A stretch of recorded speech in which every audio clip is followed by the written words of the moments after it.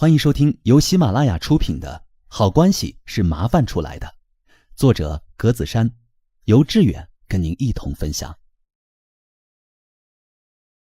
前言：最高配的麻烦是对身边资源的整合和利用。你身边也许有这样的人，他们经常说，我是一个不愿意麻烦别人的人，因为我不喜欢欠别人的人情。甚至我父母也会这样教育我，自己能做的事情自己做，能不麻烦别人就不要麻烦别人。后来发生的一件事儿，让我第一次对这样的观点产生了怀疑。那是我刚进大学的第一天，同宿舍有4个女孩，为了表示友好，我将自己带过来的零食分成了4份，大家1人1份。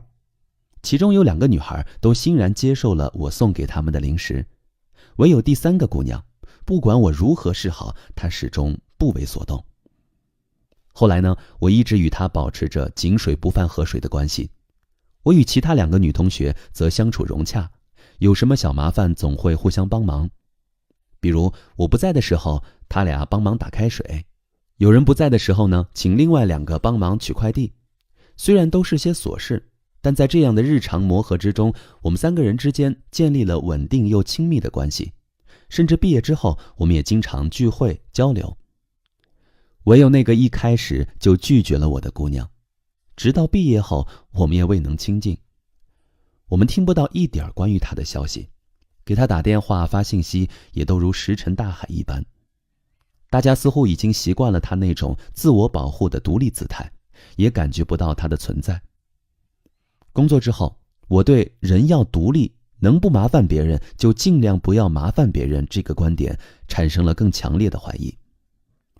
事实上，很多工作做得好的同事，正因为他们和长期合作的客户建立了彼此麻烦的关系网，才会形成深度同盟。大家彼此需要，才能共同把一件事办好，把一份亲密关系维系好。那个时候我才明白，适度麻烦别人不仅不是什么坏事儿，相反，正是因为这种麻烦，才令我们有理由彼此接近，建立深度联系。大多数人将麻烦别人和独立完全划清界限，其实是用单一的视角看世界。只要我们有分寸感，勇于向人求助，恰恰证明了我们的内心是丰足的。我们不必把自己伪装成无所不能，更无需害怕偶尔向别人求助一次就会被人看不起。偶尔的示弱会让你更有力量。我们不愿意麻烦别人，正是因为我们不愿意承认自己是一个普通人。我们的能力是有限的，我们无法什么都做好。认识到这一点时，我们的内心才能获得真正的平和安静。所以，该不该麻烦别人从来都不是一个问题。真正能成为问题的，是我们应该如何通过互相帮助的互动关系与别人建立联系，同时还能把握好其中的分寸感、界限感。克服这种认知缺陷本身需要很大的努力，只能在成长的过程中渐悟渐醒。可惜的是，很多人从小就对人与人之间保持什么样的关系才是正常的这一点缺乏足够的了解。这个任务在幼儿阶段没有完成，之后又让位于多年的应试教育一拖就是10几年。其实呢，人际关系中需要用到的不光是情商或察言观色的能力，还有很多能力原本就掩藏在相互往来的过程中。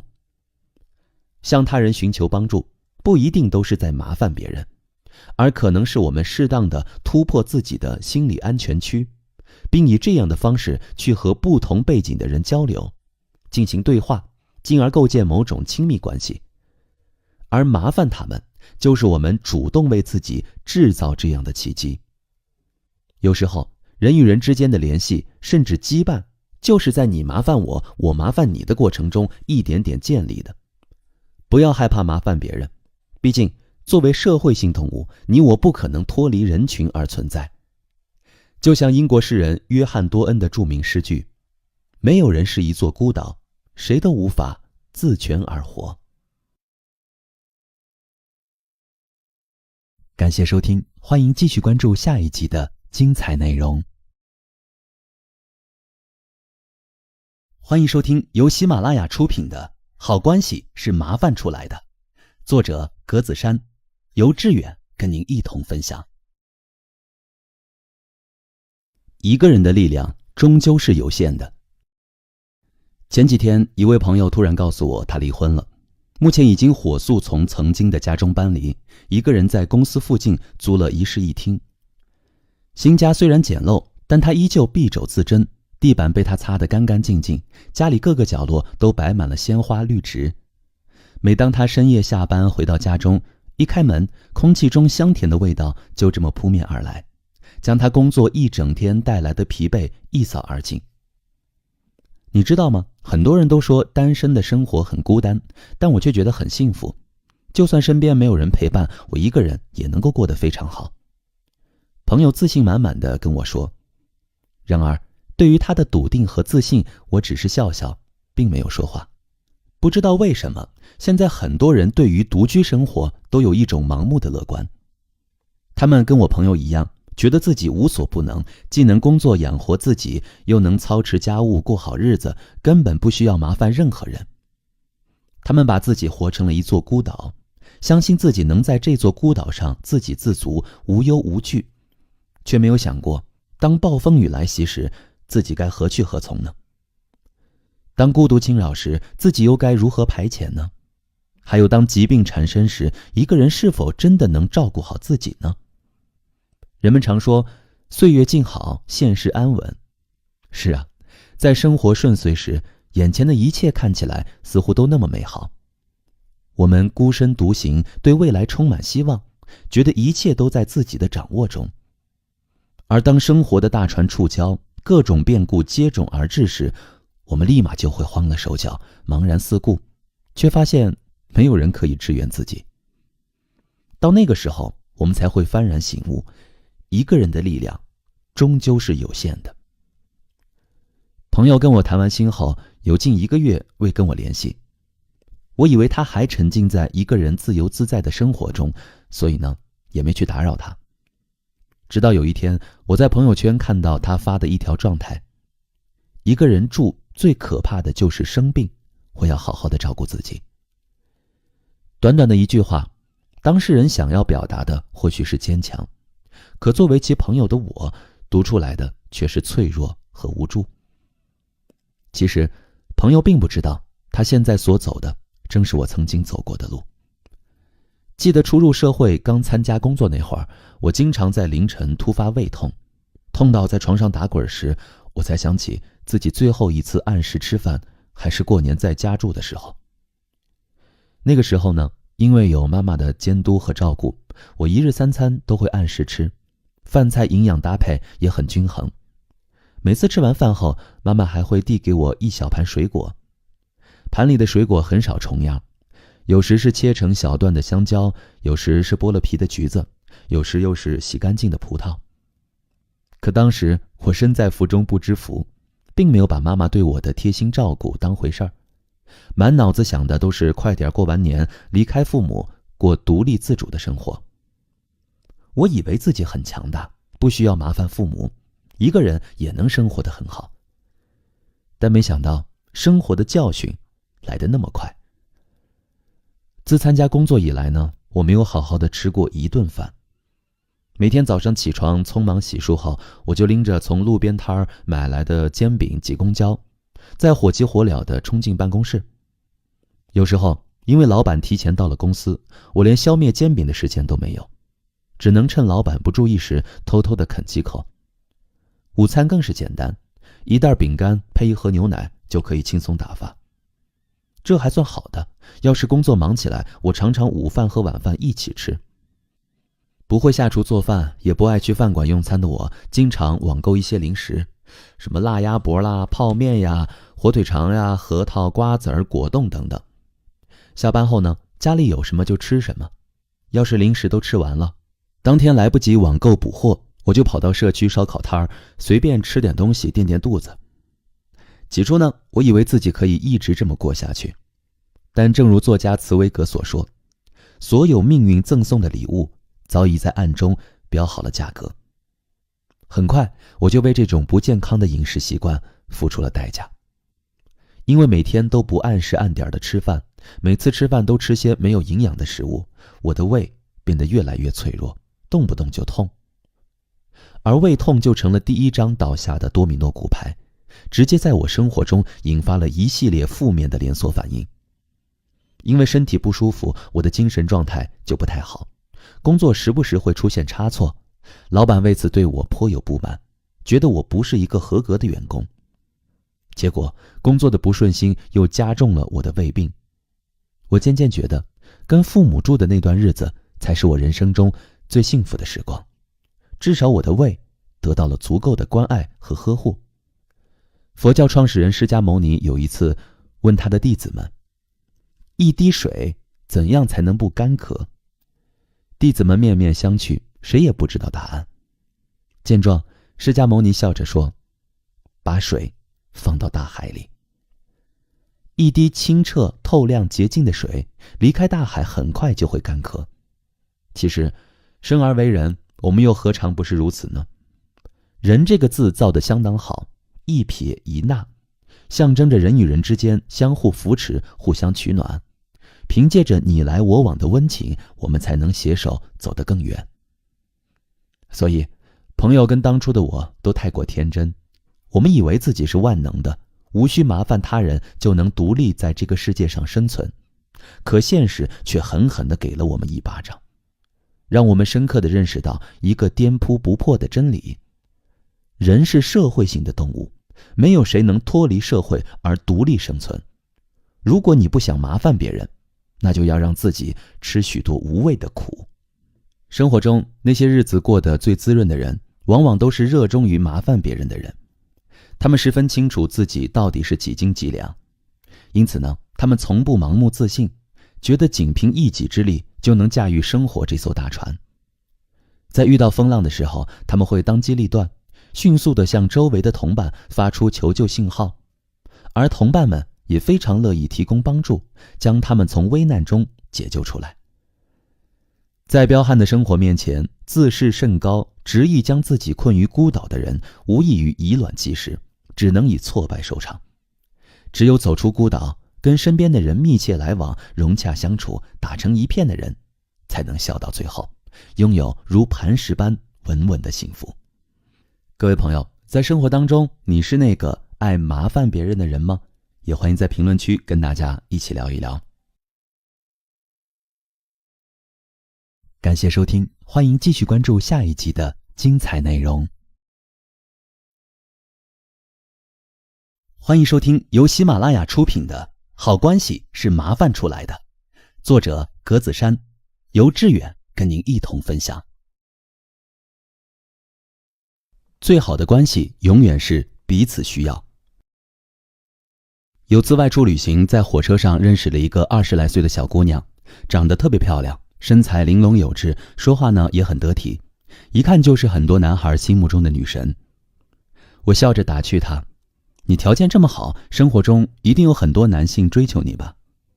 她露出一丝苦笑，郁闷地说，想追我的人确实很多，但敢追我的人却没几个。怎么可能呢？我有些不相信她的话，以为她在谦虚客气。可是她接下来分享的一个小细节，却彻底打消了我的疑虑。小姑娘说自己是一个女汉子，什么事情都不假手于人，非要自己独立完成。有一次呢，家里的米快吃完了，她去超市买了一袋米，路上遇到一个一直对她有好感的男性朋友，对方说要帮她把米送回家，她却一本正经地拒绝了，没事儿，我自己能扛回去。我哑然失笑，你这又是何苦呢？男女在体力上本来就有很大差距，别人愿意帮你，你干嘛不欣然接受呢？她耿直地说，我就是觉得自己能行，不想麻烦别人。真是一个傻姑娘，她不知道在喜欢她的人那儿，麻烦等于需要，不想麻烦则意味着拒绝。她不想麻烦别人，对方就会认为她不需要自己，她在拒绝自己。而在一个不需要自己、拒绝自己的人面前，再有心的男人都会迅速撤退。其实呢，在这个世界上，一个人最大的需要不是腰缠万贯，不是丰功伟绩，也不是名利地位，而是为人所需要。儿子，你最近手头是不是有些紧啊？这些钱你拿着。闺女，今天回家吃饭吗？我给你做了好吃的。老婆生日快到了，我想送你一个包。老公，工作累了吧？我帮你放了热水，你快去洗澡吧。以上这些话都是日常生活中我们经常听到的。一个人所扮演的角色不同，听到的话也不尽相同，但这些话里所要传达的含义却别无二致。什么含义呢？很简单，就是我想给你，我想为你付出，我想被你需要。在每个清寒的早晨，我们渴望来一杯热乎乎的牛奶；在每个下雨的午后，我们期望手持一把足够大的雨伞。牛奶和雨伞都是有价值的，因为它们被我们需要。被需要是人的一种非常重要的心理需求，很多人都通过被需要来感受自己存在的价值。所以，人世间最好的关系永远是彼此需要。父母与子女互相需要，丈夫与妻子互相需要，朋友之间互相需要，到最后才容易成就一段段和谐、融洽、亲密、牢固的关系。有人说，世上最动人的情话是我爱你，但我却坚持认为，比我爱你更有杀伤力的一句话是我需要你。在亲情中，这是一句会让父母眼角湿润的话。原来孩子长大了还是需要我，我还有价值，我并不是一个不中用的老头或老太太。在爱情中，这是一句会让伴侣柔情涌动的话，这是最深情最甜蜜的告白。亲爱的，我离不开你，没有你的世界不完整。听到这句话后，相信不论是谁都会被打动，从而放下手中的一切来陪伴你，满足你的需求，给你想要的幸福。在友情中，这是一句会让友情升温的话，朋友听了会暗暗高兴。第一反应会是，原来我跟他相隔甚远，好久不见，他还一直记挂我。又或者是，哇，他竟然需要我的帮助，原来我还能帮到他。人本主义心理学先驱阿尔弗雷德·阿德勒曾说，每个人来到这个世界上，都是为了追求一种价值感和归属感。被需要就是这种价值感和归属感的集中体现。当你被人需要时，你的内心是充盈的，你的嘴角是带笑的，你的步伐是有力的。我的上司兰姐是一个亲和力爆棚的人，她在公司的人缘特别好。当别人总在我面前抱怨这个同事难相处，那个同事难应付时，我从来没有见过她为这些事儿愁眉苦脸过。不管是当面还是私下里，所有人一提起她，都是一脸欢喜的笑意。通过一段时间的观察，我终于知道她为什么那么受欢迎了。兰姐呢，有个很好的习惯，她喜欢跟别人分享东西。她几乎每天上班都会带上一些小零食，闲暇时分呢，她就会把零食拿出来放在桌子上，然后吆喝一嗓子，来来来，一起吃糖了，热情地邀请同事跟她一起大快朵颐。大家围在一块儿吃零食、聊天、说笑，每个人都很放松。一方面，工作上的压力得到了极大的缓解；另一方面，彼此间的距离也被拉近了，不再像之前那般紧张严肃。其实啊，在职场上有很多人习惯拒绝同事的零食，他们之所以这么做，有的是觉得不好意思，有的纯粹是不稀罕，看不上。但不管出自何种心态，这种拒绝的姿态都会让同事感觉不舒服。同事会想，原来你并不需要我，我在你那里没有价值。兰姐是个例外，她就不会让人不舒服。她不仅喜欢跟同事分享自己的零食，而且她从不会拒绝同事送上门来的零食。在她看来，分享零食的举动正是一个人主动向对方释放善意的表现。她特别喜欢这种善意，也特别需要这种善意。除了跟同事分享零食，兰姐还喜欢和同事拉家常。比如最近都种草了什么宝贝啊，有什么比较好的护肤妙招啊，又或是吐槽自家的老公和小孩。兰姐如此敞开心扉，同事们受到感染，也纷纷敞开心扉，和她分享自己生活中的喜怒哀乐。兰姐常说，大家同事一场，有什么事儿互相帮忙，不要怕麻烦。今天你有急事儿要先回家，我就帮你把工作收下尾。明天我工作忙没时间买饭，你出去用餐，顺手帮我带一份回来。时间一长，彼此都在对方那儿找到了被需要的感觉，关系自然就好了。你看，被需要并不是负累，而是我们在俗世前行的动力。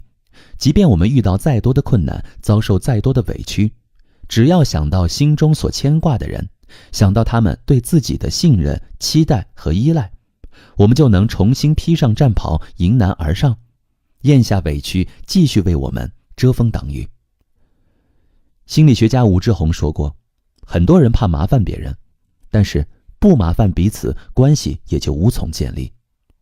有这种麻烦哲学的人，难以发出对关系的渴望，所以势必会退回到孤独中。怕麻烦别人，实际上是不愿意承认自己需要对方，也活生生斩断了别人对自己的需要。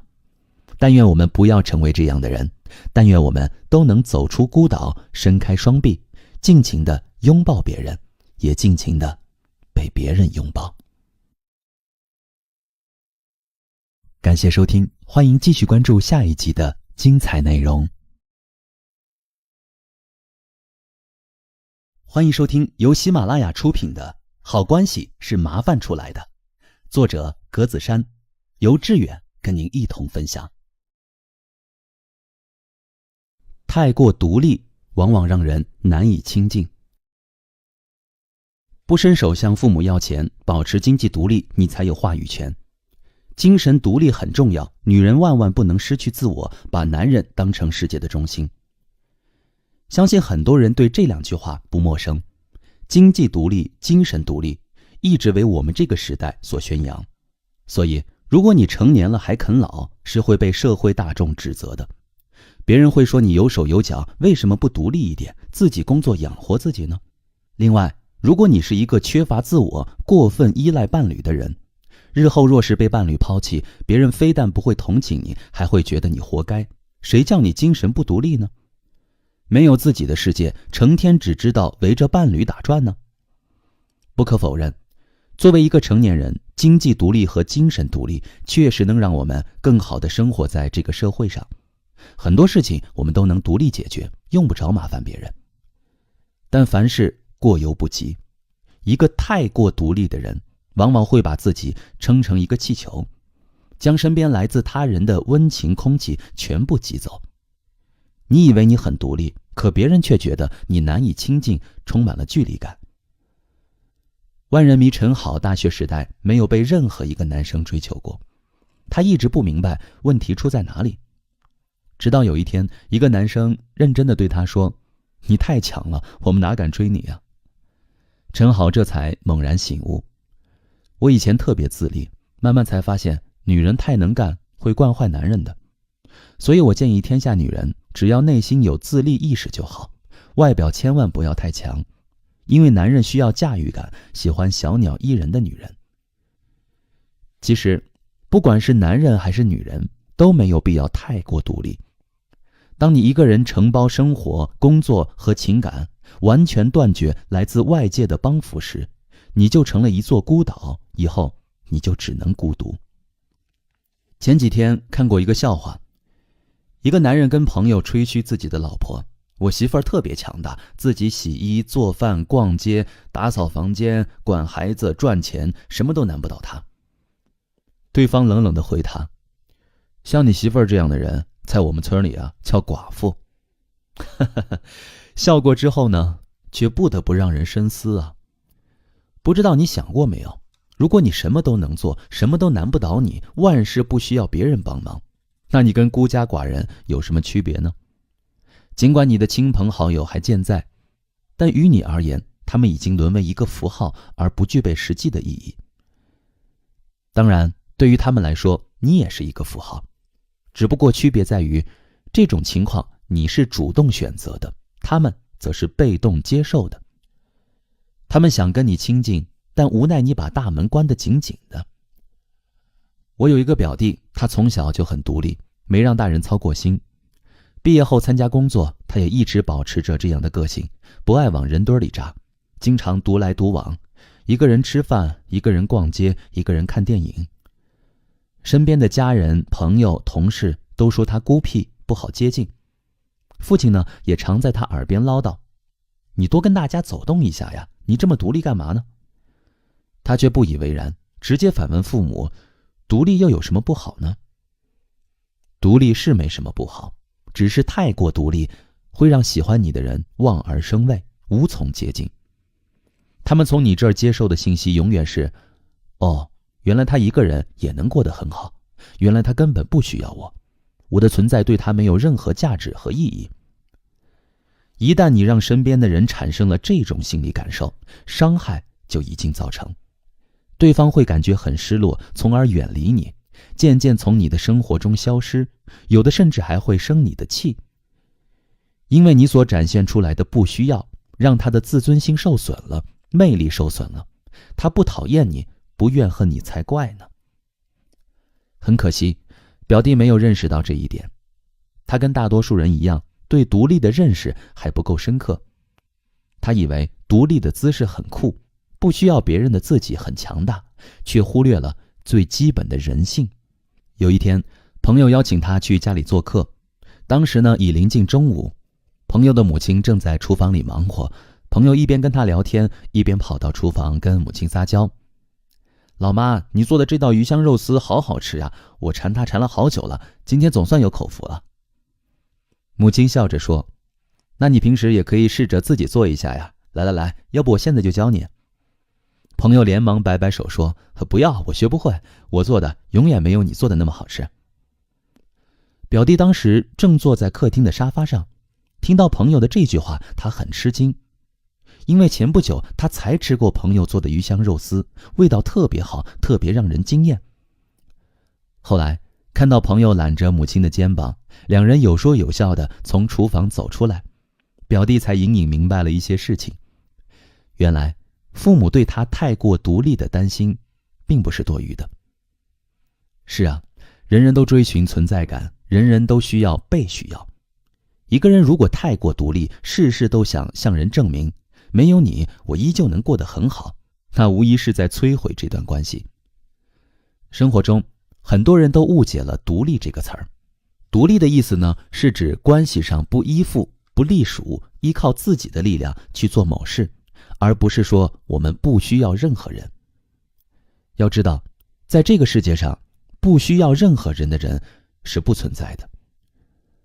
刚出生的婴儿需要母亲的乳汁喂养，不然他活不下来。长大后的我们，即便可以自力更生，赚钱养活自己，也没办法自己生产果腹的食物，自己制造保暖的衣服。所有的一切无不需要从外界获取。所以呢，跟人来往，你真的没必要太过独立。太过独立会让你少了很多人情味儿，这样的你在别人的眼里永远只能远观，不能靠近。在别人的眼里，也永远只是一个看起来很强大的陌生人。人生最好的状态是保持自己的独立人格，同时又拥有灵活柔软的身段。前者给予你强大的自我和稳定的内核，后者呢，则帮助你跟外界建立良好的关系，让你虽独立于世，却不至于孤僻到让人难以亲近。能够平衡这两者的人，才是我们要成为的人。感谢收听，欢迎继续关注下一集的精彩内容。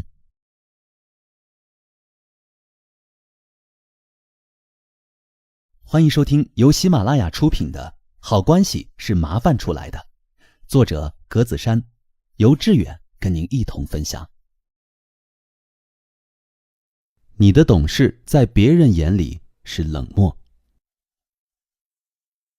以前我是一个特别害怕麻烦别人的人，麻烦别人意味着让别人利益受损来成全自己的需求。我宁愿自己多花一点时间和精力，多吃一些苦，多受一些委屈，也不愿意走这种损人利己的捷径。所以我永远不会对别人说这样的话：你能不能帮我签个到？可以帮我买杯咖啡吗？给我带一份早餐好不好？我想找你借点钱。签到我自己签，咖啡我自己买，早餐我自己带，没钱我自己省吃俭用，白开水配馒头。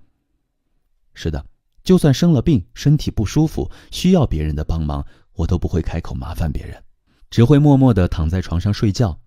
该吃药了就挣扎着起来吃药，肚子饿了就强撑着身体煮粥。不管怎么样，我都会一个人咬着牙熬下去，直到身体恢复健康。对于我的这种性格，有位前辈曾意味深长地说，你真适合在日本生活。日本人是出了名的不爱麻烦别人，他们动不动就鞠躬，动不动就说对不起，给您添麻烦了。可实际上他们做的事情并没有太过分，别人根本就没放在心上。很多去过日本的人都感叹日本人素质高，说话办事很客气，很有礼貌。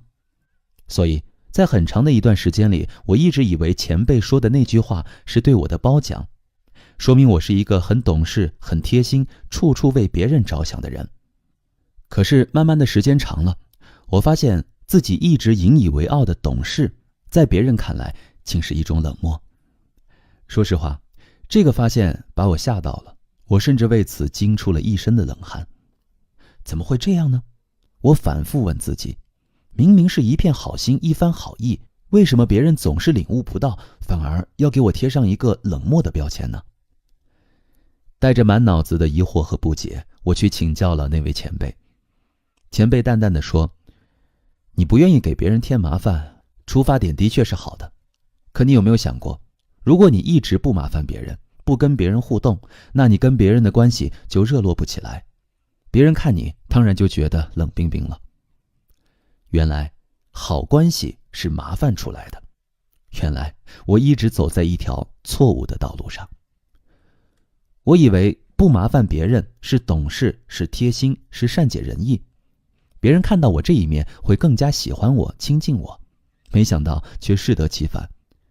别人只会觉得我冷漠、孤僻、不近人情，从而离我越来越远，直到将我彻底边缘化。我把自己变成了一个格格不入的怪咖。值得庆幸的是，我早早地醒悟过来了，没有一条错走到黑，将自己活成一座孤岛。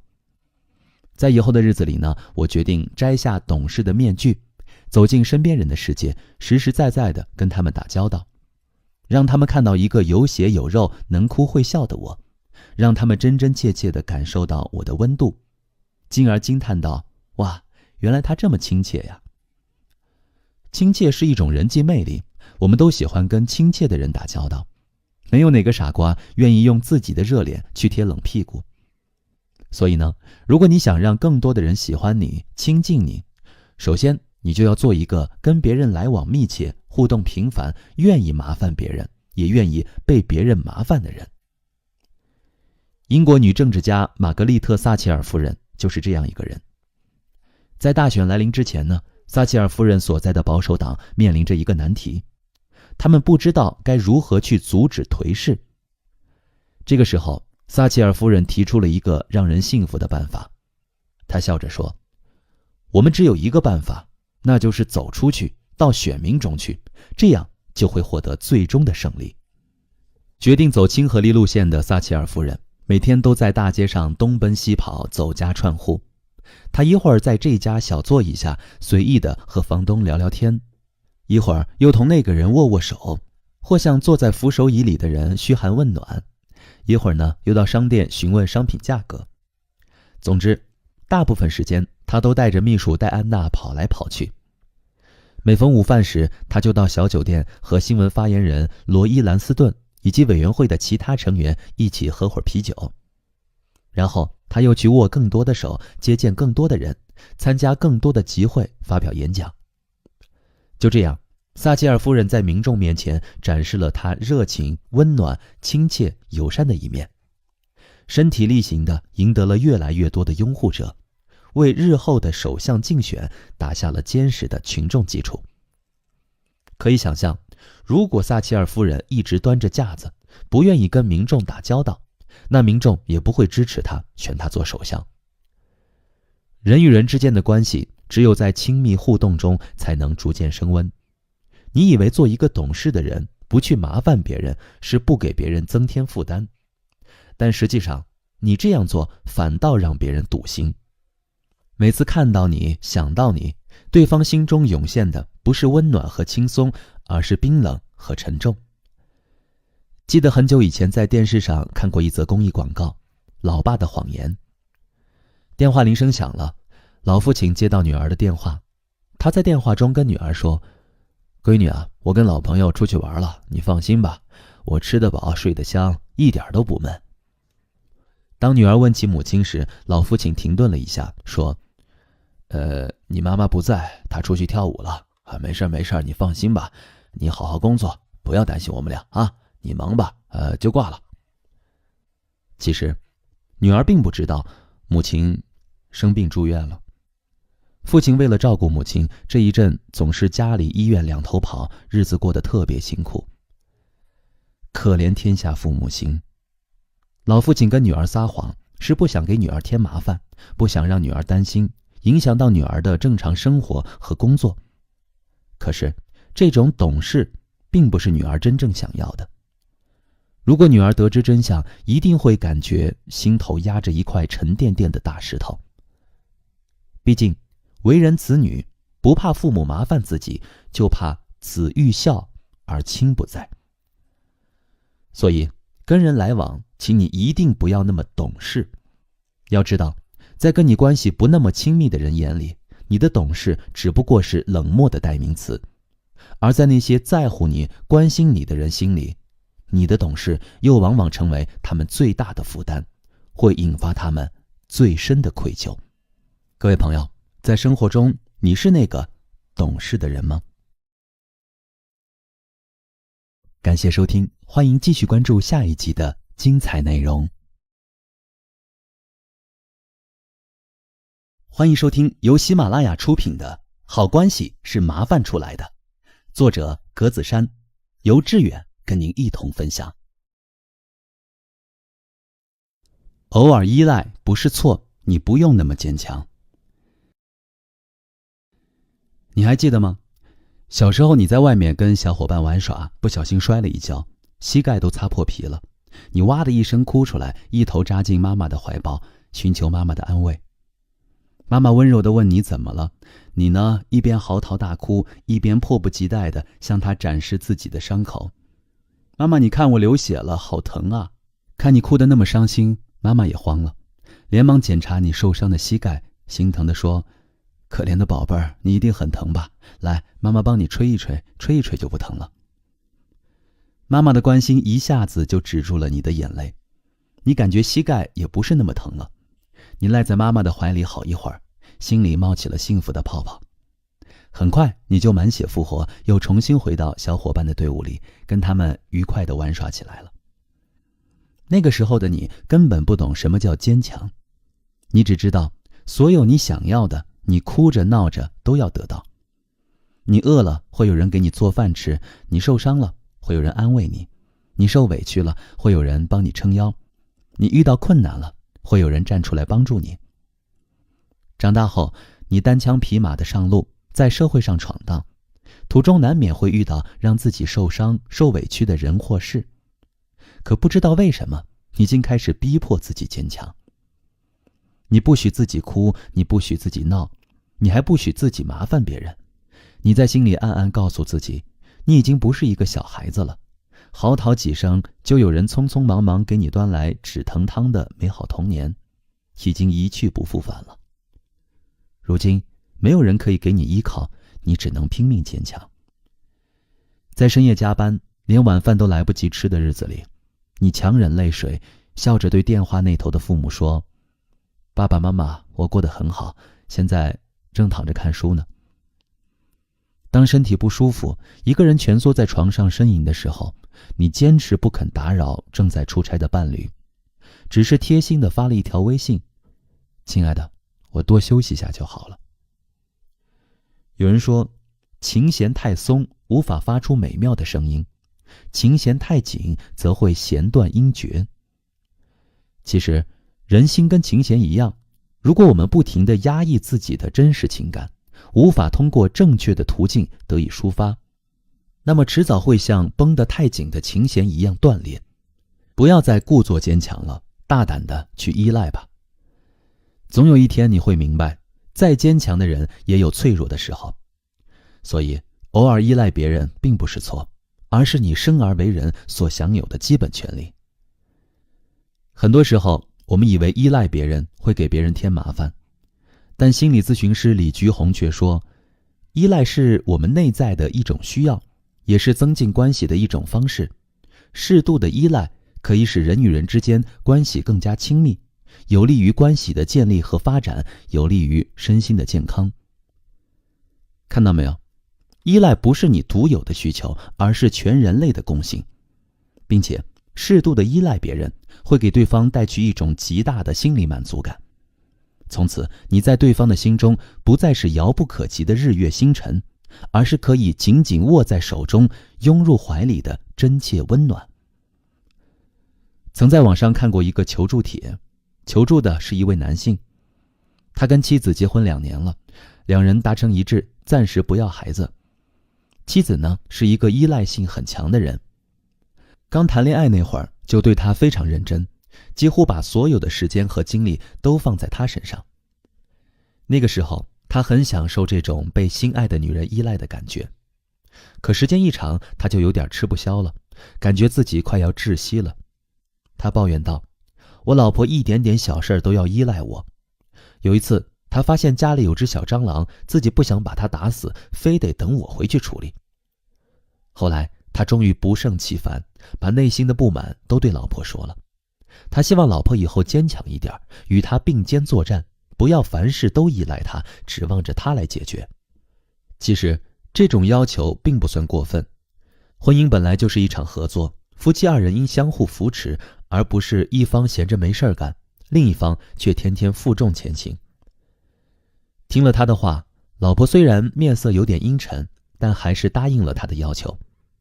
很快，老婆就收回了对他的依赖，他感到如释重负，身心都轻松了很多，整个人十分满足，每天上班都是哼着小曲儿去的。可是好景不长，他渐渐发现有点不对劲儿了。原本每天吃完晚饭后，他会跟老婆一起坐在沙发上看电影，可现在老婆下班的时间越来越晚，两人别说一起看电影了，连一起吃饭的次数都屈指可数。有一个周末，他甚至连续2天都没看到老婆的人影，打电话给他，他不接；发信息给他，他也不回。情急之下，他只好向岳父岳母求助。从岳父岳母的口中，他才得知，原来老婆跟闺蜜出去玩了。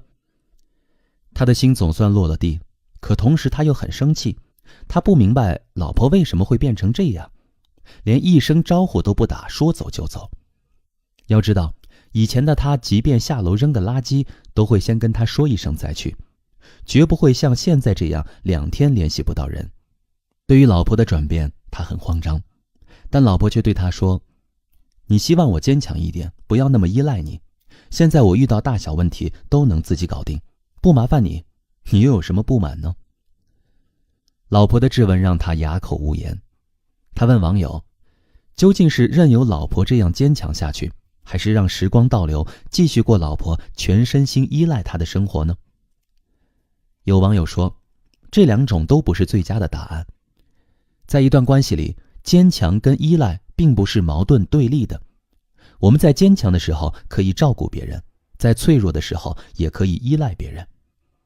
很显然，老婆是误解了老公，她觉得老公不想给自己依靠，所以呢，她逼着自己坚强。她的这种坚强是带有赌气成分的，她越来越不依赖老公，老公在她这儿的存在感就越来越弱。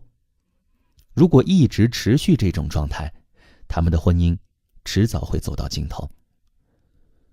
专栏作家丛飞从说过，一个只想依赖不想坚强的人是不健康的，一个只想坚强不想依赖的人也是不健康的。是的，一个健康的人一定是一个坚强的，同时又没有丧失依赖他人能力的人。对任何人来说，坚强都是一件好事儿，只是在你遇到困境需要依赖的时候，伪装坚强却会让你更快地靠近崩溃的边缘，也会让爱你的人感到恐慌，感觉你就像一只断了线的风筝，无论他们怎么努力也抓不住。因此，活在这个世界上，我们既要坚强，也要允许自己依赖。各位朋友，生活中你是那个依赖的人，还是那个坚强的人呢？欢迎在评论区跟大家一同分享。感谢收听，欢迎继续关注下一集的精彩内容。欢迎收听由喜马拉雅出品的《好关系是麻烦出来的》，作者格子珊，由志远跟您一同分享。朋友不怕你麻烦，就怕你不联系。邻居家的小妹妹要上大学了，她在微信上对我说，我舍不得离开我的好朋友小燕，我跟她同学3年，我们再也不能在一块念书了。说完，她发了一个哭泣的表情。真是一个可爱的小妹妹，我不禁想到，其实朋友之间有欢聚就有离别，这是谁都无法避免的事儿。古时候由于交通不便利，通信不发达，亲朋好友分别后呢，往往很多年都难见一面，所以古人每逢离别总是愁绪满怀，难舍难分。但现在不一样了，我们所处的这个时代，交通便利，通信发达，你想跟谁说话，想跟谁见面，轻轻松松就能实现，根本不用像古人鸿雁传书那么麻烦。于是呢，我安慰他说，没关系啊，虽然你们以后不在一个城市，但是如果你们想说话，随时可以给对方打电话、发短信、聊 QQ， 想见面呢也不难，视频聊天就能解决问题，又或者是买一张高铁票，几个小时后就能见到真人了。和小妹妹聊完之后呢，她开心地跟朋友出去玩了。我这个开导者反倒心里闷闷的。我想起来许久未联系的朋友，曾几何时，他们都是我心尖尖上的人呢。我以为我跟他们的友谊能持续一辈子，可现在呢，他们一个个都去了哪里呢？你或许也有过同样的经历。有时候收到一个朋友的祝福短信，你才想起来跟他已经有好些日子没联系了。是因为工作太忙吗？可是再忙也不至于连个打电话的时间都没有吧。很多朋友就是这么走散的。以前你跟他无话不谈，有时彼此兴致来了，一聊就是一个通宵。可现在呢，微信上只剩下一个简单的最近还好吗？还好，然后就没有下文了。你对着手机屏幕发呆，完全不知道该说些什么。有一次我去外地出差，把事情办完之后，我一个人去吃了当地的美食，还拍了好几张美食照片发到朋友圈。没过几分钟，我就收到好朋友阿玲的评论，你在哪儿呀？来了也不跟我说一声。阿玲的老公是当地人，他们结婚后就在这座城市定居了。由于时间匆忙，第2天我就要走了，所以没有联系他，怕打扰到他的工作和生活。可没想到阿玲却误会我不把他当朋友，直接跟我打电话抱怨，每次都是我主动联系你，为什么你都不主动联系我呢？你到我所在的城市都不跟我说一声，难道你就不想跟我见一面叙叙旧吗？在你心里，我是不是一个无足轻重的人呢？我急着跟他解释说，不是这样的，我一直都惦记着你，这次没跟你说是因为我不想麻烦你。一直以来我都觉得，真正的朋友即使不联系也不会忘记，即使不问候也不会生气。但最后阿玲的反应却告诉我，我错的有多么离谱。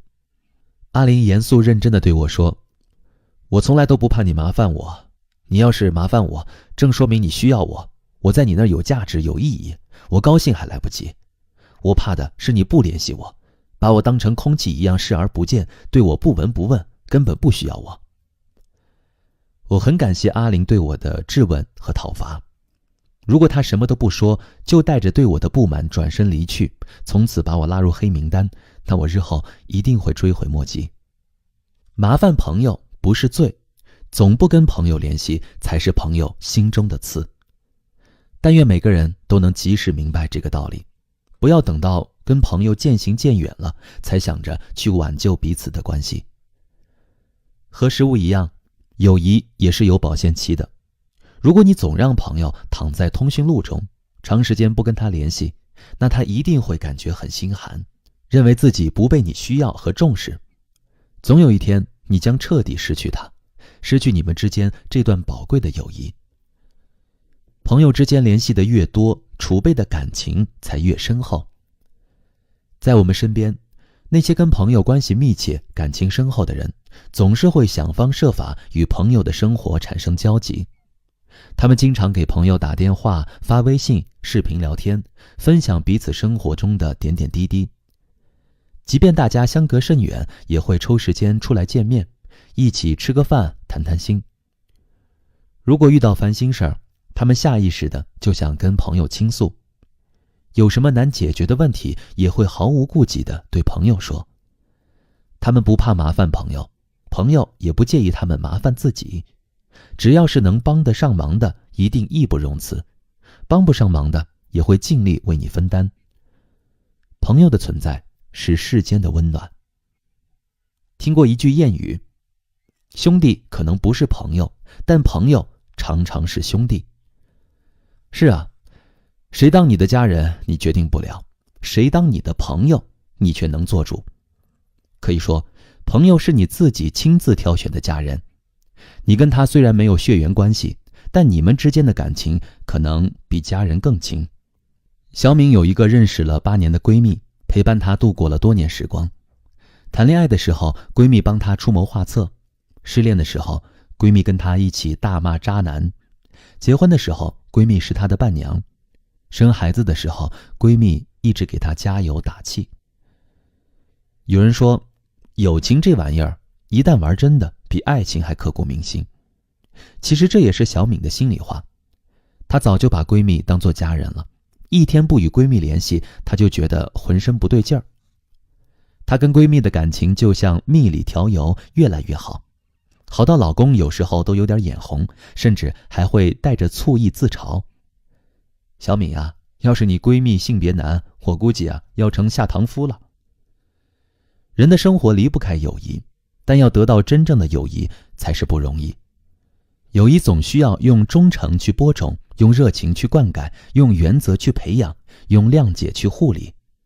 伟大的哲学家马克思如是说。一个常年不与朋友联系的人，谈不上有多热情，很多友情就在不闻不问中变淡了。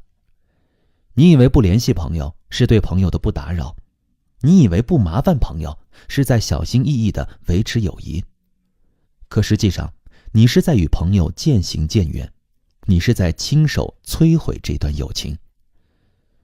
如果朋友还没走远，趁现在还来得及，赶紧给朋友打个电话吧。感谢收听，欢迎继续关注下一集的精彩内容。欢迎收听由喜马拉雅出品的《好关系是麻烦出来的》，作者格子珊，由志远跟您一同分享。有些爱是需要表达出来的。看外国电影的时候，我经常会感叹外国人在感情表达上的直接和热烈。丈夫上班前会在家门口给妻子一个道别吻，下班回来放下公文包，第一件事就是将妻子拥在怀里。即使是出门散个步，夫妻俩也会十指紧扣，紧紧地依偎在一起。父母跟子女间的感情互动也特别频繁，我爱你3个字更是常常挂在嘴边。朋友之间见面也很热情，互相拥抱、贴脸亲吻是常见的画面。相比之下呢，中国人的情感表达实在是太含蓄、太内敛。明明胸腔中涌动着一股深沉的爱意，却连一个简简单单的爱字都说不出口。你知道我爱你就行了，干嘛非要我说出口呢？这是很多人根深蒂固的想法。他们认为爱到深处是无言，但实际上爱最怕沉默。1个月前，一个名叫小杰的年轻女读者给我发来一封邮件。她在邮件中向我求助，说她和男朋友吵架了，感情濒临破裂，希望我能给她一点中肯的建议。我仔细地看了她的邮件，发现她与男友的感情还是很深厚的。两个人之所以吵架，是因为他总是爱在心口难开，很多事情宁愿去麻烦别人，也不肯开口找自己的男友帮忙。就拿他俩最近一次吵架来说吧，起因是小杰的手机坏了，他向自己的一位男性朋友求助。男友知道后特别生气，他对小杰说：“你手机坏了，为什么不找我呢？”小杰无奈地解释说：“我看你最近工作挺忙的，不想麻烦你啊。”这确实是小杰的心里话，他很爱男友，不想给男友添麻烦，所以才没找男友帮忙。可男友却认为小杰不爱他，他对小杰说：“你有需要的时候宁愿找别人也不愿找我，你说你是爱我，但不好意思，我感觉不到。”两个人就这样闹掰了。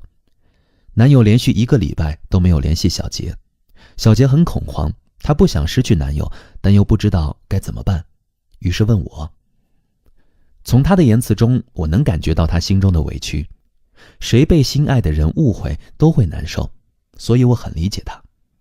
但同时，我也觉得她的男友并没有说错，因为爱就像水一样，需要流动，流动的爱才有活力。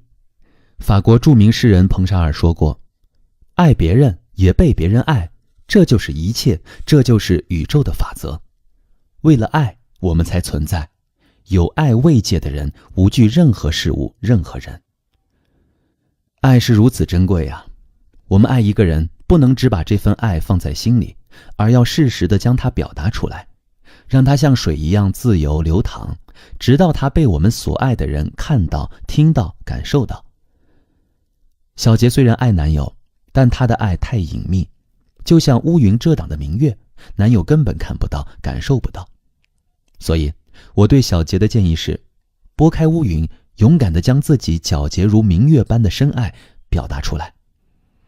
要相信，爱你的人永远不会觉得你麻烦。麻烦往往是爱的象征，麻烦的潜台词就是：亲爱的，我爱你，我没有你不行。因此，你要是爱一个人，就必须勇于表达，舍得麻烦他，让他知道你爱他，你需要他，你们之间的感情非同一般。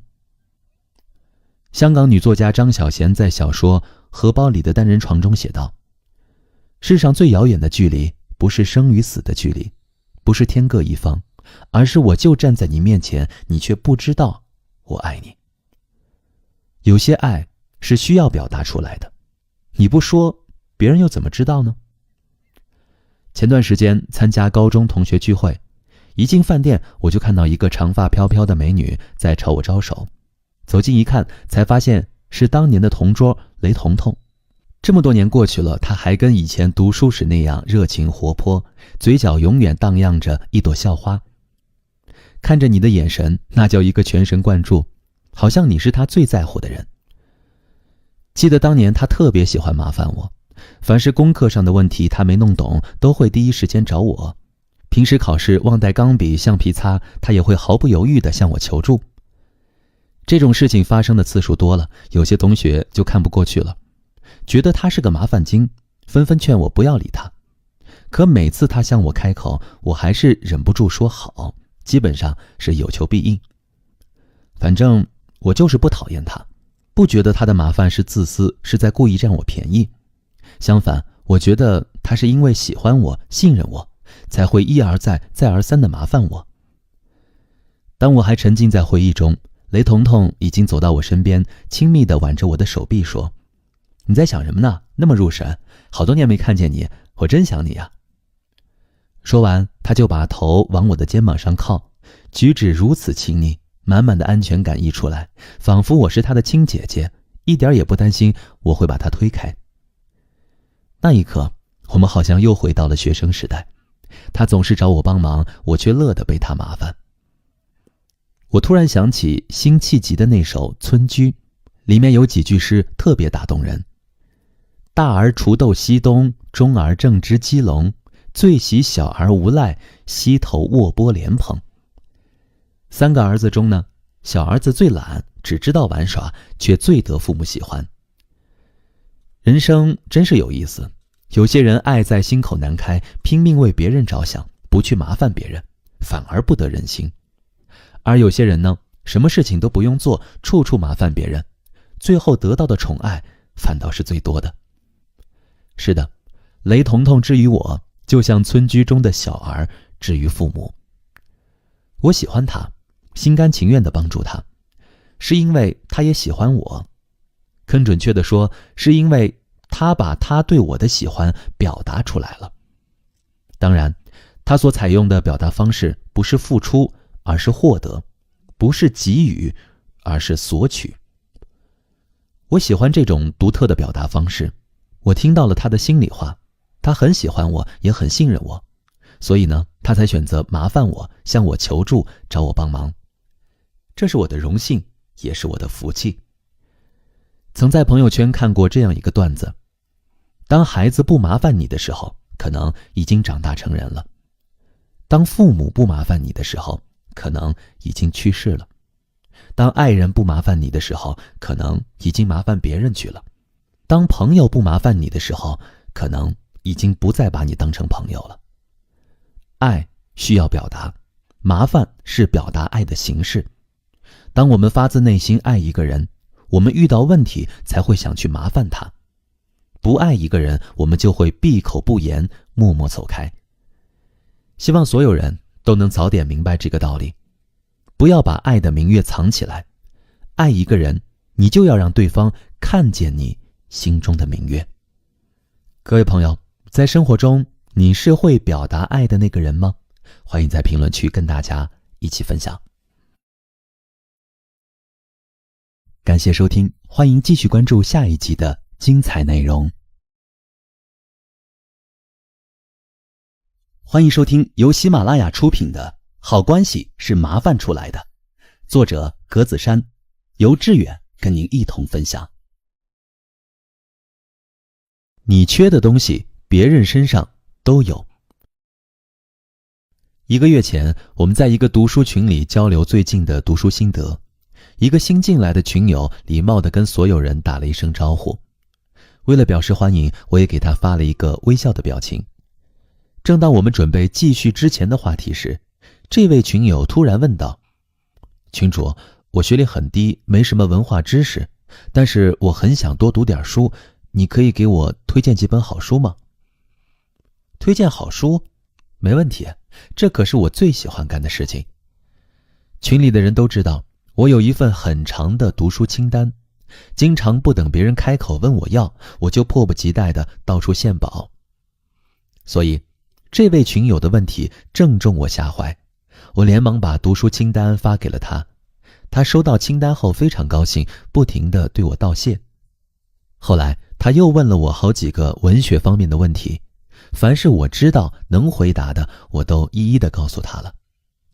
说实话，我很喜欢他这种不懂就问、善于借力的人，而且他求助的态度也非常的诚恳，既没有傲慢无礼，也没有自卑胆怯，给人的感觉十分舒服。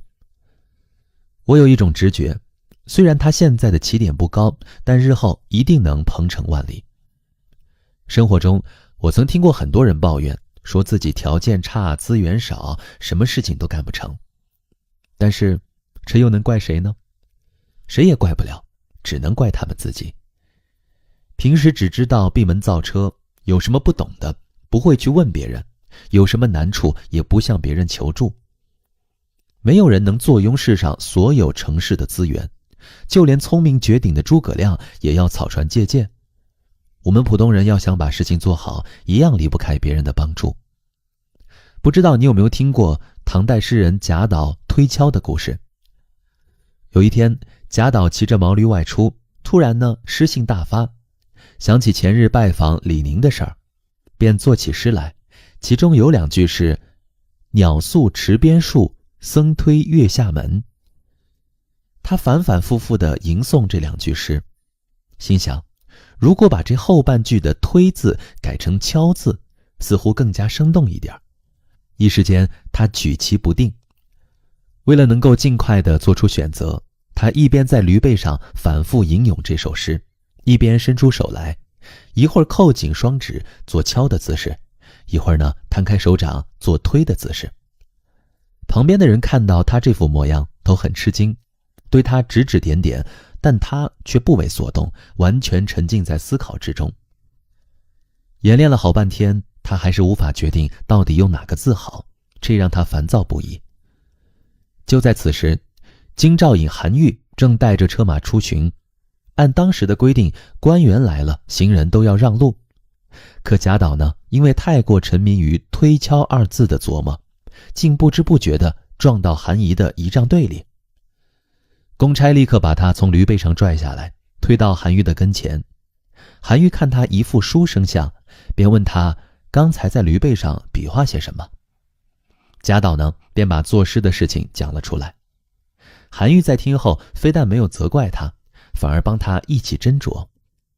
最后他对贾岛说，还是用敲字好，敲字显得僧人更有礼貌，并衬托出夜的宁静，可以起到以动衬静的作用。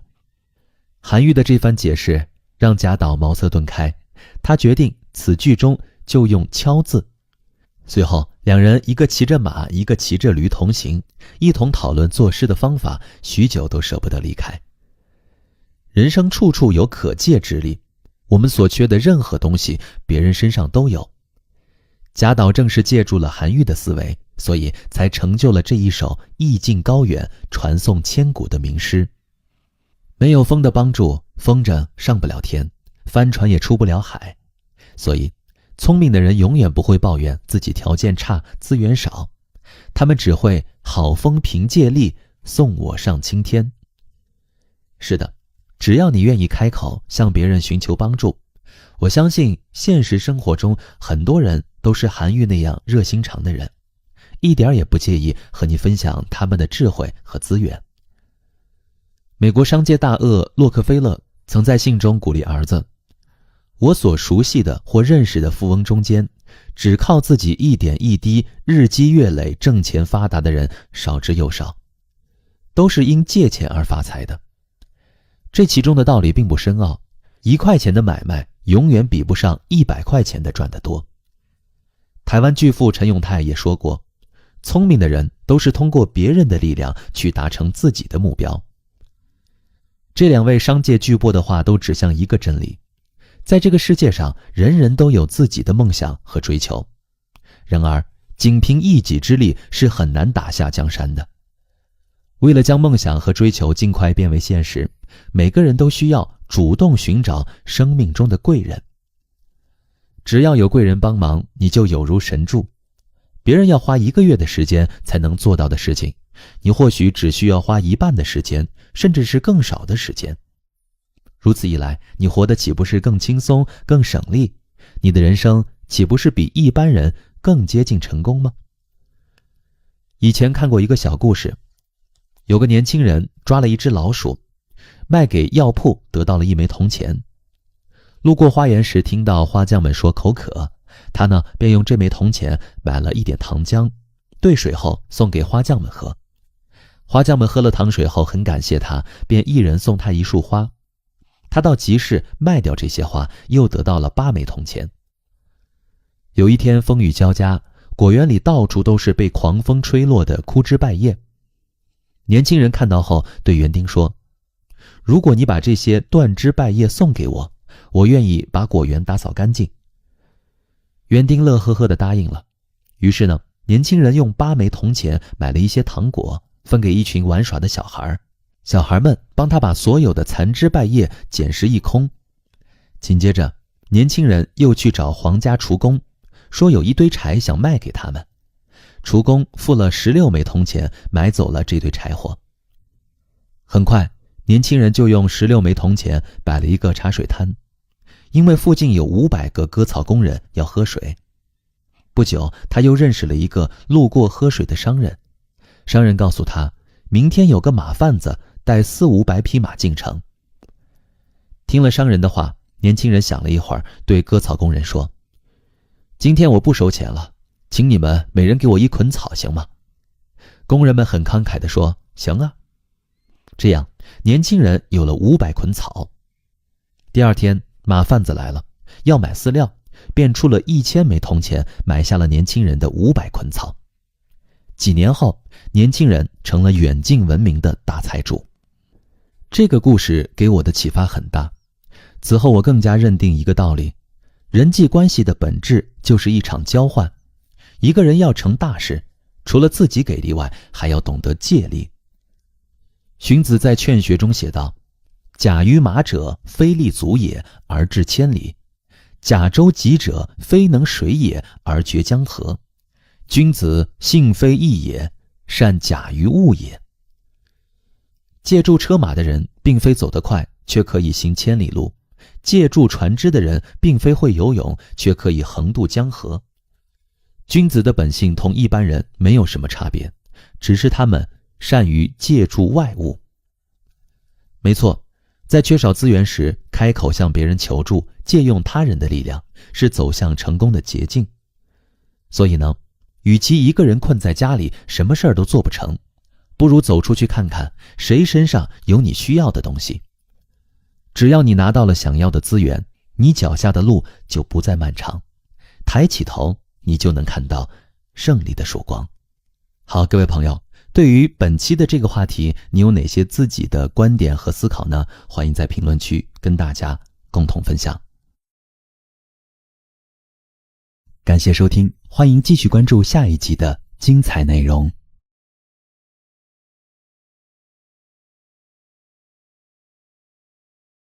欢迎收听由喜马拉雅出品的《好关系是麻烦出来的》，作者格子珊，由志远跟您一同分享。懂得示弱的你，才是真正的强者。看过周星驰和刘嘉玲主演的电影《大内密探零零发》吗？在这部电影中，周星驰饰演主角阿发，刘嘉玲饰演阿发的老婆，也就是发嫂。在片中角色的名字也叫刘嘉玲。这位发嫂的性格很有意思，每次阿发跟她有争执，她都不会认真的跟他吵，总是剑走偏锋，用一些很滑稽的话糊弄过去，搞得阿发很无语，有种秀才遇到兵有理说不清的感觉，又像是一拳打在棉花上，只好偃旗息鼓，草草收兵。有一次，阿发叫他给自己抓痒，他抓了半天都抓不到地方。阿发抱怨他笨，可他一点也不生气，只是嬉皮笑脸地说：我不笨，怎么显得你聪明呀？当然，两个人有时候也会吵架，可他每次离家出走，最后总会被阿发找到。为此，他还觉得很纳闷，你怎么会知道我每次都躲在桌下面呢？阿发听了很无奈，翻着白眼说：你每次都躲在桌下面呀，我有什么办法能够不知道你躲在桌下面呢？拜托你用点脑子想一想，再找个新的地方躲起来，好让我有点新鲜感，好吧？结果发嫂理直气壮地回道：可是我不躲在桌下面，我怕你找不到我嘛。阿发骂他骂得厉害，他感到很难受，悠悠地说：哎，我只是一个血肉之躯，你每次都这样骂我，我不知道哪天我忍不下去了。忍不下去你就走呀，阿发毫不在乎地说。可他又顾左右而言他：我去洗澡了。我叫你走啊！阿发提高嗓门再次喊道。这次该走了吧？还是没走。他认真地看着阿发，仿佛啥事儿都没发生过。你会不会肚子饿呀？我下碗面给你吃。阿发彻底被打败了，只好作罢。发嫂怎么这么软弱呀？要是我老公敢这么对我说话，我非跟他干一架不可，大不了离婚，谁怕谁呀？这是一位朋友看完电影后的原话。在婚姻中，我的这位朋友是一个非常强势、爱面子的人，老公凡事都必须顺着他，说话嗓门稍微大一点都不行。以我朋友这样的性格，自然看发嫂不顺眼，觉得她很没骨气，给女性丢脸。可阿发跟发嫂过得很幸福呀，两个人的感情也很深。反观我朋友呢，表面上看他好像占据着优势，牢牢地掌握着夫妻关系的主动权，但实际上他所管辖的臣子早已对他心生不满，私底下到处跟别人诉苦，说他是一只母老虎。没有人甘愿被长期压制，很快他们的婚姻就硝烟四起，亲朋好友都纷纷劝她在老公面前收敛点，可她偏不，依旧把姿态摆得很高，丝毫不肯示弱。直到有一天，老公甩给她一份离婚协议，她才慌了，哭倒在地。生活中很多人跟我朋友一样，把示弱当成软弱，把逞能当成强大，结果在人际关系中吃尽了苦头，到头来后悔不迭。地低成海，人低成王。一个懂得示弱的人，才是真正意义上的强者。当你不害怕向别人袒露自己脆弱的一面，当你不介意在别人面前放低自己的身段，当你深陷困境，鼓起勇气开口向别人求助，你就会毫不费力地得到别人发自真心的安慰、接纳和帮助。心理学家李雪说过，有亲密有爱的流动，一切都是对的。相反，若没有情感在流动，即使成为世界上最正确的人，那也是可悲的僵尸一具。是啊，高处不胜寒。总是站在最强高地的人，无法跟任何人建立亲密关系，因为对别人来说，他太刚强、太坚硬、太倨傲，谁靠近他都有可能被扎成刺猬。认识宋姐呢，是在一次公益活动上。宋姐一看就是那种手里有闲钱、胸中有丘壑的人。她妆容精致，穿着考究，讲话轻声细语，不急不慢，让人如沐春风。和她聊天，我才知道她跟我一样是农村出来的姑娘。宋姐跟我说，她小时候日子过得很苦，背负着父母的期待，所以一度性格很要强，万事不求人。后来呢，是什么改变了你呀？我很想知道她背后的故事，因为她现在整个人看起来特别圆润柔软，一点也不尖锐，不像是那种死撑到底绝不示弱的人。宋姐笑着说，还能有什么，生活遇到了困境呗，逼得我不得不低下高傲的头颅。原来很多年前，宋姐经商失败，资金无法周转，又逢父亲生病住院，急需用钱。无奈之下，她只好硬着头皮向亲戚朋友借钱，最后才顺利度过难关。宋姐告诉我，那是她第一次体会到示弱的威力。她不敢想象，如果自己一直死挺，不肯放低姿态向别人求助，现在的她会落魄到什么境地？她的父亲是否还能健康地活在这个世界上？人生艰难，谁都有跌落谷底、陷入困境的时候，谁都需要别人的帮助和扶持。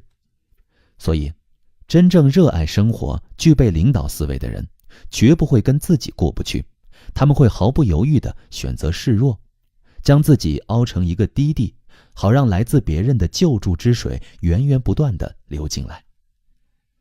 宋姐就是这么做的，那次的经历让她感慨万千，终生难忘。只有弱者才会逞强，只有强者才懂示弱。说这句话的时候，我看到他的眼睛里闪烁着泪花。每个人都有自己的强处和弱处，越是内心强大的人，对自我的认知越是清晰，知道自己哪里强，也知道自己哪里弱。强的地方无需去证明，弱的地方也不介意被人看到。而内心很弱的人，则对自己的认知很模糊，严重缺乏自信，所以他们需要不断地证明自己强。为了显示自己的实力，他们会在不恰当的时机去逞强，只要能维护自己的完美形象，甚至不惜付出任何代价。很傻，对不对？金无足赤，人无完人。一个虚假的完美形象，真的不值得我们牺牲自己的轻松和快乐。当我们需要别人的帮助时，一味的硬挺和死扛都是愚蠢的做法，是弱者的表现。如果我们内心足够强大，就能自由切换求助者和帮助者的身份。谨记，谨记。感谢收听，欢迎继续关注下一集的精彩内容。欢迎收听由喜马拉雅出品的《好关系是麻烦出来的》，作者格子珊，由志远跟您一同分享。面子没有那么重要，重要的是解决问题。对很多人来说，面子跟吃饭、喝水、睡觉一样重要。有的人甚至觉得面子大过天，没有什么都不能没面子，死要面子活受罪，说的就是这种人。记得以前看过一个小品叫《有事儿您说话》，其中喜剧演员郭冬临饰演的小郭特别爱面子，不管谁找他帮忙，他都胸脯拍得咚咚响，随口就是一句没问题。更夸张的是，有时别人还没开口，他就主动贴上去，殷勤地说有事儿您说话。真有意思，从来只听过求人办事的，还没听过求着给人办事的。有便宜不捡那是大傻子，所以让小郭帮忙的人一个接一个，从来没停过。有一回，单位老牛让小郭帮他买卧铺票，小郭照例打肿脸充胖子，答应了下来。冬夜里呢，他扛着铺盖就出门了，前面排着长队，好不容易等到他了，售票员又跟他说没票了，怎么办呢？小郭两眼发黑，买不到票，老牛肯定说他无能。思前想后了半天，老郭忍痛自掏腰包搭进去200块钱，最后买了2张高价票。小郭垂头丧气地回到家，不一会儿老牛就上门来取票了。拿到票后，老牛不停地跟小郭道谢，结果小郭强装豪气，说自己没费啥功夫，只不过跟一哥们儿打了个电话，对方一大早就送来5张卧铺票，剩下多余的3张啊，让他给退回去了。话音刚落，老牛眼睛发亮，连忙说：哎呀，我又添了3个人，刚好要5张票。小郭一听，自知说错了话，急得转过身去，拿手抽自己的嘴。老牛担心地问：那3张票有问题吗？小郭骑虎难下，只好硬撑着说：没问题。事情到这儿也该结束了，可小郭跟中邪了似的停不下来，他又自找麻烦，大声问老牛：那3张票也要下铺吧？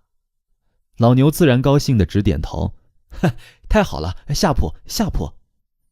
又说错话了，小郭只好又拿手抽自己的嘴。在小郭的身上，你是否看到了自己的影子呢？我们那么在乎面子，一次又一次地忽视自己的真实感受，到头来面子是好看了，可心却疼了。把面子看得太重要的人，为人处事往往很不实际。他们并不清楚自己想要什么，遇到事情也从来不去解决问题，只想着别人会怎么看自己，怎么说自己。他们活在别人的看法和评价里，生怕别人对自己有意见，不满意。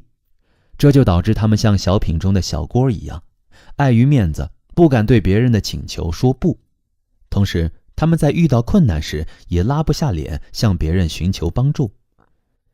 香港首富李嘉诚说过这么一段话：当你放下面子赚钱的时候，说明你已经懂事了；当你用钱赚回面子的时候，说明你已经成功了；当你用面子可以赚钱的时候，说明你已经是人物了；当你还停留在那里喝酒吹牛，啥也不懂还装懂，只爱所谓的面子的时候，说明你这辈子也就这样了。可见，做人还是实际一点好。人的一生会遇到很多棘手的问题，就在你以为日子风平浪静，从此可以高枕无忧时，生活总会出现各种意外，杀你一个措手不及。这个时候，太要面子的人往往会选择死撑到底，傻乎乎的任由生活蹂躏。他们宁愿自己伤筋动骨，也不愿意麻烦别人。足够理智的人则恰恰相反，他们头脑清醒，行动务实，只想花费最少的时间和精力成本解决问题。所以，面子这种不值钱的东西，能丢就丢，第一时间找到有力的外援，才是当下最要紧的事儿。上个周末，朋友程梅给我打电话，声音干涩沙哑，鼻音很重，好像刚刚哭过。我连忙问她怎么了，哪知她在电话那头嚎啕大哭，边哭边跟我说，她跟老公吵架了，说要么把孩子送到乡下，要么把婆婆接过来带小孩，可我不愿意。我知道，程梅之前跟她婆婆闹过很多次矛盾，爱面子的她最恨的就是在婆婆面前低头，就连生孩子坐月子她都没让婆婆帮忙，硬是一个人撑过来的。最近她和老公用所有的积蓄付了首付，买了一套房，总算有属于自己的小家了，终于在这个城市扎根了。但每个月雷打不动要还3000多的房贷，加上整个家庭的开支，老公明显支撑不住了，他也必须出去上班赚钱。那谁来帮忙带小孩呢？这是困扰他们俩最大的问题。我问程梅，面子重要还是孩子、老公和房子重要？程梅认真地说，当然是孩子、老公和房子重要啊。其实这个道理她明白，只是在做出选择前，我们每个人都想象征性的挣扎几下，好像只要挣扎几下，所有困扰自己的难题就都能消失不见，自己也就不用丢掉面子，厚着脸皮低声下气的找别人帮忙。响鼓不用重锤，我相信程梅最终还是会做出最有利于自己的选择的。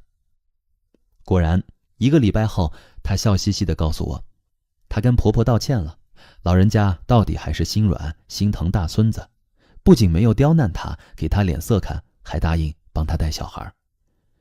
现在呢，他们一家人其乐融融，家里每天都充满欢声笑语。程梅还打算把公公从老家接过来，免得她一个人在家寂寞又无人照应。人活一张脸，树活一张皮，这是很多爱面子的人经常给自己找的理由。很显然，他们没有听过另一句话，皮之不存，毛将焉附。太爱面子，最终连里子都会输掉，而里子都没有了，面子又该往哪里寄放呢？心理学家武志红在一次访谈中说，如果你真的有了自我价值感、存在感，你就有了里子，也就不会再过多的执着于面子。是的，我们太要面子，是因为里子太薄，不把里子增厚，再有面子也是枉然。对认真生活的人来说，面子不能当饭吃，遇到问题还是专注于解决问题比较实际。至于面子，就暂时把它扔到一边吧，事后再捡起来也不迟。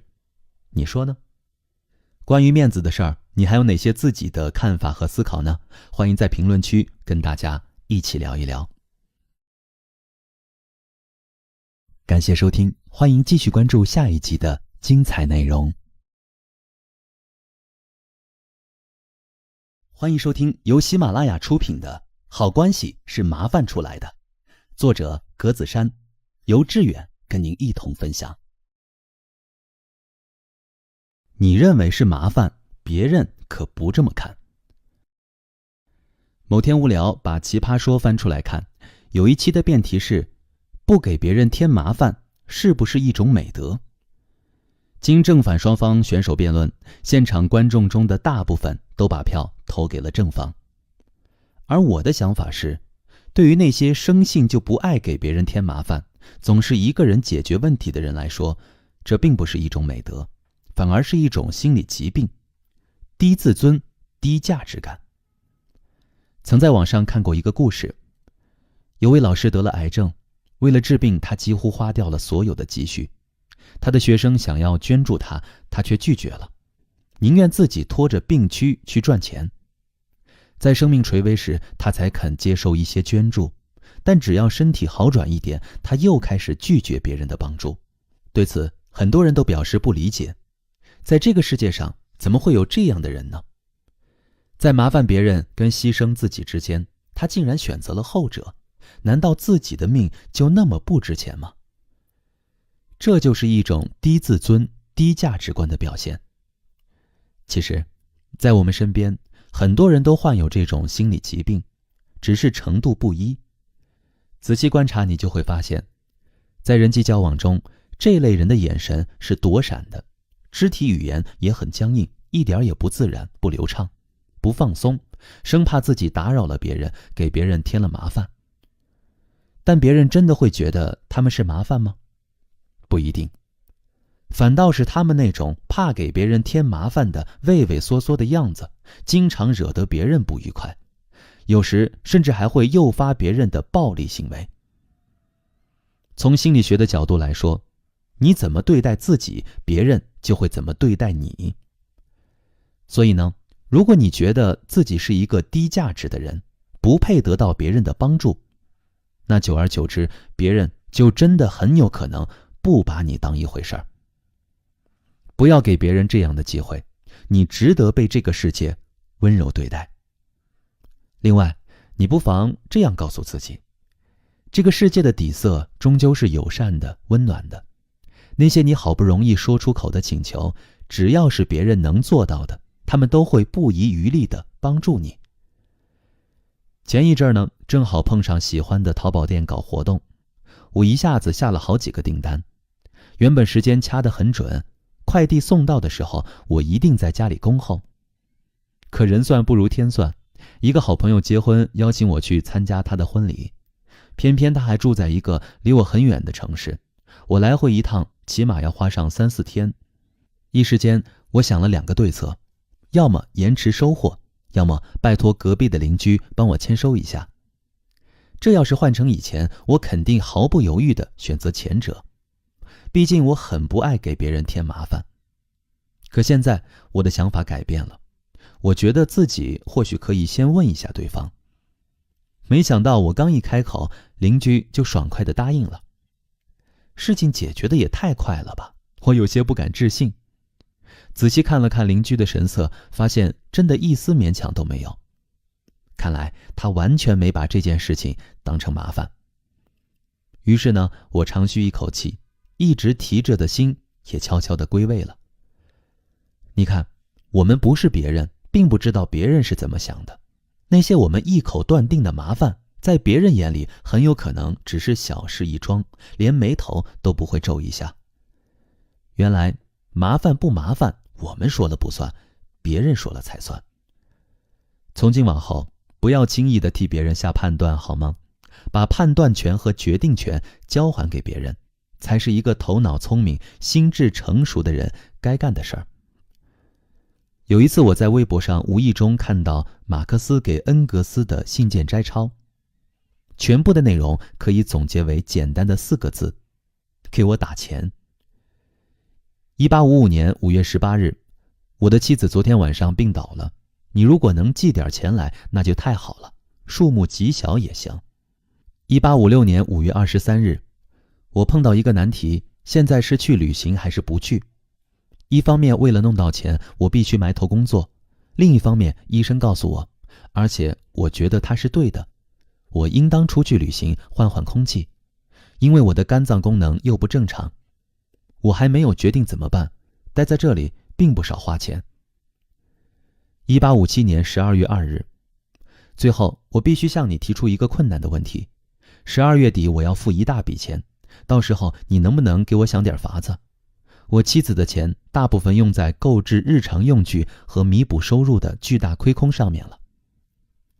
1859年1月21日，倒霉的手稿写完了，但不能寄走，因为身边1分钱也没有，付不起邮资和保险金，而保险又是必须要的，因为我没有手稿的副本，所以我又不得不请你在星期一寄点钱来。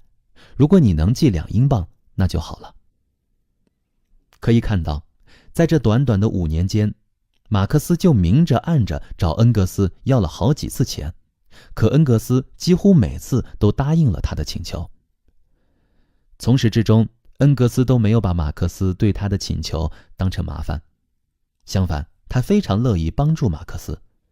你可能不知道，为了能在物质上帮到马克思，恩格斯甚至放弃了自己喜欢的政治活动和科学研究，转而跑去经商，并咬牙坚持了下来。钱钟书在《围城》里讲到，男人肯买糖、衣料、化妆品送给女人，而对于书只肯借给她，不买了送她，女人也不要他送。这是什么道理呢？借了要还的，一借一还，一本书可以做2次接触的借口，而且不着痕迹，这是男女恋爱必然的结果。一借书，问题就大了。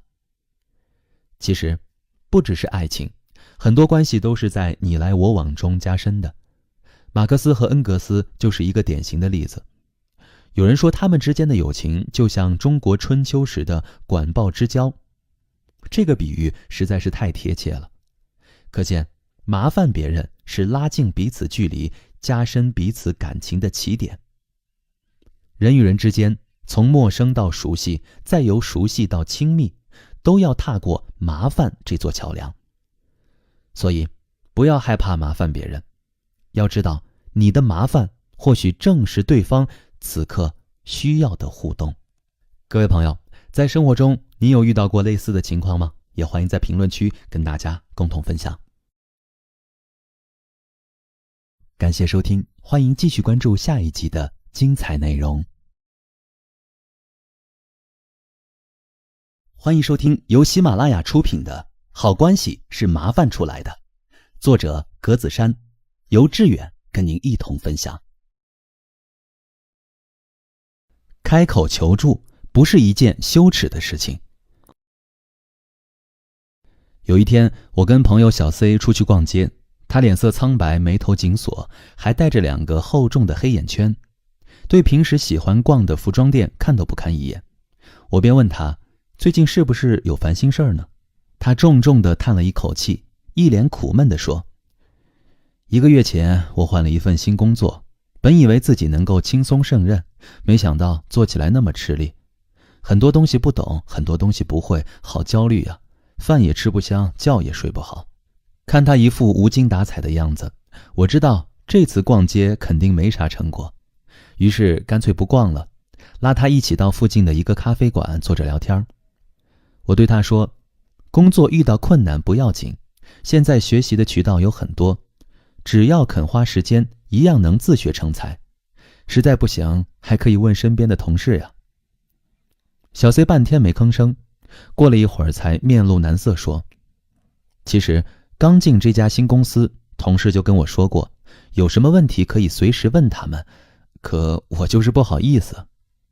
向别人求助会不好意思是正常的心理，因为我们都担心会给别人添麻烦，但过度的不好意思就不太正常了，那是内心的羞耻感在作祟。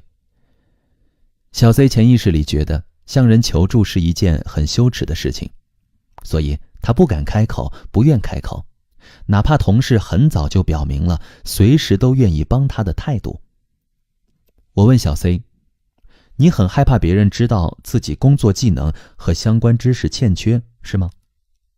小 C 点点头说，是的，我不想被别人看清，要是他们知道我这也不懂那也不会，肯定会在背地里嘲笑我，说我没什么真本事。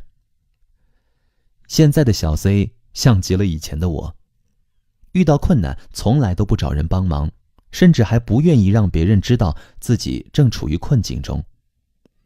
我希望别人一想到我，脑海中浮现的画面是优雅的、体面的、无所不能的，而不是狼狈的、落魄的、需要帮助的。但是呢，在充满各种变故的生活面前，谁又能一直保持优雅体面的姿态呢？我们总会遇到一个人解决不了的难题，独自强撑只会让日子越来越难过，同时还有可能给别人造成种种困扰，最后影响到自己的人际关系。记得有一次，出版社邀我写一本书，当时我正处于写作瓶颈期，经常枯坐一整天，却一个字也写不出来。1个月后，负责我那本书的编辑一再地问我，写得怎么样了？还顺利吗？如果你需要帮助，一定要及时跟我说。人家话都说到这份上了，可我还在那儿坚持，装淡定。没事没事，写得挺顺利的，不需要你帮忙，你放心，我一定能按时交稿。时间一天天的过去，我还是一个字都没写。等到编辑再次催稿时，我实在拖不下去了，只好向对方坦白，说自己状态不行，一个字也没写。编辑当然很生气了，上次问你需不需要帮助，你说不需要，现在你又告诉我你一个字也没写，你这不是在耽误咱俩的时间吗？我感到很内疚，不停地跟他道歉，对不起对不起。可我心里知道，说再多的对不起，也弥补不了他的损失。那一次的经历真是让我百感交集。我以为不找别人帮忙就能成功回避羞耻感，没想到羞耻感像滚雪球一样越滚越大。最后，羞耻感和愧疚感携手对我进行双重暴击，把我的头揍得跟猪头一样。一瞬间，我想象中的体面、优雅和无所不能都碎成了渣。从那以后，我再也没有干过这种傻事儿了。我在心里暗暗地告诉自己，开口求助并不是一件羞耻的事情，遇到困难无法解决，尽早求助才是利己利人的上上策。对于找别人帮忙，很多人都曾陷入一种极为严重的焦虑感中，觉得跟别人距离太近，自己的缺点和无知会大面积的暴露，担心一旦别人知道自己的真实能力不过如此，就会嘲笑和讽刺自己，而自己的形象也会因此彻底崩塌。其实，这种焦虑和担忧都是毫无必要的。站在心理学的角度来看，这种焦虑和担忧近似于被迫害妄想症，是当事人自己在树立假想敌。归根结底，是我们不能接受一个对别人有需求的自己，我们为这样的自己感到羞耻，无地自容，所以就把这种鄙视和厌恶投射到他人身上去了。事实上，别人根本不会嘲笑我们、鄙视我们、厌恶我们，所有的一切都是我们自导自演的独角戏，别人完全不知情。当然，也许有人会反驳我，说自己在开口求助时曾遭遇对方的讥讽。可我想说，真正素质高的人是不会这么对待求助者的。如果他真的表现出一副看不起你的样子，那只能说明他很 low。真正要感到羞耻的是他，你不用不好意思。朋友萧寒之前遇到过一个特别让人讨厌的老板，这个老板跟下属说话很不客气，总是话中带刺，而且特别喜欢往自己脸上贴金。公司里的同事都被他气到过，可谁也拿他没办法，唯独萧寒把他吃得死死的。萧寒是怎么对付他的呢？有一阵，萧寒特别想吃泡面，所以每天中午都会来一桶，结果被老板看见了，他讥讽萧寒人如其名，过得真寒酸。这就算了，他还在萧寒面前不断地显摆自己手上的金表，那洋洋得意的神态，用萧寒的话来说，活像一个暴发户。萧寒笑着对他说，老板，你真有钱，要不你借几千块钱给我这个穷鬼花花吧，相信这点小钱对你来说呢，只是九牛一毛，你不会拒绝我吧？老板傻眼了，他没想到萧寒会来这么一出。借还是不借呢？不借，那不就显得自己小气吗？只好借了。萧寒呢也不推辞，简单道了一声谢之后，便大大方方地收了。为了自己的钱包着想，老板再也没在萧寒面前瞎嘚瑟过。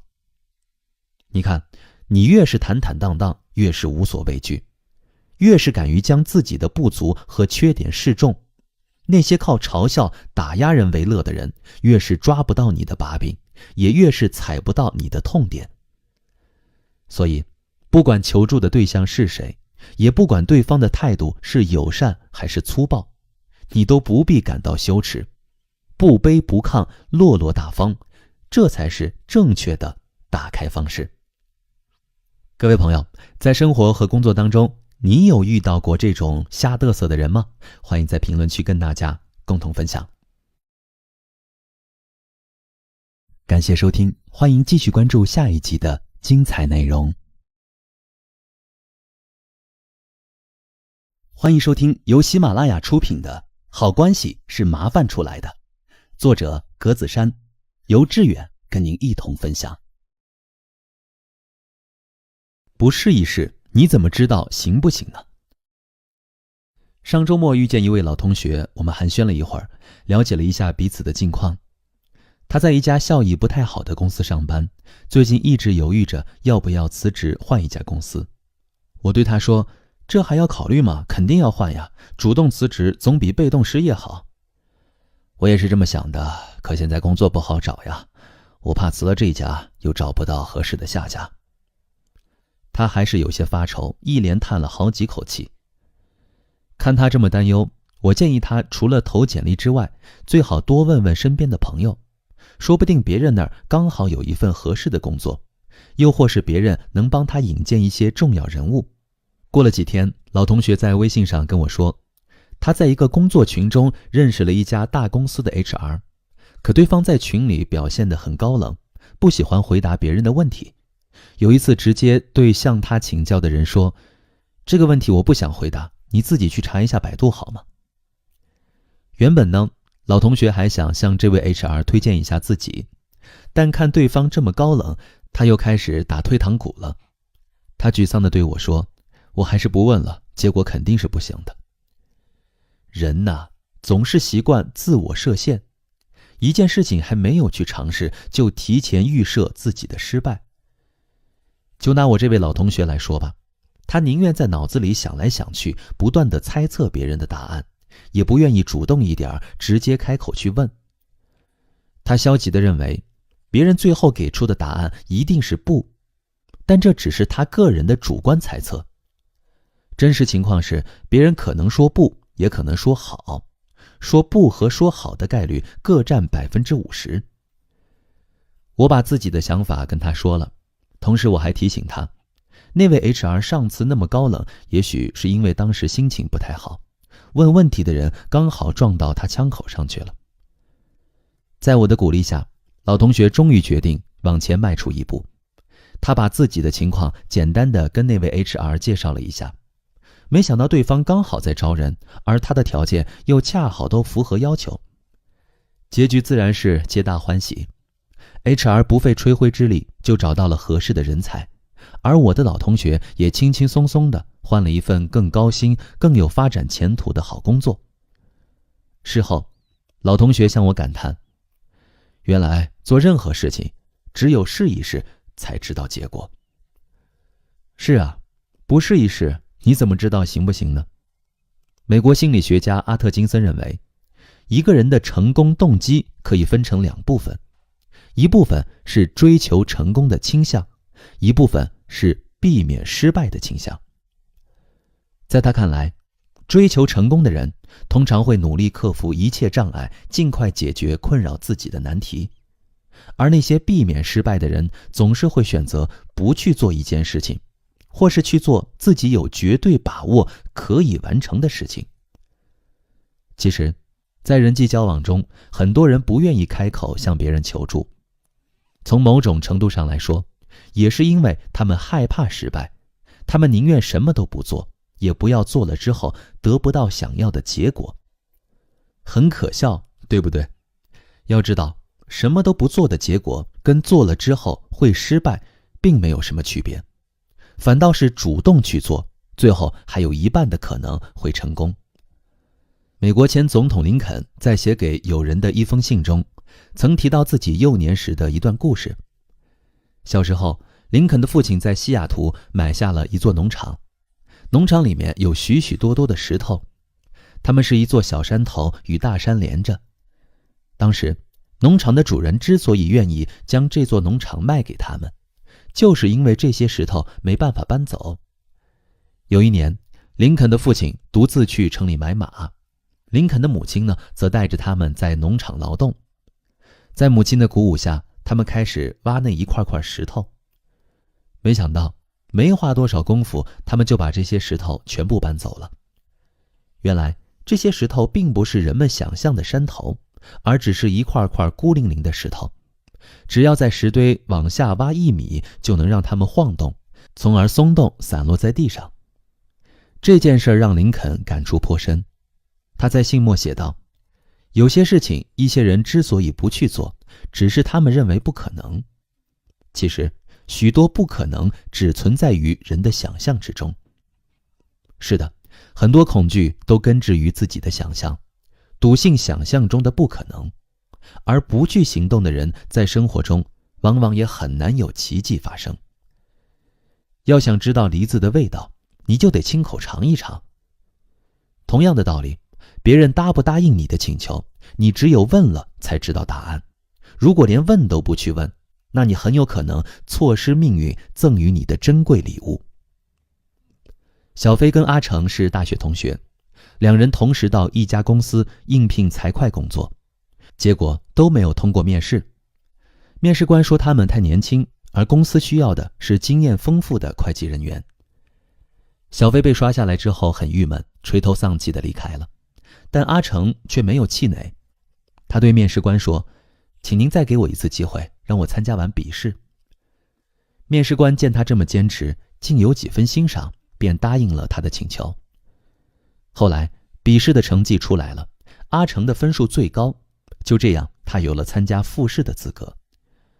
复试由公司人事部经理主持，阿成坦白地告诉对方，自己并没有财务工作经验，但只要给他一个机会，他一定用心做好这份工作。但经理呢，还是倾向于找一个有财务工作经验的员工。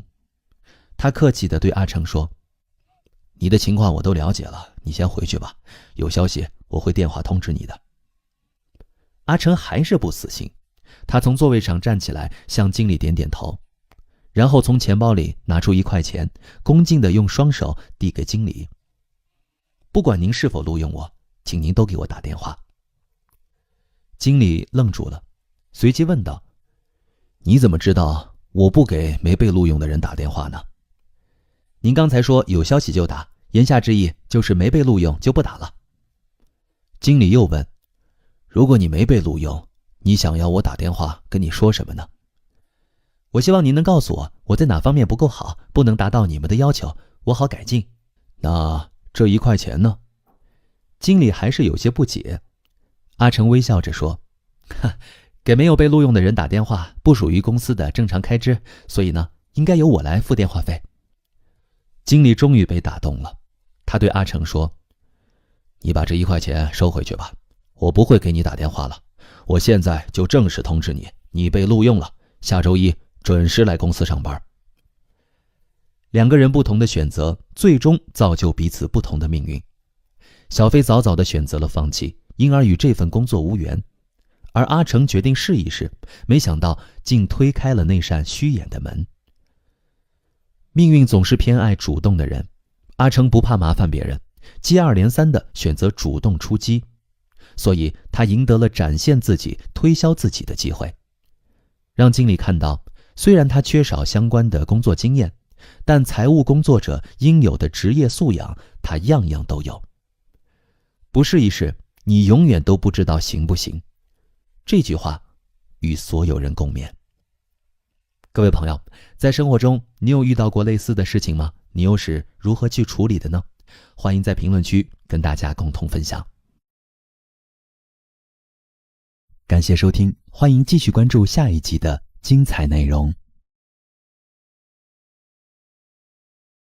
欢迎收听由喜马拉雅出品的《好关系是麻烦出来的》，作者格子珊，由志远跟您一同分享。别害怕，拒绝与被拒绝是人生常态。朋友受邀参加一场婚礼，邀请他的是一位前同事，他们之间的关系很一般。他心里不想去，可又不好意思直接拒绝，就说自己要看工作忙不忙，如果有空就过去。原本他以为这事儿就这么过去了，谁知婚礼当天，他接到对方电话，问他怎么没去。朋友支支吾吾地说，实在没空，忘了跟你讲了。这下人家不高兴了，说了有空过来，没空也该说一声啊。朋友连声抱歉，尴尬至极。生活中，像我朋友这样的人比比皆是，他们以为不直接拒绝别人，就能让双方都好过一点，却不知道，当你不想去做某一件事时，含糊其辞的回应往往会适得其反。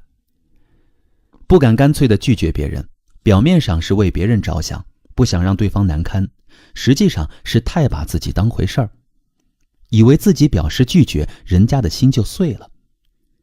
你以为人家向你开口是非你不可，但实际上他很有可能只是漫天撒网，对谁都抱着试一试的心态，谁不好意思拒绝，谁就当了冤大头。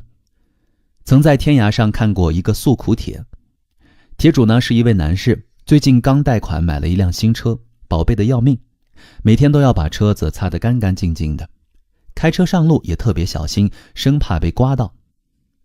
没开几天，一个高中同学找上门了，说回家过年想借他的车开开。他心里1万个不愿意，这可是刚买的新车呀，要是被刮坏了，我不得心疼死。心里虽然各种不愿意，但嘴巴却比谁答应的都快。没问题，拿去开吧。见他这么爽快，朋友喜笑颜开，一直夸他大方讲义气，一顶高帽子就这么戴在他头上。他只能眼睁睁地看着同学开着他的车扬长而去。过完年，同学就把车还给他了，真走运，车子完好如初，他这颗心才安稳落地。可让他没想到的是，后来这位同学竟频繁地找他借车，理由五花八门，这直接导致他每天下班都带着巨大压力，担心在家门口看到这个噩梦般的同学。有网友在下面回帖说，车是你自己的，不想借你就别借呗。道理是没错，可对有些人来说呢，拒绝的话真的好难说出口。一方面，他们害怕别人无法承受自己的拒绝；一方面，他们担心拒绝别人，对方会给自己差评。就像帖子中的主人公一样，如果不借车给同学，他担心对方说他小气不仗义。其实，不会拒绝的人，往往也难以接受别人的拒绝。他们误以为拒绝等于否定，如果有人拒绝自己，他们就会觉得自己很丢脸，不被关爱，不被认可。所以，对他们来说，开口向别人求助是一件很可怕的事情。万一被对方拒绝，他们的心会受到很大的伤害。为了避免这种伤害，他们几乎不会找别人帮忙。哪怕自己现在陷入巨大的困境，急需外力的支援，都不会去麻烦任何人。老陈最近失业了，年近40的他，上有老人要赡养，下有小孩要抚养，经济压力很大。所以呢，一有时间他就往人才市场跑，希望能尽早的找到一份好工作。可找了1个月，工作还是没有着落。要么薪资待遇太差，要么休息时间不够。为此呢，老陈很头疼，整天在家唉声叹气，借酒消愁。看他那么颓废，老婆就劝他去找一位颇有人脉的堂舅帮忙。可他很不情愿，总觉得好多年都没跟那位堂舅走动了，这么贸然去找对方，一定会被拒绝的。老婆就开导他，这都火烧眉毛了，你还在顾虑这些？被拒绝就被拒绝嘛，大不了再想别的办法，谁没有被拒绝过？被拒绝又不会让你少一块肉。是的，人人都被拒绝过，拒绝不等于否定，拒绝的姿态也不冷漠，被拒绝更不用觉得丢脸，只是告诉你这条路暂时走不通而已。如果你足够坚持，那就再央求下别人，说不定最后会有转机。如果你没那么执着，就此放弃，再去选一条别的路试试，那也挺好的。只可惜老陈还是不为所动，他对老婆说，我还是再找找吧，一定能找到好工作的。然而1个月过去了，2个月过去了，半年又过去了，老陈还是闲赋在家。家里穷得快揭不开锅了，老婆急得跟热锅上的蚂蚁一样。他给老陈下了最后通牒，要么去找堂舅帮忙，要么在1个星期内把工作落实。没办法，老陈只好继续跑人才市场。可1个星期过去了，工作还是没有眉目。至于找堂舅帮忙，老陈一直坚持自己当初的想法，始终战胜不了心中的恐惧。他很害怕堂舅拒绝自己，到时候那种尴尬的场面会让他生不如死。老婆一气之下收拾行李，带着孩子回娘家了，只留老陈一个人在家长吁短叹，顾影自怜。不知你有没有发现，很多时候我们赋予了拒绝和被拒绝太多的含义，总觉得别人拒绝我们就等于否定、质疑、贬低我们。其实并不是这样的。心理学家李雪曾说，拒绝这件事情不等于拒绝你这个人，不等于你的要求不合理，不等于我不在乎你。我拒绝，仅仅因为我的感受告诉我，现在我不想这么做。拒绝的同时，我不会把自己关闭，我依然感受你的爱，理解你的需要，理解自己的需要，让我们的需要共同创造出爱的方式。看到了吗？当别人拒绝我们时，拒绝的是我们的请求，而非我们的自身。我们不用感到难为情，也无需有伤感。记住，拒绝与被拒绝是人生常态，我们的每一天都在拒绝与被拒绝中度过。哎，同学，你能帮我拿个快递吗？不好意思，我有点累，我不想拿。哎，老爸，你能借我几千块钱吗？不好意思，手头紧，我不想借。哎，老公，你能帮我买个包包吗？不好意思，太贵了，我不想买。这些对话是不是很熟悉呢？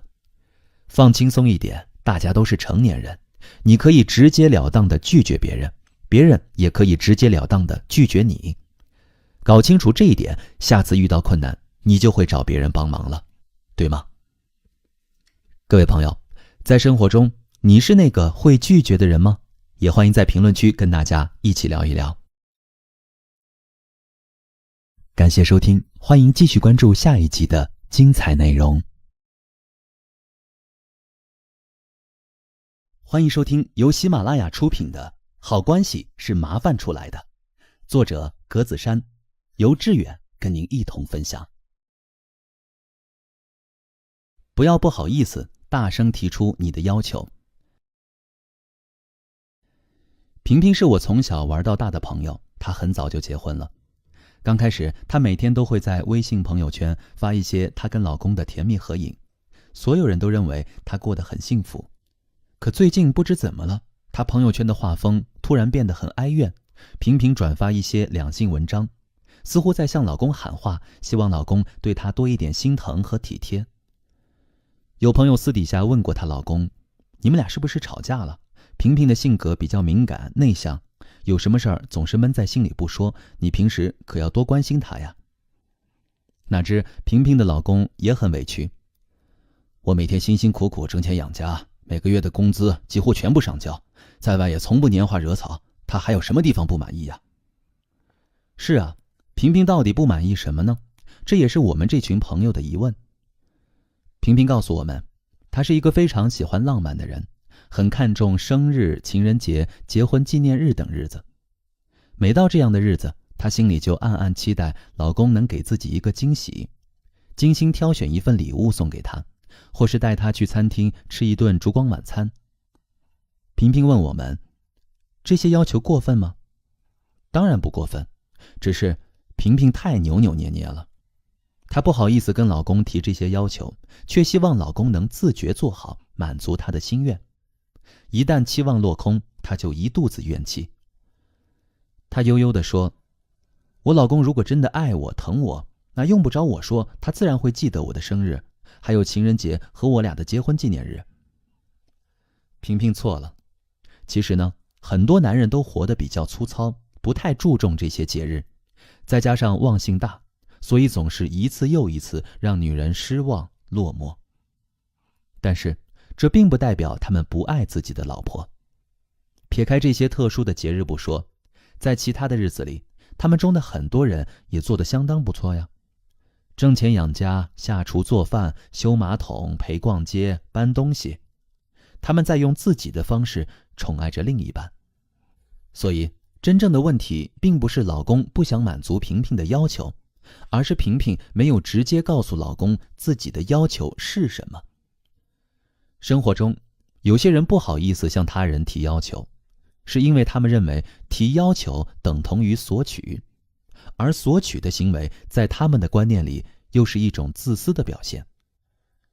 他们不希望自己看起来很自私，为了不让别人讨厌自己的自私，他们只好强压下心头的渴望，逼迫自己做一个无欲无求的人。可心理学家说过，凡是压抑的，必要找出口爆发。那些我们不好意思提出来的要求，长时间不被别人看见和满足，最终就会演变成情绪上的不满和怨恨。不好意思提要求，这种现象在职场上也屡见不鲜。堂妹是一家外贸公司的采购员，工作认真努力，从不浑水摸鱼。因为她相信一分耕耘一分收获，只要自己真心实意为公司耕好分内的1亩3分地，老板自然会对她论功行赏，给她升职加薪。不得不说，这样的想法很傻很天真。你以为升职加薪是由老板决定的，但实际上在很多时候，升职加薪是需要你自己主动争取的。如果你不好意思跟老板提要求，那么他就会默认你对现在的薪资待遇很满意，到最后你就只能原地踏步，眼睁睁地看着身边的同事青云直上，风光无限。堂妹很快就尝到了苦果。有一天，她突然哭丧着脸对我说：“我实在太不甘心了，我在这家公司干了快5年了，当时跟我一起进公司的2个同事，现在混得都比我好，一个成了其他部门的头头，一个成了我的头头，就我一个人还是外省打灯笼照旧。”其实啊，这样的结果早就在意料之中。堂妹或许不知道，行走职场要想升职加薪，光靠埋头苦干是远远不够的。我们既要努力做事，跟同事拼能力拼业绩，也要学会跟老板提要求，主动争取自己应得的报酬。堂妹有些不好意思说：“跟老板提要求？”我对她说：“老板跟你是雇佣关系，他出钱你出力，谁也不欠谁。当你在工作上的付出远远高于你的所得时，你就会像现在这样生气，替自己不值。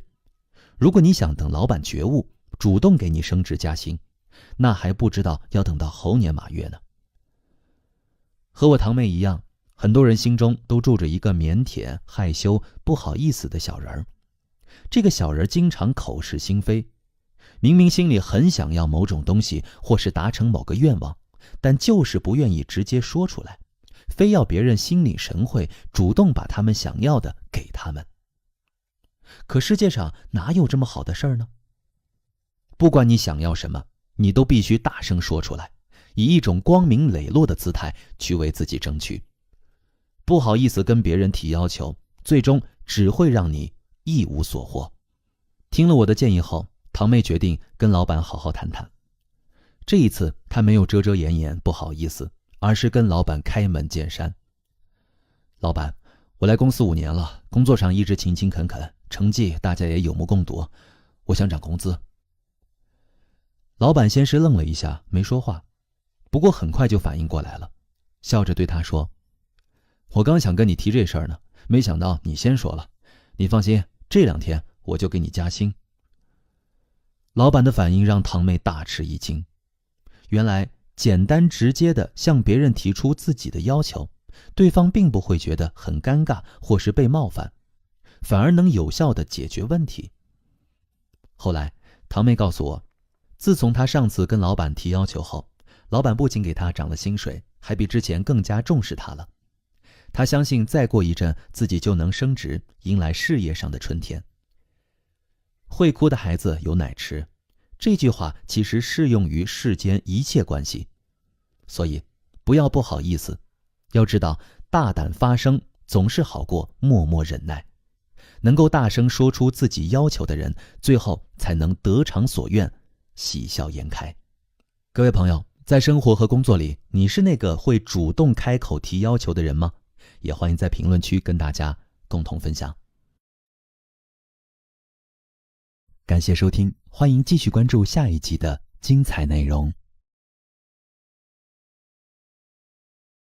欢迎收听由喜马拉雅出品的《好关系是麻烦出来的》，作者格子珊，由志远跟您一同分享。给别人一次了解你的机会吧。你是不是也有这样的习惯？每次打开微信，总是忍不住点开朋友圈，翻看别人的最新动态，指尖一路滑上去，心里则一阵惊呼：呀，他出国旅游了，好羡慕他呀！咦，他生孩子了，宝宝还挺可爱的。这个人又发小广告了，真讨厌。3-5分钟后，你就把所有人的生活浏览完了，你意犹未尽，跃跃欲试，也想上传几张最新的美照到朋友圈，让别人多了解一下你的近况。心动不如行动，照片已经上传快半个小时了，你在半个小时中查看了无数次朋友圈，发现既没有人给你点赞，也没有人给你评论。你好失落，好生气，心中暗暗的抱怨，这些人都不跟我互动，还算什么朋友？哼，你们以后谁也别想得到我的点赞和评论。就在你抱怨时，你可能都没有想过，这些人确实不是你的朋友。即便你们以前认识，同过窗，共过事，但生活中无交集，已逐渐淡化了你们之间的关系和情感。你和他们的关系已经沦为虚拟社交中的点赞之交。飞扬参加工作多年了，事业一直做得很出色，在公司备受领导重视，同事们也很佩服他，所有人都认为他是天之骄子。可他却还是郁郁寡欢，因为他没有一个知心朋友。无聊的时候打开微信，看着几十上百个头像，却不知道该找谁来聊聊天。翻开手机上的通讯录，陌生人的名字一大堆，常用联系人却寥寥无几。人人都有社交渴望，飞扬也不例外。所以闲暇时候，他经常刷朋友圈，疯狂给别人点赞评论，但他自己的朋友圈却无人问津。其实如果一个人真的想交朋友，想让别人多对自己有一点了解，把希望寄托在朋友圈是很不现实的。与其通过虚拟社交圈跟别人互动，展现自己的生活，还不如直接联系自己想要维持关系的那个人。这种1对1的沟通和互动才是最真实的。当你径直走向那个人，他就能感受到你的真心和诚意，而你也可以借助这个机会展现自己，让他更深刻地认识你。有一次，飞扬在工作上遇到了一点问题，急需了解一些法律方面的知识。于是他突然想起前不久在朋友圈看到的一条动态，发布这条动态的是他的一位高中同学。那位同学好像就在一家知名的律师事务所工作。要不要找他帮帮忙呢？飞扬犹豫了一会儿，最终还是给对方打了一个电话，邀请他出来吃饭叙叙旧，顺便把自己的请求跟他说了。让飞扬没想到的是，那位同学后来竟成了他最要好的朋友。用餐时闲聊，他们发现两人有很多共同爱好，比如都喜欢电影、攀岩、游泳和打桌球。两个人越聊越投机，不仅各自分享了一些好电影，还约好下一次一起出去打桌球。就这样，一回生二回熟，飞扬在麻烦同学的过程中，也给了同学了解他的机会。两人此后开始频繁的联系和交流，彼此间的友情也越来越深。所以，不要害怕麻烦别人，因为很多时候麻烦别人也是一种难能可贵的情感交流。当你麻烦别人时，就等于向别人敞开了自己，让别人有机会看到一个真实的你。时间长了，原先那种横亘在你们中间的陌生感自然就会消失，如山顶的冬雪遇到温暖的阳光一般，最后融化成潺潺流水，流进你和他的心中。前不久，倩倩约我去郊外爬山，因为堵车，我迟到了整整1个小时。一路上我不停地给她发微信，但她一句话都没回我，难道生气了？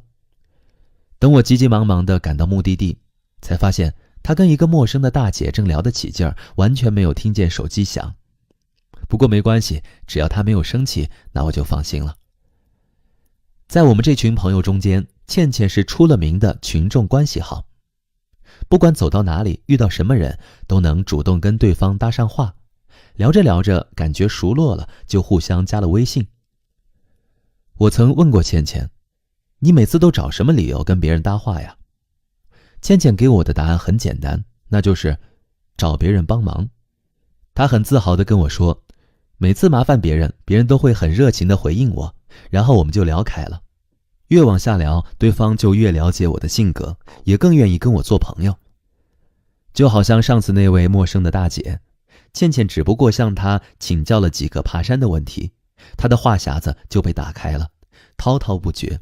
我迟到了1个小时，她跟倩倩也聊了1个小时。大姐跟倩倩很投缘，离开前还给倩倩留下了一张名片。我们一看，当场就惊呼出声：哇，原来他是一家广告公司的大老板。后来大姐还主动给倩倩打电话，邀请倩倩去她的公司任职，承诺的职位和开出的薪资都比倩倩现在的要好很多。倩倩听了欣喜若狂，连连向大姐道谢。你看，麻烦别人，找别人帮忙，是不是也可以成为一个展现你自己，和别人建立互动关系的绝佳机会呢？到时候你得到的可能不仅仅是一个聊得来的好朋友，甚至还可能是一个改变你人生的贵人。我知道很多人都不喜欢麻烦别人，可不麻烦别人，别人也就没有机会认识你，了解你，你们之间的关系也没法拉得更近，你们之间的感情也没法得到升温。曾听过这么一句话，凡是怕麻烦别人的人，其朋友圈越来越小。是啊，如果你不想麻烦别人，你跟别人的关系也就无从建立。想必这绝不是你的初衷。因为活在这个世界上，没有人不需要关系，也没有人不渴望感情。关系是在麻烦中建立起来的，感情也是在麻烦中逐渐升温的。亲爱的，走出你的世界，给别人一次了解你的机会吧。你的美好值得被所有人看到，你值得拥有一个更大更广的世界，以及更多更好的朋友。好，各位听友，在听完这一章有哪些自己的想法，也欢迎在评论区跟大家共同分享。感谢收听，欢迎继续关注下一集的精彩内容。欢迎收听由喜马拉雅出品的《好关系是麻烦出来的》，作者格子珊，由志远跟您一同分享。喜欢他，你才会去麻烦他。情感奶爸陆琪曾说过这么一段话：如果一个女人对你忽冷忽热、无理取闹，爱找话题跟你聊天，每天晚上给你打电话，说明她真的很依赖你。女人都极度的缺乏安全感，请原谅她的小任性，那是她在考验你。她说不要，那就是要；她说讨厌，就是喜欢。一个女人嘴上越是口是心非，心里越是在乎你。这段话呢，曾经被很多网友抨击，说是会误导女性，纵容女性在男性面前无理取闹。不可否认，陆琪的这段话确实有不妥当之处，但也并非毫无道理。起码他道出了人际关系中的一个真相：你喜欢谁，你跟谁关系好，你才会去麻烦谁。小丽和男友小泽在一起7年了，两个人是大学同班同学。刚开始他俩接触并不多，互相之间也不太熟。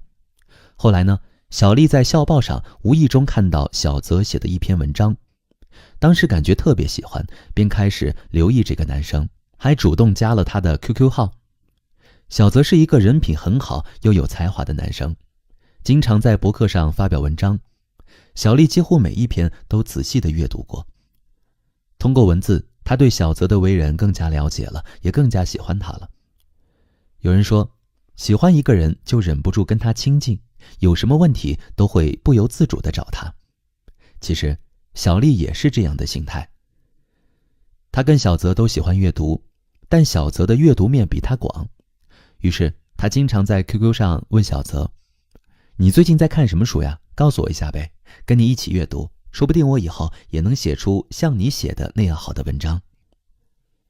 简简单单的一句话，小泽听了心里很受用，觉得这个女孩跟自己有共同的兴趣爱好，又非常欣赏自己，喜欢自己，崇拜自己，所以他一点也不介意小丽麻烦自己。相反，他甚至希望小丽能一直跟自己保持这样的交流和互动。每次上 QQ， 他都会习惯性的先看一下小丽的头像，如果头像是亮的，他心里就雀跃不已；如果头像是灰色的，他的心情也就跟着暗淡下来。这种彼此都有好感但又没有明说的关系一直持续了1年。期间，小丽经常找各种理由麻烦小泽，小泽呢也乐得被她麻烦。渐渐的，两个人的关系越来越亲密。当小泽终于鼓起勇气向小丽告白时，小丽干脆地答应了。确定关系后，小丽在小泽面前更放得开了。以前她还能徒手撕开快递包，现在连矿泉水瓶盖都拧不开，非得嘴一撅手一伸让小泽帮她拧。别人都说她作，可小丽却说，我只在我喜欢的人面前作。是啊，在喜欢的人面前，每个人都格外有安全感，再怎么作，再怎么无理取闹，你都不用担心他讨厌你。而他也知道你是因为喜欢他才去麻烦他。小泽从来不讨厌小丽的作，每次小丽麻烦他，缠着他问东问西，让他帮忙做事情，他都跟吃了蜜糖一样，嘴角总是挂着甜甜的笑容，眼神里写满了温柔和爱意。相恋7年，他们之间的感情与日俱增，完全没有遇到别人所说的7年之痒。今年年底，他们准备举办一个简单的婚礼，携手步入幸福的婚姻殿堂。小时候，你受了委屈，会习惯性的找父母要安慰；读书时，你碰到了难题，会下意识的找老师要答案；步入社会了，遇到了麻烦，会第一时间找朋友帮忙。在人生的不同阶段，谁跟你关系更近一点，谁跟你感情更深厚一点，你在遇到困难时，就会第一个去找他，麻烦他，向他寻求帮助。人性向来如此，就连发脾气，你也只会在跟你最亲密的人身上。难道不是吗？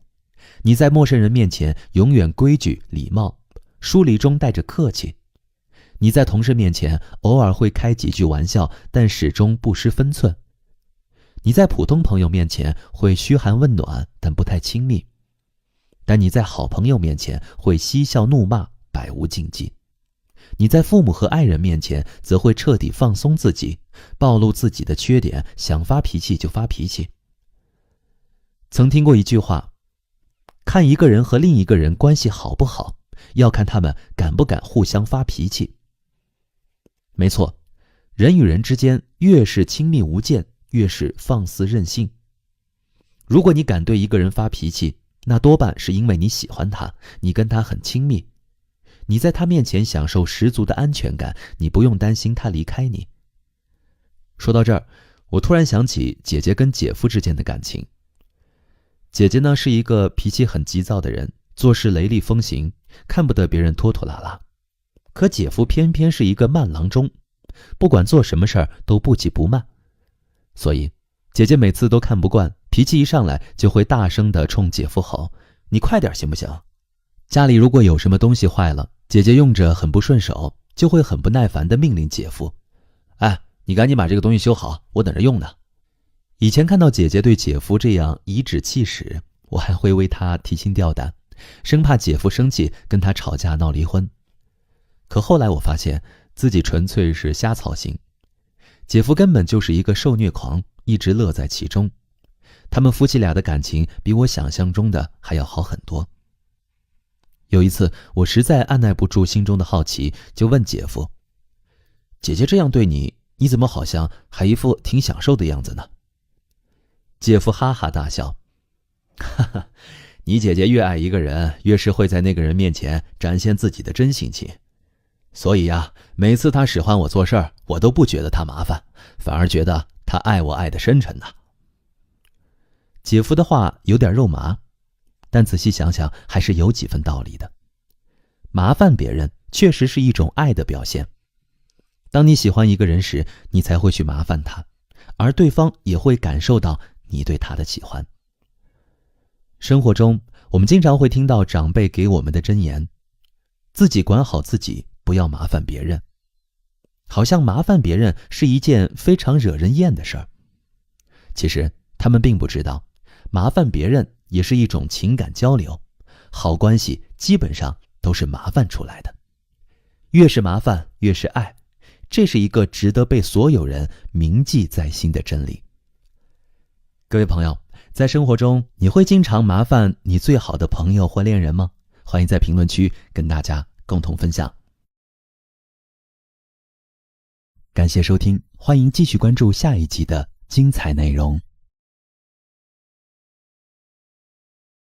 欢迎收听由喜马拉雅出品的《好关系是麻烦出来的》，作者格子珊，由志远跟您一同分享。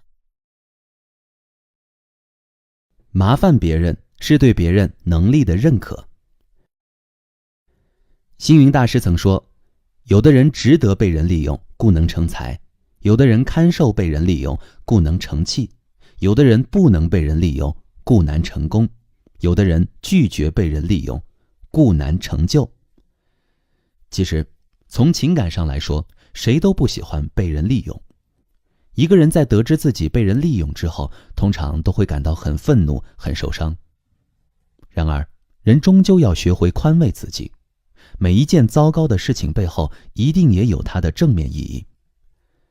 被人利用虽然并不舒服，但它也从侧面证明你有价值、有能力，你在某些方面的表现要比别人突出一些、优秀一些。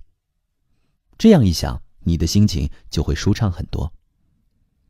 在这个世界上，每个人都追寻一种价值感，希望自己对别人而言是一个有价值的人，希望自己的能力得到别人的认可。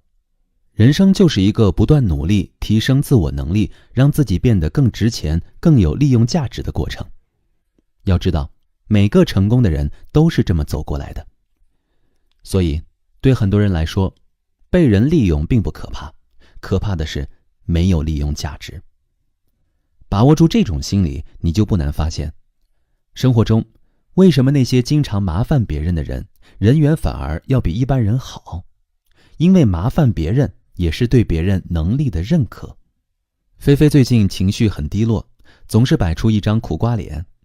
我问她怎么了，她带着哭腔跟我说，前几天她跟弟弟去叔叔家做客，叔叔对弟弟很亲热，对她却有些冷淡。菲菲的叔叔是一个很能干、很有魄力的商人，在镇上开了一家大超市，交友很广，乐于助人，也很大方。以前听菲菲说过，她小时候家境不好，叔叔在经济上给了她家很多帮助，所以父母一直对他们姐弟俩说，以后长大了要好好孝顺叔叔。菲菲把父母的话听进去了，认真读书，毕业后又好好工作，遇到再难的问题都是自己解决，从来不会去麻烦叔叔。逢年过节，她还给叔叔买各种营养品。反倒是弟弟有些不听话，读书不用心，高中都没读完就跑出去打工了。遇到困难总是找叔叔帮忙，而叔叔呢，每次都不会拒绝他。可叔叔毕竟年纪大了，身体又不是很好，于是菲菲就劝弟弟，你要多心疼叔叔一点，不要动不动就麻烦他，咱们家欠叔叔的还不够多吗？按理说，菲菲这么为叔叔着想，而弟弟经常给叔叔添麻烦，叔叔应该更喜欢菲菲一点。可事实让人大跌眼镜，叔叔反倒更偏爱弟弟。每次菲菲跟弟弟一起去看望叔叔，叔叔总是拉着弟弟聊天，问他最近在做什么。叔叔还跟弟弟说，如果他有什么困难，尽管开口，千万不要不好意思。看到叔叔对弟弟那么亲热，菲菲心里就跟吃了黄连一样苦。她不明白，为何她这么心疼叔叔，叔叔反倒不领情，每次都把他晾在一边，仿佛他不存在。菲菲愤愤地说，老天爷太不公平了。是啊，一片真心总被轻贱，搁谁身上都不痛快啊。我能理解菲菲的感受，可菲菲必须明白一点，这个世界从来都不是论真心欣赏的。我们不会因为谁更关心我们而更喜欢谁，我们只会因为谁更需要我们而更喜欢谁。被需要是对一个人能力的极大认可。廉颇老矣，尚能饭否？尤其当一个人年老体衰后，这种心理需求就更迫切、更强烈，因为他太需要从别人那儿得到这种认可了。只要别人还在抢他、拉他、拽他、麻烦他，他就感觉自己老当益壮，还是一个散发着光芒、很有价值、很有用的人。很显然，菲菲的叔叔就有这种心理，所以呢，他在情感上更偏向菲菲的弟弟。由此可见，麻烦别人并不是一件坏事，而是一种情感交流。当你麻烦别人时，对方会觉得你来找他帮这个忙，而不是找其他人，说明你认为他在这一方面有过人之处，这就是对他能力的认可。所以他会非常乐意帮助你，一点也不觉得你给他添了麻烦。同时，他还更容易对你产生好感。在这方面，我本人有着最切身的体会。从小我的体质就比较差，经常感冒发烧，不知道打了多少针，掉了多少水。后来呢，又贪吃生冷，身体一度变得很虚寒，每个月都饱受折磨。为了治好病痛，我试了很多方法，但始终没有多少效果。后来接触中医艾灸，我学到了很多宝贵的养生知识。经过一段时间的调养，我的病痛彻底好了。很快，身边就陆续有人向我请教这方面的问题，每次我都是知无不言，言无不尽。在分享的过程中，我明显感觉自己的自信心又提高了。有个同学结婚好几年了，一直怀不上小孩，两边父母都很着急。他呢，就跑过来向我求助。我把自己掌握的信息全告诉他了，让他调整生活方式，早睡早起，3餐按时，少吃生冷，减轻工作压力，尽量保持心情愉快。除此之外，我还给他推荐了一位专业的中医。在中医的指导下呢，他谨遵医嘱，艾灸相关的穴位，很快就顺利地怀上了孩子，最后生了一个8斤多的女儿。后来，这位同学对我说了一句话：你是我人生路上的一盏灯。他的这句话给了我很大的鼓舞，我觉得自己的能力在他那里得到了认可。所以直到现在，我都感觉跟他很亲。虽然我和他居住在2个不同的城市，平时呢也没什么见面的机会，但是彼此的感情却很深厚。每次想到对方，心里都是暖烘烘的。曾在书上看到过一句话：拉近距离的最好方式是让别人来帮你。深以为然。生活中，很多人因为害怕被人讨厌，从来不会去麻烦别人。殊不知，你找别人帮忙，最后受益的不仅是你一个人，对方也从中确认了自己的能力和价值。毫无疑问，这是一场双赢的人际互动。所以啊，你麻烦别人，别人高兴还来不及呢，又怎么会讨厌你呢？感谢收听，欢迎继续关注下一集的精彩内容。欢迎收听由喜马拉雅出品的《好关系是麻烦出来的》，作者格子珊，由志远跟您一同分享。想让别人喜欢你，你就请他帮个忙。上学时发现过一个有趣的现象，个性独立，凡事自己解决，从不找男生帮忙的女生一般没什么人追。看起来娇弱，动不动就麻烦男生的女生往往众星捧月。以前百思不得其解，不知道为什么会这样，直到我在著名心理学家艾略特·阿伦森的《社会心理学》中读到这样一个故事。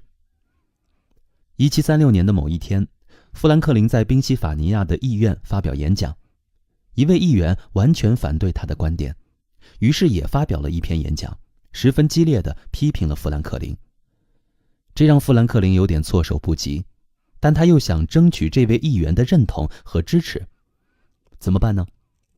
他无意中打听到这位议员的家里正好有一套非常稀有的图书，于是他用十分恭敬的语气写了一封信，厚着脸皮向这个议员借书。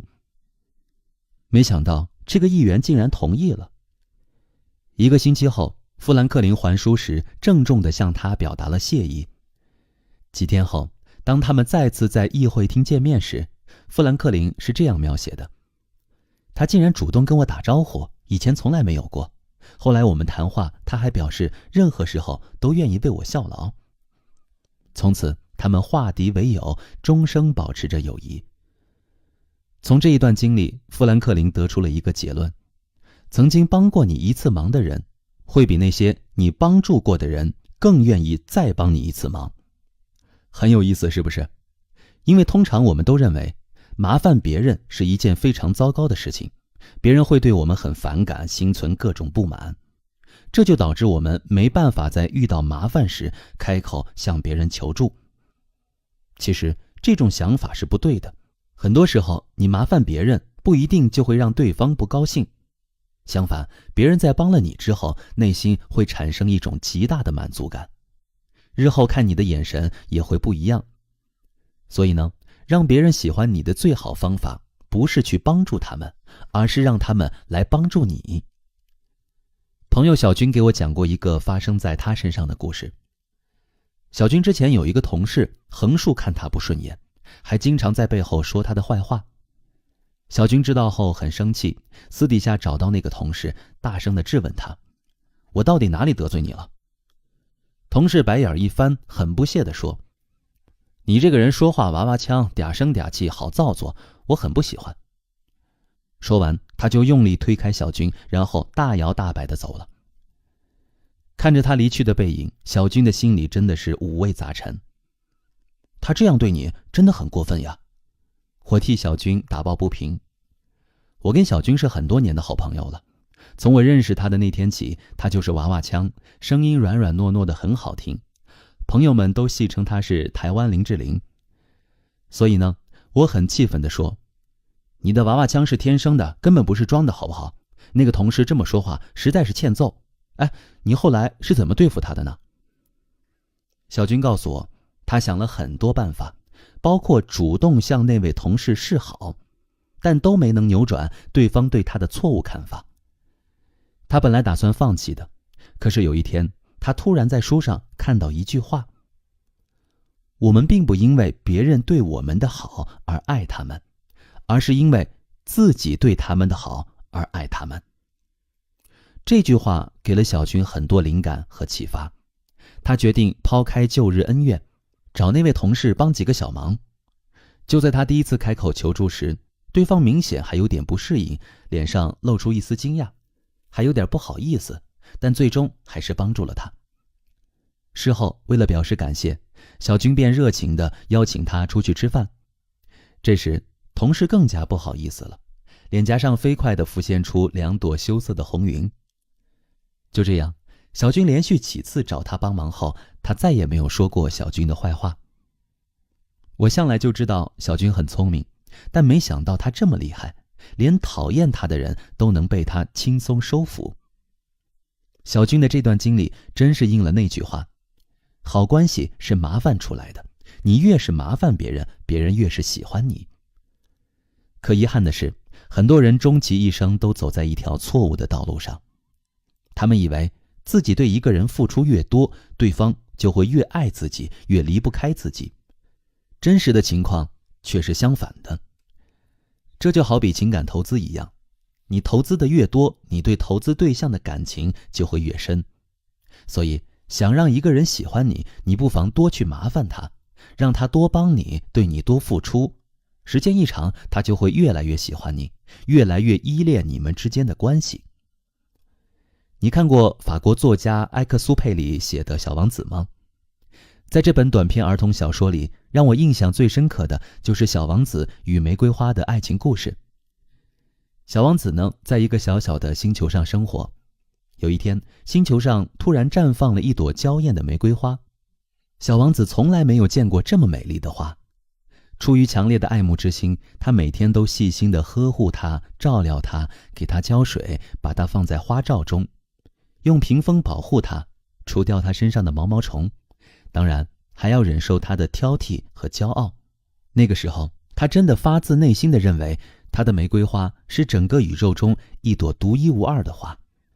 可当他到了地球后，发现仅仅一座花园里就有5000朵完全一样的玫瑰花。他因为这个发现而非常伤心。我还以为我有一朵独一无二的花呢，我有的仅是一朵普通的花。就算那朵玫瑰花很普通，又怎么样呢？小王子还是很牵挂它，放心不下它。后来，一只小狐狸告诉他，正因为你为你的玫瑰花费了时间和精力，这才使你的玫瑰变得如此重要。小王子才恍然大悟。他的玫瑰花是很普通，但他为这朵玫瑰花花费了很多时间，投入了很多精力，它就变得重要了，成了他的唯一以及心头最爱。这朵玫瑰花将他驯服了，他们之间建立了非比寻常的关系。这个故事让我受益匪浅，人都是越付出越爱，而不是越得到越爱，这是人性的真相之一。所以，想让别人喜欢你，你就要请他帮个忙。等你成为他心中的那朵特别的玫瑰花时，他就被你驯服了，你们之间的感情自然牢不可破。各位听友，在听完这一章的内容之后，有哪些自己的感想或经历呢？也欢迎在评论区跟大家共同分享。感谢收听，欢迎继续关注下一集的精彩内容。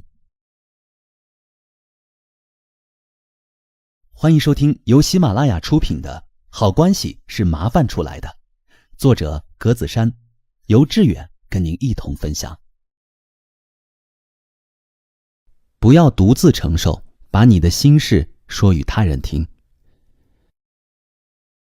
几乎所有人都经历过内心的挣扎，在这种情况下，人本能地想去找个知心朋友，寻求安慰或者帮助。可也有人出于种种考虑，选择将心事藏在心里，然后低叹一句，更与何人说。我也遭遇过十分难过的心坎儿，从最初的独自承受，到最后一点点的敞开心扉。我最直观的感受是，把事情闷在心里的确是太难受了。后来我也反思，为什么起初就不愿跟人讲呢？仔细想一想，还是自己的问题。当我们有表达某种情绪的欲望时，也一定希望这种欲望能够被满足。而当时的我生怕自己的心事在别人那里只不过是耳旁风。为了避免遭遇没有回音的尴尬，我选择了不出声。可这种不出声的安静，往往也伴随着吞噬人心的孤独。在电影《天水围的日与夜》中，阿婆梁欢是楼里新搬来的住户。她刚搬进来的时候，跟邻居并不来往，每天都过着郁郁寡欢、斤斤计较的孤独生活。阿婆呢，从不向邻居求助，甚至连言语都没有几句。在天水围养老的日子，对她来说，好像注定只能活在自己的世界中。不说这部电影最后温暖且略带理想化的结局，当我看到这里时，觉得电影甚是安静，阿婆也真是孤独。人是感性的，同时也有理性。感性的一面使我们希望表达心声，获得一点关心和抚慰，而理性的一面则死死地捂住我们的嘴巴，生怕我们把话说出去，让人家听着心烦。自己满心的期待，最后换来的是别人的漠不关心。天水围的阿婆应该就是这样的人吧。有意思的是，有些人一边闭关锁国，一边又恨恨地认为自己没有朋友，连个说心里话的人都找不到，矛盾到自己都有些迷茫，到底是我出了问题，还是别人有毛病呢？我们都搞错了一个顺序，不是先有知音，然后才去交流，而是在一次次交流中，我们才能找到知音。你从未对别人打开过自己，就不可能有人能住进你的心里去。仔细数一数身边的朋友，有几个是从娘胎里带出来的？不都是一句话一句话聊成朋友的吗？而真诚的心里话，更是一段好关系中不可或缺的，因为它能释放你的坦诚，让他人能够从和你的关系中获取安全感。更重要的是，这种交心式的情感交流能够让别人对你产生莫大的好感。这种交心式的情感交流能够让别人对你产生莫大的好感。因为一个共同的兴趣，我在微博上认识了阿路。起初我们的关系不温不火，看到共同关心的话题，彼此可能会在微博上艾特对方一下，偶尔呢也会私信两句，也都是一些跟我们真实生活没关系的话茬子。直到有一天，阿路突然跟我说，最近他遭遇了一些事情，挺烦人的，想跟我聊一聊。他很客气，也有一些不好意思的感觉，字里行间流露出一种惶恐。我自然不会拒绝了。那是一个很普通的下午，我们俩呢用手机整整聊了2个小时。与其说是聊天，不如说是他倾诉烦心事儿的来龙去脉，听他表达愤怒和伤心。在他每一次大段的倾诉结束后，我都会给他温暖的回应。他给我的感觉好像是一口藏水很深的枯井，突然之间得到了整整2个小时的释放。那天聊天结束后呢，他要了我的微信。之后我们从网友过渡到了朋友，我们互相倾诉，给彼此寄礼物，插科打诨。尽管没有见过面，我们的关系却如同知心人一般。而这一切都源自那个下午，他称之为鼓足勇气试一把的那场倾诉。他说出的每一个字几乎都充满让人无法拒绝的真诚。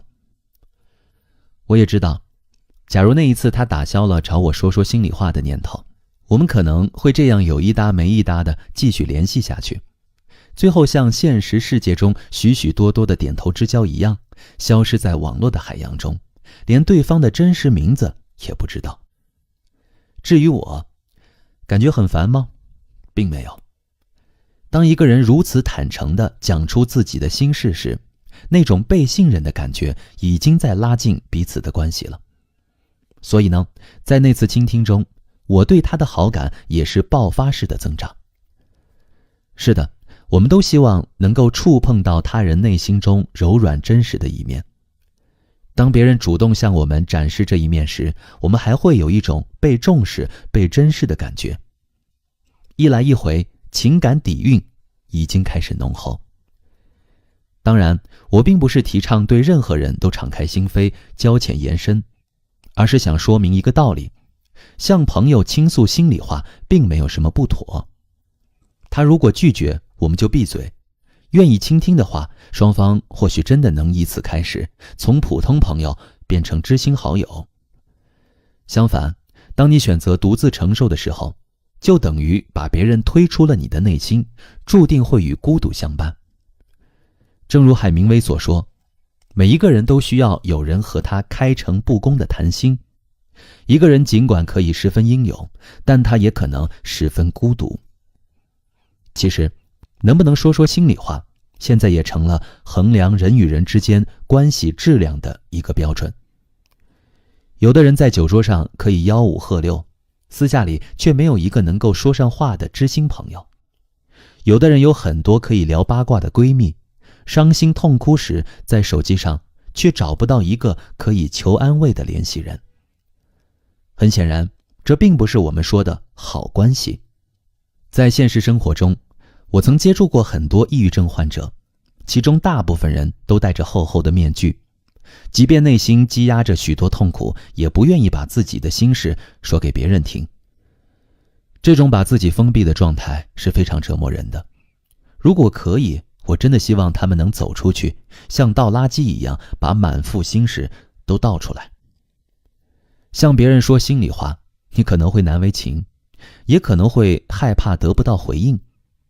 但比起独自承受来说，试着向他人倾诉会让你好过很多。就像法国作家大仲马说的，痛苦的经历一旦有人分担，痛苦就减少了一半。更为重要的是，无论什么时候，这种麻烦都是一种情感交流，而且还能以一种真诚的姿态为双方的关系锦上添花。各位朋友，在生活中，你是一个可以做到向别人吐露心声的人吗？也欢迎在评论区跟大家共同分享。感谢收听，欢迎继续关注下一集的精彩内容。欢迎收听由喜马拉雅出品的《好关系是麻烦出来的》，作者格子珊，由志远跟您一同分享。请别剥夺他人付出和给予的快乐。上次端午回家过节，听到有亲戚吐槽她老公，自己明明还欠别人钱呢，街上看见拿着碗讨钱的老头老太太，竟忍不住往人家碗里塞钱，真是打肿脸充胖子。看她一脸嫌弃的样子，我倒觉得她老公挺可爱。人之初性本善，每个人都有英雄情节，怜贫惜弱是一种永不过时的美德。很多人看到街边乞讨的老人都会起恻隐之心，想要尽绵薄之力帮助对方。另外，一个自己有困难或是不幸的人，往往会通过帮助别人来获取力量。在付出和给予的过程中，他们会感觉到自己的强大，内心也会有一种淡淡的喜悦和满足。看过一个很感人的故事，衣衫褴褛的兄弟二人，一个10岁，一个5岁，从农村到城里讨饭。饥肠辘辘的他们走到一户人家的门口，这家人在门口说，自己干活挣了钱才有饭吃，不要来麻烦我们。他们走到另一户人家的门口，里面的人说，我们不给叫花子任何东西。他们俩在好多家门口都遭到拒绝和斥责，很伤心。最后呢，一位好心的太太送给了他们一罐牛奶。兄弟俩坐在马路旁，像过节一样高兴。弟弟对哥哥说，你是哥哥，你先喝。他半张着嘴望着哥哥，用舌头舔着嘴唇。只见哥哥睁大眼睛看着弟弟，拿着奶罐假装做出喝奶的样子，其实他紧闭双唇，没让一滴牛奶入口。然后呢，他把罐子给弟弟说，现在轮到你了，你只能喝一点点。弟弟拿起罐子喝了一大口，说，牛奶真好喝。哥哥接过罐子，假装喝了一口，又递给弟弟。奶罐在两人手中传来传去，哥哥一会儿说，现在轮到你了，一会儿又说，现在轮到我了。最后一罐牛奶都被弟弟喝完了，哥哥一滴未喝。但哥哥很快乐，他把那个空牛奶罐当足球踢，他是那样的兴高采烈，因为他的肚子里虽然空空如也，心里却装满了快乐。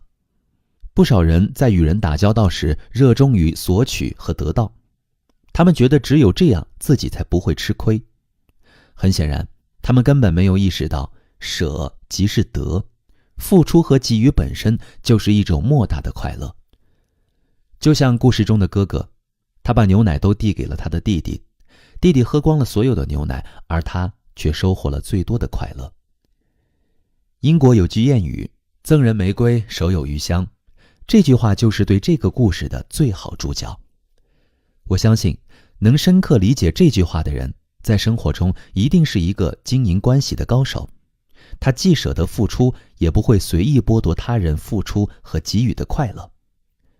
也就是说，在他陷入困境需要帮助的时候，他不会被不好意思捆绑住，而是会坦然地寻求他人的帮助。因为他知道，看似是他在麻烦别人，但对方也能通过他提供帮助获得一种成就感。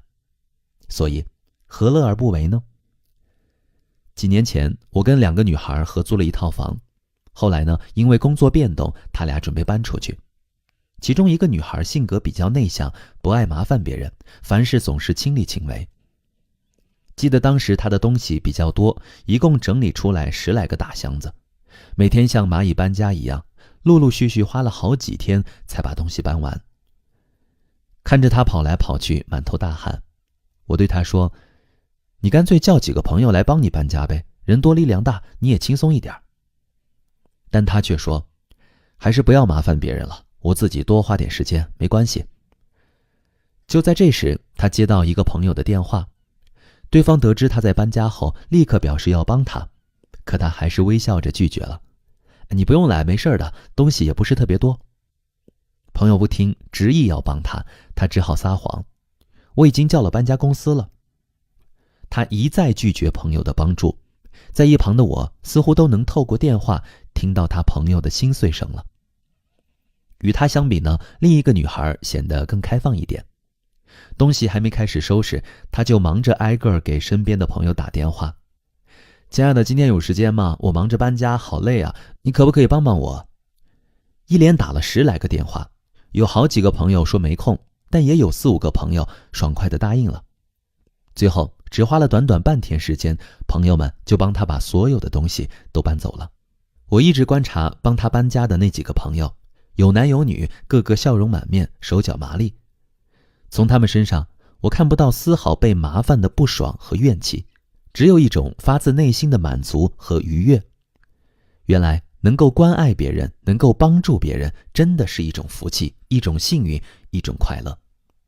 与人相处，懂得尊重对方付出和给予的快乐，也是我们需要具备的高级情商。朋友莎莎曾在我面前数落她老公，说她乱花钱给自己买礼物，有一次竟然花了好几百买了一套内衣送给他，结果被他劈头盖脸地骂了一顿。莎莎很痛心地跟我说，现在房贷车贷养孩子哪样不花钱呀？他把买内衣的钱省下来，都够我们家1个半月的菜钱了。真好笑啊！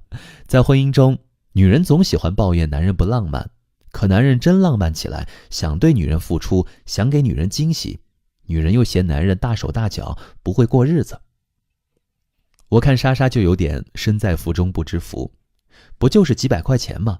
大大方方甜甜蜜蜜地领了老公这番心意，让老公感受付出和给予的快乐，感情和婚姻才能长久。作家巴金说过，生命的意义在于付出，在于给予，而不是在于接受，也不是在于索取。是的，现如今有些传统老旧的观念急需被打破，我们不能再以刻板的眼光去看待人际关系中的施与受了。索取和得到固然让人开心，但付出和给予的快乐也不容忽视。所以当你觉得麻烦别人，会占用别人的时间和精力，从而打退堂鼓时，请别忘了，任何事情都是双向的，别人帮了你，也会获得等价的快乐和满足。人生是公平的，有舍就有得，付出也是另一种拥有。与人来往，好意思麻烦别人，不随意剥夺他人付出和给予的快乐，或许才是利人又利己的最舒适姿势。各位朋友，在生活中你认为是得到更快乐，还是付出更快乐呢？也欢迎在评论区分享你的观点。感谢收听，欢迎继续关注下一集的精彩内容。欢迎收听由喜马拉雅出品的《好关系是麻烦出来的》，作者格子珊，由志远跟您一同分享。偶尔接受别人的同情，有什么不可以呢？我们常常被教育要成为一个富有同情心的人，帮助老幼弱小。懂得同情别人也会被认为是一种优点。同时呢，我们隐约也能感受到，保持同情心很简单，但接受别人的同情却好像很难。加拿大的几位学者甚至为此还做了研究，并将结果发表在杂志上。研究显示，人们对于他人的关心和同情仿佛有一种天生的恐惧，甚至是抗拒。也是基于这种心理，当一个人害怕被同情时，他不会向家人或者朋友讲述自己的困境，更不会主动寻求任何支持和帮助。关虎导演的电影《老炮儿》中，冯小刚饰演的六爷就是一个害怕被同情的人。六爷年轻的时候是个混混，在北京城自己的1亩3分地也算是有头有脸的人物。他对兄弟们仗义，对陌生人也能尽地主之谊，唯独疏忽了对儿子小波的管教。小波因为感情与官二代小飞起了争执，还刮花了对方的天价法拉利，因此他被小飞关进了一家汽修厂。六爷想救儿子，得拿出来10万，一时拿不出这么多钱的他，只能到处借钱。在几位穷兄弟表示爱莫能助，只能略尽心意后，他又去找已经做了老板的兄弟杨火。杨火呢，知道六爷无事不登3宝殿，二话不说拿出几万块钱。钱拿出来了，但六爷这边却抽筋似的不领情了。他撂下兄弟的好意，带着那又臭又硬的自尊心回了家。最后老相好话匣子给他送来一笔钱，山穷水尽的六爷无奈地接受了帮助，却如同小孩一般将自家的房产证丢进了话匣子家。老炮六爷自认为是个有头有脸的人物，尽管需要他人的帮助，却对接受他人的同情有着强烈的抵触心理。虽是电影，六爷的行为也解释了我们害怕被同情的几点原因。为什么害怕被同情呢？示弱的就是弱者，而弱者是失败的。这就是许多人不轻易开口求助的原因。我们害怕承认自己是弱者，也害怕承认自己的失败。即便朋友主动向我们伸出了援手，我们有时仍然会感到不安，甚至有一种羞耻感，仿佛自身被置于聚光灯下，别人的每一分关注都只会增加一分灼热。就像六爷一样，面对杨火的热情帮助，他心里不但没有感激，反而不是滋味。害怕承认失败，这也是拒绝接受同情的祸首。我们大多数人直到成功之后有了足够的信心，才会把失败的经历讲述出来。在成功之前，大家都不愿意谈论失败的经历，这等同于将伤疤揭开展示给他人看，遭受2次屈辱。还是以老炮中的六爷为例，在话匣子借钱后，他将房产证扔到对方家里，也似乎是在告诉自己的老相好，六爷，我只是手头上没多少现金了，北京的房子我还是有一套的。害怕承认自己是弱者，害怕承认自己失败，说到底还是自尊心和虚荣心在作祟。我们认为接受别人的同情就等于承认了自己的无奈、无力、无能，但从来没有一条公式给出过这样的证明。人生总不会尽是坦途，总会遇上点挫折，所以每个人都可能需要帮助。以此来说，接受他人的帮助和同情是再正常不过的事情，与人的强弱无关，跟人生的成败更是八竿子打不着。我们接受同情，只是因为需要帮助和慰藉。害怕被同情的人在面对困境时，往往会选择压抑自己的情绪，但情绪最终还是会爆发。在老炮的结尾，六爷独自拖着武士刀在冰面上向一群敌人发起冲锋的那一刻，是他情绪总爆发的时刻，也是他选择不要同情而结下的苦果。长期压抑自己的情绪，不光会给自己造成巨大的心理负担，还会降低我们自身的抒情能力。没有这种能力，我们会逐渐对自己和他人的情绪感到冷漠，并产生严重的交际障碍，最终影响与他人之间的关系。改变难免会有阵痛，对当下的你来说，内心的担忧和害怕可能还是会让你拒人于千里之外。但如果可以，你不妨试一试，在下一次感受到别人的同情时，去接受它。接受别人的同情，并不是承认自己的失败或者无能，而是获得社会支持的一种必要途径。什么是社会支持呢？它是指来自社会各方面，包括父母、亲戚、朋友等给予的物质或精神上的帮助和支持的系统。作为个体，我们都能感受到社会支持的巨大作用，它能帮助我们应对生活中遇到的挫折，使我们尽快从逆境中恢复。而且，接受社会支持能够帮助个体走出自卑、自责的负面情绪。有时候，我们也不得不承认，正是因为有了亲人、朋友的关心和爱护，我们才能够感受到自己是安全的，是被爱着的。更有意思的是，接受他人的同情也能够作用于双方的关系，让施予同情心的人能够感受到你积极正面的回应，让彼此的关系能够更进一步。我知道接受别人的同情是为自己好，可我就是没办法坦然接受啊。对于大多数人来说，同情、帮助、社会支持的重要性是不言自明的，但我们可能仍然走不出自我建立的牢笼。如何克服被同情的恐惧呢？如何才能不被自尊和虚荣干扰呢？如何才能更加坦然地接受他人的帮助呢？答案很简单，提升自我的同情能力。我们不能总是把自己当成全知全能的圣人，强迫自己拒绝他人的任何帮助，而是要把自己当成一个有血有肉的普通人，能够认识到自己的不足，接纳生活中的挫折和痛苦。只有接纳了自己，我们才能敞开心扉，让他人的暖心举动照射进来。当我们不再为难自己的时候，就会发现，原来我们并不是因为失败或弱小才需要帮助和慰藉，而是因为生而为人，我们无法在孤岛上生存。接受同情心不是一种自贬的行为，它不但能够提升自我价值，还能让别人也感受到他们在你这里的价值。好，各位朋友，在生活当中，你是一个愿意被别人同情的人吗？欢迎在评论区一起分享。感谢收听，欢迎继续关注下一集的精彩内容。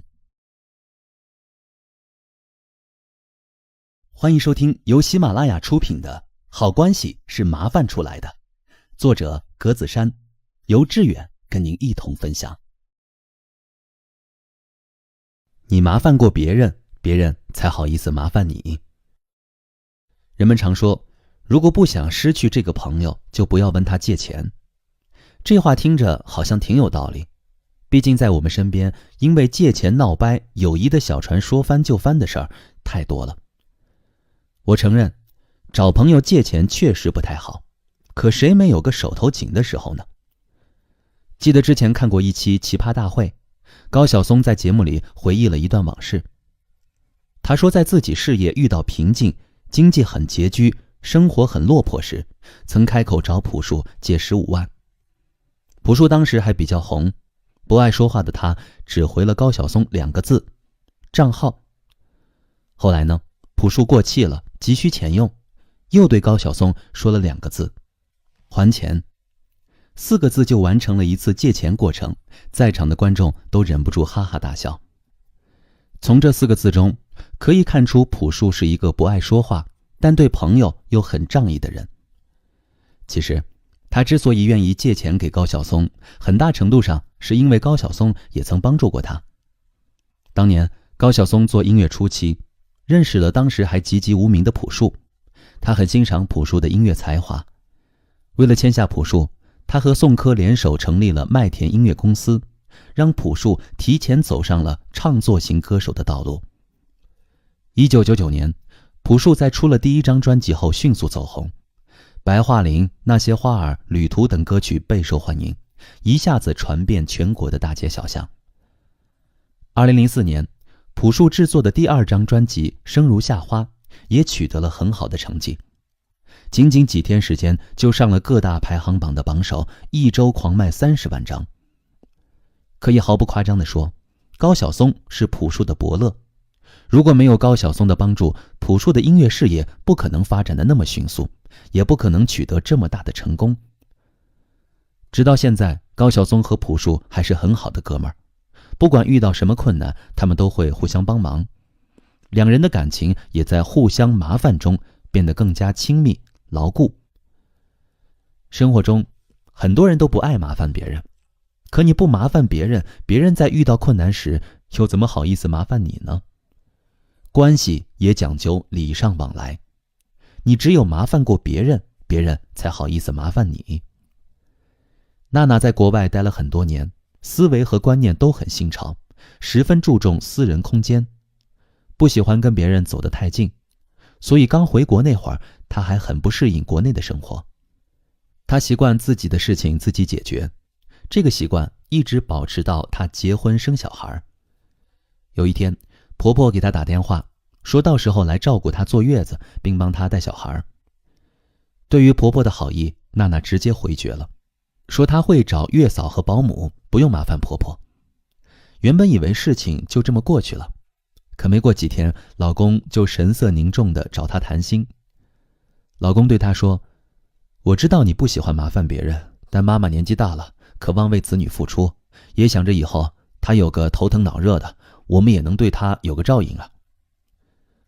但娜娜还是有点不理解，因为她从来没有想过不管婆婆。如果婆婆以后遇到了困难，他们夫妻俩一定会出钱又出力。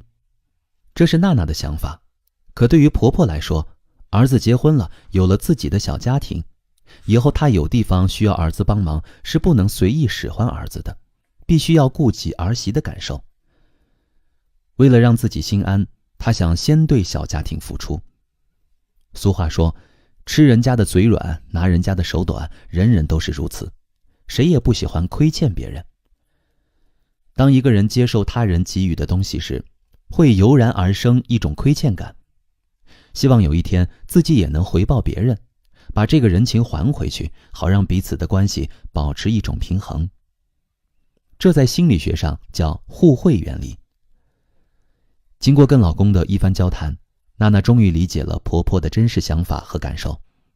第二天，她就给婆婆发微信，恳求婆婆以后照顾她坐月子，并帮她一起带宝宝。婆婆听了特别高兴，激动的眼泪都快掉下来了。所以你看，麻烦别人并不仅仅是为了自己，同时也为了成全别人。有一次，文艺圈的几个朋友聚会，大家一起吃饭、聊天、唱歌，嗨到不行。晚上快12点了，有的朋友实在撑不住了，就陆陆续续告辞回家睡觉。其中有一个朋友阿翔是开车来的，可他喝了好几瓶啤酒，不能开车。于是呢，热心的阿明就主动提出送他回家。阿翔说：“你有点绕远路啊，我还是不麻烦你了。”阿明摆摆手，示意他不要客气。我在一旁也帮着劝道：“阿翔，人家阿明愿意送你，你就不要推辞了。你再推辞，他下次要是遇到困难想找你帮忙，也会不好意思开口的。”阿翔一听这话，立马就释然了。他大大方方地坐上阿明的车。出发吧，我家有点远，估计要1个小时才能到。1个小时就1个小时喽，阿明根本不在乎。一路上，他跟阿翔有说有笑，时间很快就过去了。把阿翔安全送到家门口后，阿明就驱车回自己的住所了。后来，阿明因为工作需要找到阿翔，请他帮忙设计一本书的封面。这对阿翔来说并不是件什么难事儿，加上上次他麻烦过阿明，所以这次他也很想帮阿明这个忙。只花了短短1天的时间，阿翔就把封面设计出来了。他把封面发给了阿明，阿明看了后感觉很惊喜，很满意。为了表达自己的感谢，阿明撇开其他朋友，单独请阿翔吃饭。就这么一来一往，你麻烦我，我麻烦你，两人走得比之前更近了。现在不管有事没事，他们都经常把对方叫出来吃饭、喝酒、闲聊，感情好的真是让身边的人羡慕。有时候真是不得不感慨，人与人之间的感情都是麻烦出来的。只有互相麻烦，才能走动频繁；只有走动频繁，关系才能由远到近，由疏到亲。所以呢，一个人要想拉近自己跟别人的距离，最好的方法就是去麻烦别人。麻烦别人也是一种情感交流，只有麻烦过别人，别人才会有更大的可能来麻烦你，你们之间的关系才会越来越铁，感情呢才会越来越深。各位朋友，在你生活中有这样因为麻烦别人而成为好友的吗？也欢迎在评论区跟大家共同分享。感谢收听，欢迎继续关注下一集的精彩内容。欢迎收听由喜马拉雅出品的《好关系是麻烦出来的》，作者格子珊，由志远跟您一同分享。别人没有义务为你的懒惰买单。有句话叫在家靠父母，出门靠朋友。原本这句话的意思是说，一个人的力量有限，谁都有需要帮助的时候，所以适当的依靠别人是很有必要的。可有些人却误解了这句话，不管是工作中还是生活中，他们一点力气都不想出，只想把全身的重量都压在别人身上，好让别人背自己前进。生活中你或许见过不少这样的人，我的作业没写完，你把你作业借给我抄一下呗。哎，你去食堂吃饭，那给我带份红烧排骨吗？你那个软件怎么用啊？你教一下我呗。你帮我复印一下这份资料好吗？明明都是一些很简单的事儿，只要花一点时间，自己就能独立完成。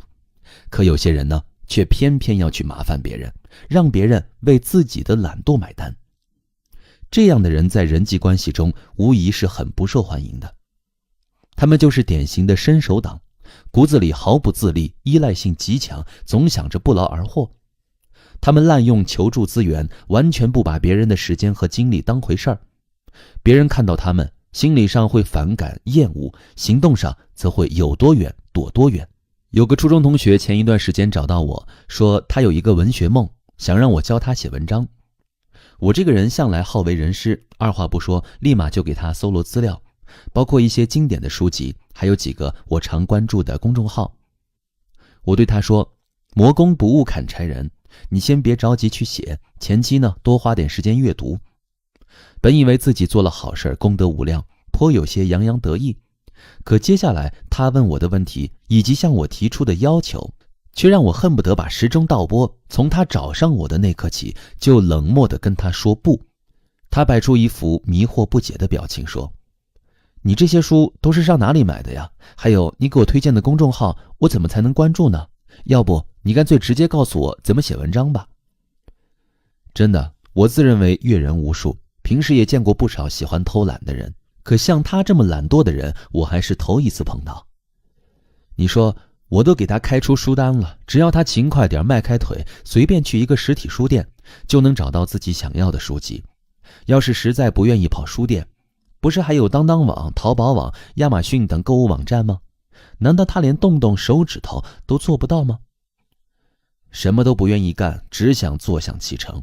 对于这样的伸手党，我只想把他打包送给他爹妈，谁爱给他使唤，让谁使唤去，我可没有义务惯他这个臭毛病。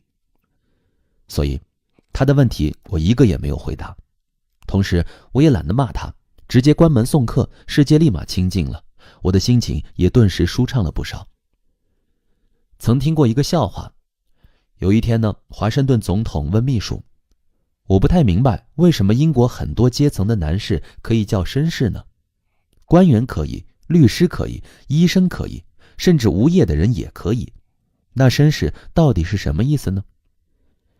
秘书花了2个多小时去调查了解，回来跟华盛顿先生汇报说，给您查到了，绅士就是不给别人添麻烦的人。我们说好关系是麻烦出来的，并不是说你可以肆无忌惮地麻烦别人。有些事情如果你能毫不费力地解决，就请你独自完成好吗？这个世界上确实有很多乐于助人的活雷锋，但这并不代表你可以随意挥霍别人对你的好心和善意。举个简单的例子，你不小心摔了一跤，别人好心拉你起来，是为了让你站稳，好继续走下面的路，不是让你放纵自己的懒惰，从此赖在对方身上。如果有人这么对你，你心里难道会好受吗？孔子说，己所不欲，勿施于人。这么简单的道理，我想你不会不懂吧？记得当年大学毕业，我想考研继续深造，于是就去网上搜索相关信息。我在各大论坛闲逛时，无意中看到了很多奇葩的帖子，发帖的人无一例外都是一些不肯动手去检索，只知道张口就问的懒汉。某某大学跟某某某大学哪个更好一点？某某大学这个专业怎么样？这个大学这个专业的分数线是多少？在我看来，这些问题随便百度一下就能得到答案，根本不需要去问别人，也不值得浪费别人的时间和精力。可有的人就是这么懒，张嘴问，伸手要，已经成为了他们的习惯。他们以为只要自己问别人，找别人要，别人就一定会满足自己。当然，1次2次也许别人会帮你，但次数多了，别人肯定会很烦你。就算他嘴上不说，心里也一定会瞧不起你。谁会瞧得起一个永远瘫坐在地上，等着别人去搀扶的人呢？好歹你也要自己使点力气啊！做人的基本尊严都不要了，就别怪别人看不起你了。一个有自尊、爱惜自己名誉、珍惜自己羽毛的人，从来都不是一个索取成瘾的人。遇到问题，他首先会看自己能不能去解决，实在不能解决，才会去麻烦别人。这种麻烦是合情合理的，别人通常都不会拒绝，也不会有任何负担。最近公司来了位新同事，是个年轻的帅小伙，人非常勤快，也很好学，有什么不懂的不会的，他都会先花时间自学。他一边自学一边实践，然后把那些不懂的难点记录在本子上，最后再虚心地请教公司的前辈。他请教的时间也选择得特别好，一般都是大家休息放松的时候，绝不会在别人忙得不可开交的时候打扰。这种做人做事的方法让他一下子俘获了所有人的心，大家都很乐意帮助他，一点也不觉得他给自己添了麻烦。我想，这大概就是自助者天助之吧。当你积极地为自己的人生负起责任，在遇到困难时，你总能得到别人的帮助。反之，如果你自己不努力，只想别人对你的人生负责，那你迟早要为自己的懒惰付出更高的代价。各位朋友，在生活当中，你有遇到过这样的人吗？欢迎在评论区一起分享。感谢收听，欢迎继续关注下一集的精彩内容。欢迎收听由喜马拉雅出品的《好关系是麻烦出来的》，作者格子珊，由志远跟您一同分享。向别人求助要有界限感和分寸感。一次大学同学聚会，大家聊起了刚参加工作时碰上的奇葩人和奇葩事儿。老班长大刘跟我们讲了这样一件事儿。毕业后，大刘去了湖北的一家国企工作，在那儿待了不到1个月，大刘就因为工作环境原因而辞职。跟他一起辞职的还有一个应届生，这个人的老家是重庆，情况呢也跟大刘差不多。大刘是在写完辞职信后才知道还有个伙伴要和自己一起走的，两人约在外面吃了顿饭，相谈甚欢。大刘是四川人，川渝不分家，方言也能搭上话，再加上又都刚毕业，还共事过一段时间。大刘说，感觉这人会成为我很好的朋友。两人在离职那天又约了顿饭，反正人都走了，也无需顾及什么情面了。大刘跟这个同事把公司怼了个遍。人心就是这样，当你发现另一个人也对公司心存不满的时候，你心里岂止是感动，简直要把他搂怀里称兄道弟了。大刘也知道，两人认识不过10来天，之前呢完全没有交集，之后也得看缘分了。回到老家成都后，大刘忙着找工作，两人有一茬没一茬的在 QQ 上聊过，本来就只是露水同事，工作生活又没有交集，两人自然就生疏了。大刘是这么想的，但对方好像不这么认为。在成都找到工作后不久，大刘就接到对方的一个电话，本以为对方是来热情的联络感情，没想到却是一个借钱电话。同事说他在重庆还没找到工作，想问兄弟借5000块钱还信用卡。大刘懵了，是懵了呀，我有没有钱是一回事，关键是我跟他的关系还没那么好吧，这一个电话过来就是借钱，数目还不小，你们能同意吗？饭桌上大刘问我们，但在接那个电话时，他却不好意思这么说，只是略带歉意地告诉对方，自己也才找工作，房租生活开销不小，根本腾不出钱来。对方呢也不懊恼，两人还是客气地结束了通话。你们以为这就完了吗？讲到这里，大刘说，这才是奇葩事儿的开始呢。3个月后，这个同事又给大刘打来一个电话，还是借钱。大刘身上本就没钱，所以拒绝的比较干脆。这次通话后，大刘觉得两人的关系应该是彻底完结了。可他哪算到，这之后对方竟然还打来2个电话，也都是借钱。在最后一个电话里，大刘忍无可忍，数落了他一顿，愤愤地挂断了电话。此后呢，两人再没联系。听大刘讲完这个故事，几个同学附和说，这种人多了去了，他们也遇见过，也不算什么坏人。在我看来，同学说的没错，这位找大刘借钱的同事可能还真不是什么坏人，他也可能真的需要别人的帮助，只是事有轻重缓急，人有远近亲疏，他在向大刘求助时明显有些失了分寸。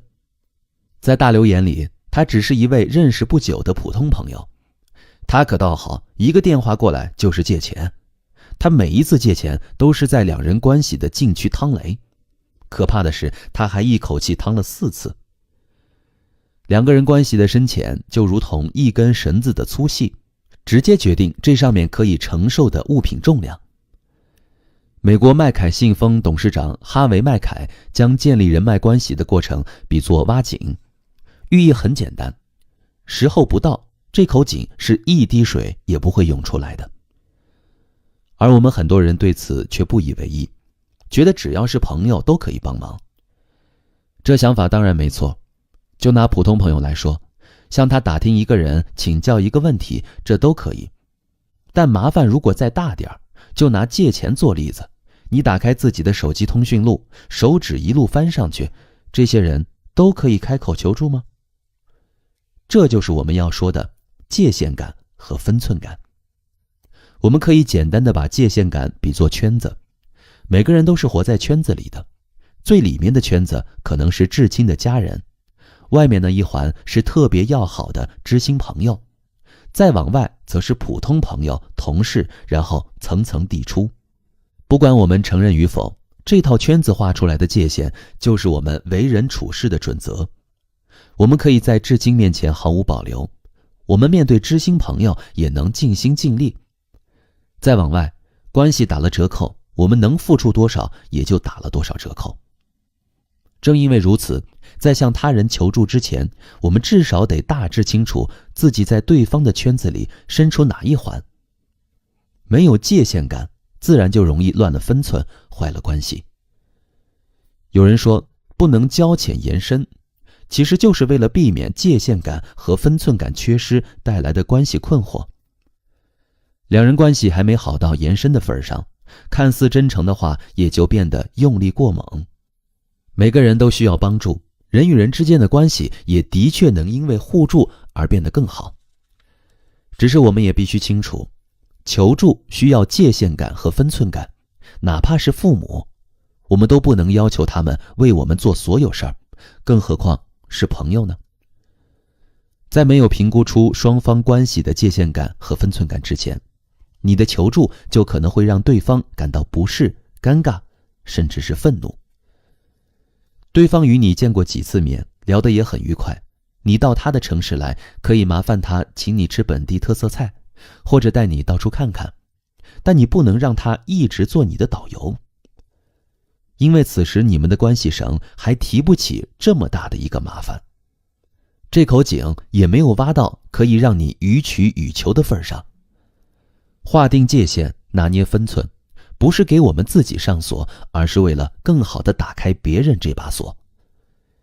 一个聪明的人是有自知之明的，他知道自己一定无法独自生存，总有需要别人帮助的时候，但同时他也会是一个得体的人，知道自己遇到哪些麻烦该去求助哪些人。而那些被求助的人也不会感到有多么麻烦，因为他的求助总在对方的意愿范围内，没有唐突也不突兀，就像是一次恰到好处的情感交流。好，各位朋友，在生活当中，你认为普通朋友的界限感和分寸感在哪儿呢？也欢迎在评论区跟大家一起交流。感谢收听，欢迎继续关注下一集的精彩内容。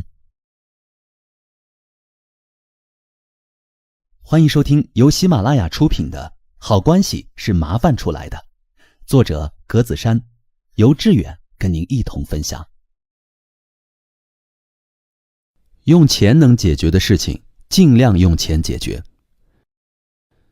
做一件事情，很多人都想花费最少的时间、精力和金钱，于是我们常常会听到这样的求助声：你不是学中文的吗？帮我写个演讲稿吧。哎，你英语不错，给我翻译一下这篇文章呗。你最近是不是要出国呀？帮我代购一个包包吧。我的房子要装修，你给我设计一下呗。这些请求呢，说大不大，说小也不小，别人一旦答应帮你忙，也是挺花时间和精力的。而现代社会，工作和生活的节奏很快，每个人的时间和精力都很宝贵，都能折算成金钱，所以到最后，别人的损失往往也很大。对于这种情况，我的建议是，如果你的问题能用钱解决，就尽量用钱解决，不要随便去麻烦别人，占用别人的时间和精力，平白给别人的生活添堵。去年冬天，我跟朋友从他老家出发，坐高铁回我家过年。下了高铁后，我们才发现回家的车已经没了。当时男友跟我说，你姐夫最近不是买了新车吗？要不咱们给他打个电话，让他开车过来接我们。我摇摇头说，这么远的路程他跑一趟多麻烦呀，我们还是打车回家吧。男友听了有点不高兴，他是你亲姐夫，一家人互相帮忙不是很正常吗？你干嘛那么见外呀？我回答说，你说的可真轻松，你知道来回一趟要花多长时间吗？要是他路上出了事儿怎么办？能用钱解决的事儿都不叫事儿，给别人添麻烦才叫不懂事儿呢。男友最终还是被我说服了，他在高铁站附近叫了一个滴滴，花了200块钱让司机把我们送到了家门口。回到家后，姐姐告诉我，姐夫这2天工作太辛苦了，精神状态一直不太好，现在还在床上睡觉呢。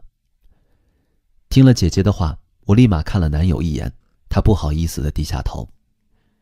你看，幸好我当时没给姐夫打电话，不然以他的性格，肯定再累也会开车去接我俩。说实话，我可不想背负这种愧疚感，真是万幸啊。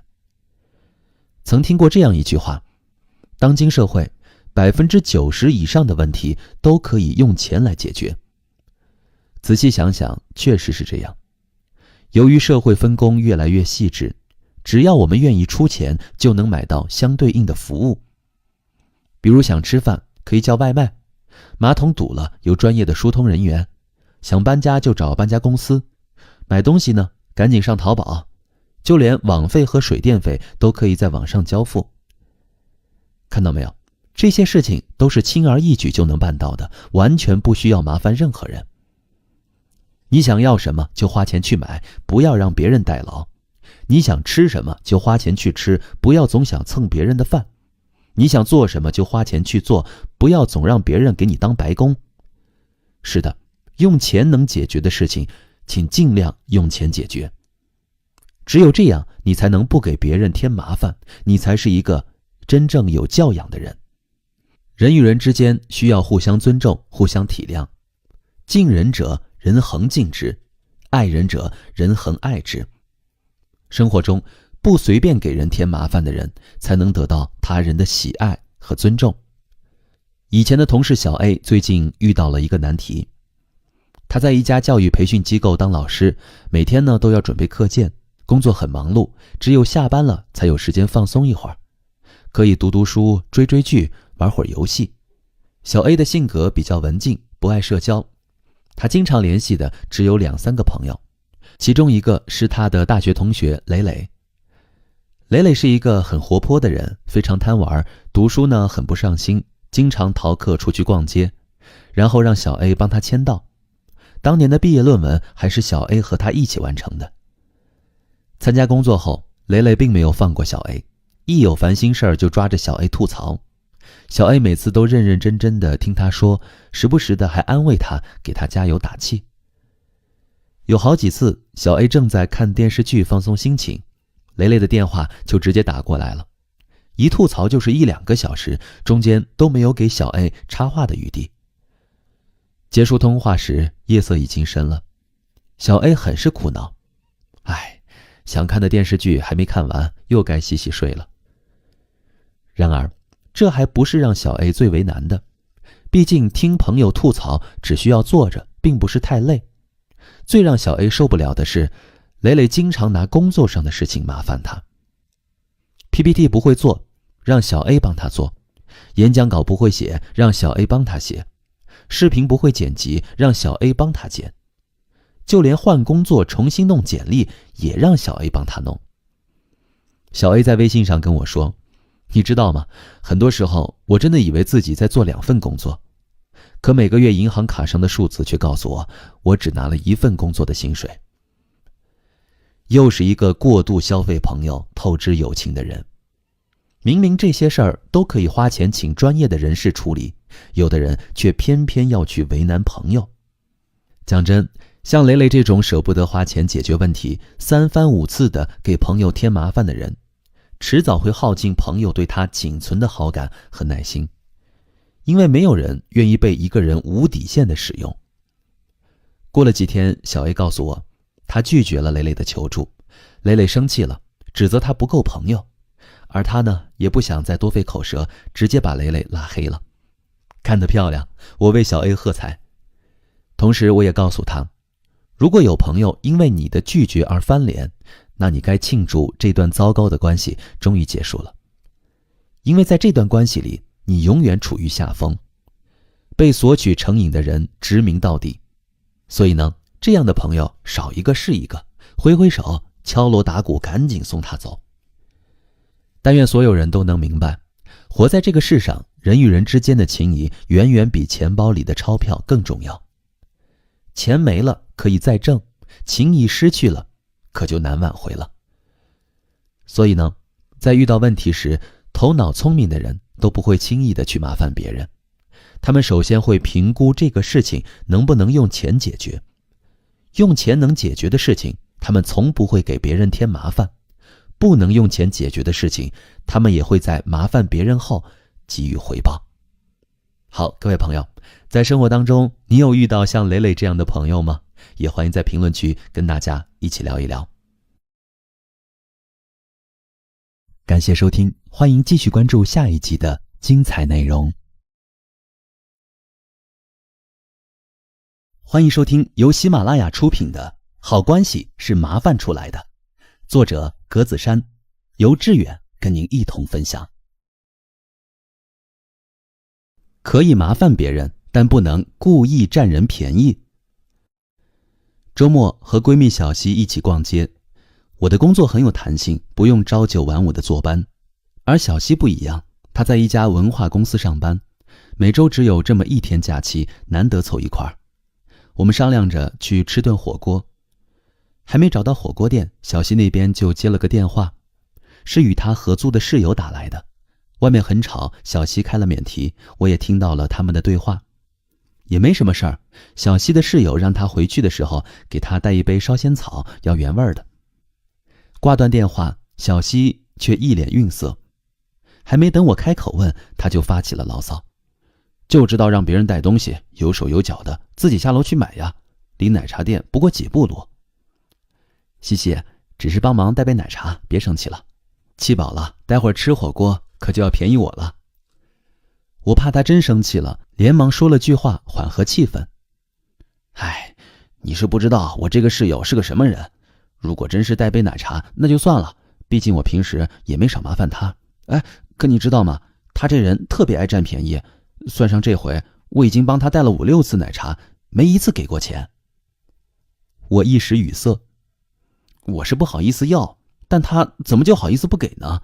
虽然每次就几块钱，但次数多了真让人觉得没劲。我知道小西是个善良的姑娘，她愿意帮助别人，而且也不是那种小气的人。我们刚认识那会儿，我有个稿子来不及修改，她给我帮忙，花了2、3天才弄好。我要支付她一些费用，她硬是不接受。最后没办法，我只能改送礼物。问题出在她的室友那儿。就像小西说的，带杯奶茶是小事儿，室友在麻烦小西的同时又占她的小便宜，这才是让她炸毛的地方。我们身边的这种人并不少。同事向你请教问题，你告诉他们方法了还不够，他们又让你帮忙去做。朋友拜托你跑个腿儿，明知道要花点小钱的地方，他们装傻充愣。亲戚到你家借住2天，走的时候还顺走了你家小孩的一个玩具。再好的脾气也会被这种既帮忙又出血的闹心事儿给堵成火药桶，而关系也会因为这种情况而成为麻烦。当别人帮助你的时候，你心里应该清楚，只要对方伸出了援手，再微不足道，那也是一份人情。我们社会的规则向来赞许那些涌泉相报的人，而不是索取无度的人。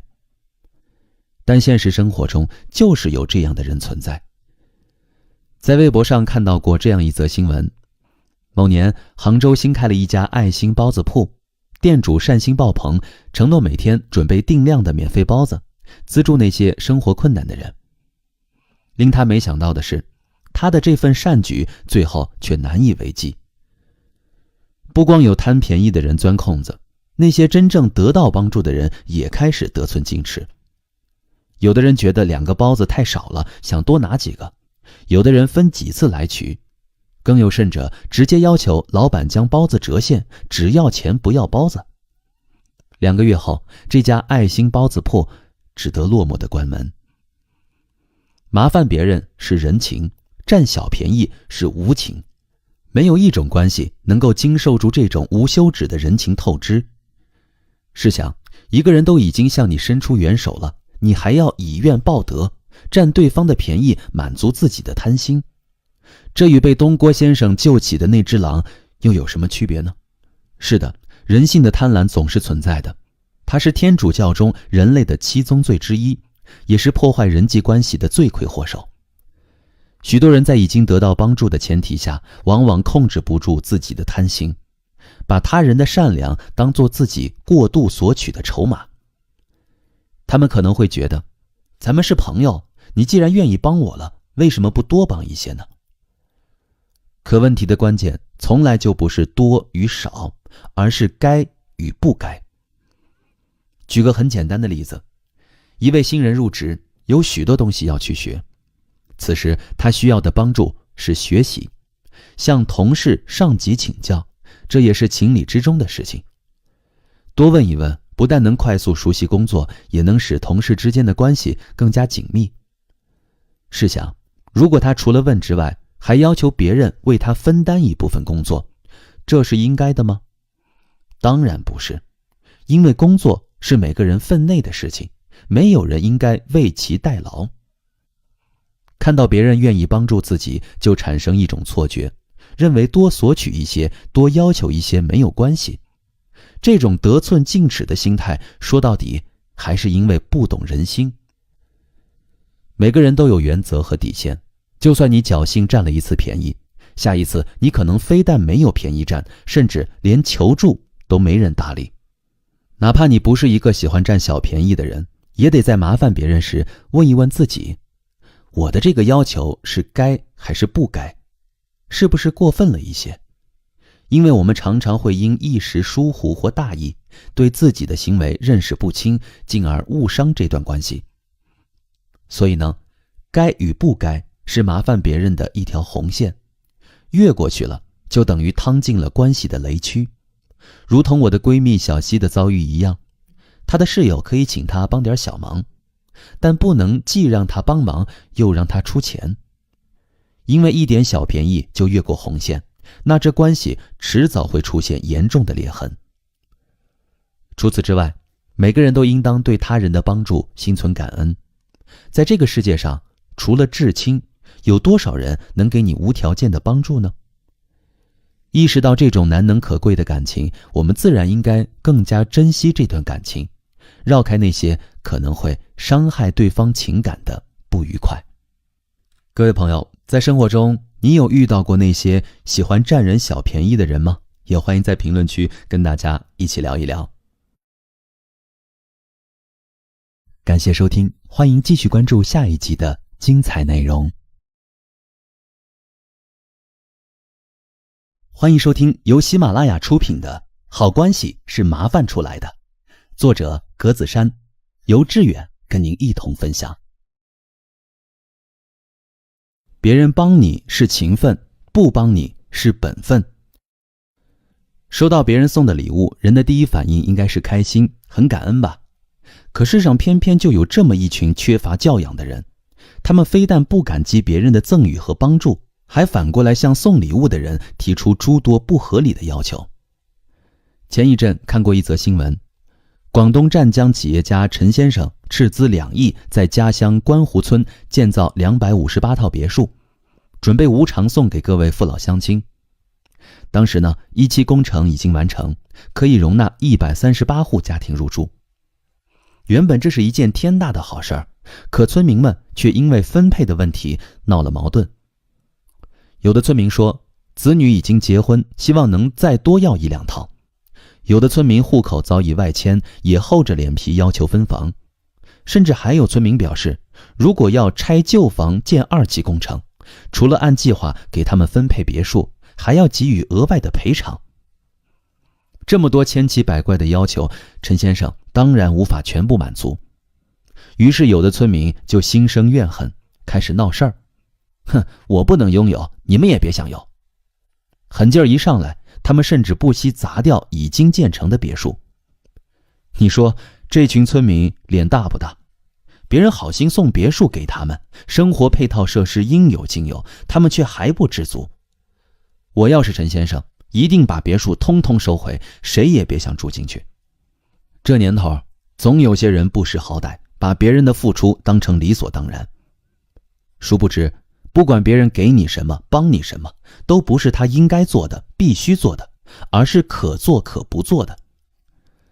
有一天，有个网友跟我抱怨，他刚换了一份新工作，有很多东西还不太懂，但是公司的老员工都对他爱答不理，不肯教他东西。他说，这些人太没人性了，就不能热心一点帮帮我吗？我听了很惊讶，立马回他一句，拜托，人家没有义务帮你好不好？但他却反问我，帮新来的同事不是举手之劳吗？干嘛表现得那么冷漠吗？举手之劳？等等，朋友，你是不是搞错了？这个词难道不是给予帮助的一方才有资格说的吗？你一个求助者，怎么好意思拿它来对别人进行道德绑架呢？知乎上有位网友说得很好，举手之劳明明应该是我帮完你，你感谢我的时候，我自谦和你客气客气说，还好啦，不过是举手之劳嘛。你上来就说我是举手之劳，拜托，你会不会聊天？是呀，天下从来没有免费的午餐，职场尤其如此。所以我想告诉那位网友，公司的老员工可以帮你，也可以不帮你，帮你是情分，不帮你则是本分。还有个网友跟我吐槽，说他最近生了一场大病，经济非常拮据，找一个有钱的朋友借钱，竟然被拒绝了。他很生气，当面指责那个朋友冷血无情，是个一毛不拔的葛朗台，没想到对方竟然直接把他赶了出来。从上学起，老师就教导我们要学习雷锋，助人为乐。我承认，帮助别人确实是一件很快乐的事情，也是一种传统美德。可我们不能忘了，这种帮助应该出自当事人自愿，而非被要求、被强迫、被道德绑架。就像那位网友，朋友拒绝借钱给他，他有受伤的感觉很正常，他可以生气，也可以不高兴，甚至还可以在心里偷偷骂上几句，但是他不能指着别人鼻子骂。毕竟别人再有钱，那也是人家自己的，愿不愿意借给他，都应该由其本人做主，而轮不到他这个局外人来慷他人之慨。如果他连这么简单的道理都拎不清，就别怪别人把他往外轰了。其实呢，我之前也经历过这种被强制帮忙，一度把我气得够呛。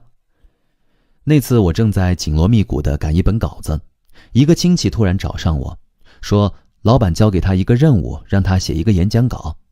他知道我是中文专业毕业的，现在呢又从事了文字工作，文笔应该不错，随随便便写个演讲稿肯定不费劲儿。言下之意就是我一定要帮他这个忙咯。这要是我有空，心情也不错，兴许会答应他。可我自己正忙着呢，时间根本不够用，所以我想都没想就拒绝了他，还简单地陈述了一下理由。我本以为这件事情就到此画上句号了，可等我闲下来刷朋友圈，才发现事情还远远没有结束。这个亲戚在朋友圈发了一条动态，点名道姓地指责我、控诉我、讨伐我，说我不念亲情、冷漠抠门、没有家教，令人寒心。说实话，看到这条动态时，我的脑子里一片空白。等我回过神来，已经有很多亲戚给我打电话发微信，问我究竟是怎么一回事。听我讲述完事情的来龙去脉后，有的亲戚很同情我，有的亲戚则认为我没有人情味儿，不懂事儿。在他们看来，一家人就应该互帮互助，所以你再忙也要抽空帮帮他呀。你看，这就是典型的情感绑架。我相信很多人有过类似的经历，被情感绑架或是道德绑架后，有的人内心的愧疚感被触动，好像自己真的做了什么伤天害理的事儿，于是罔顾自己的真实感受，最终选择妥协。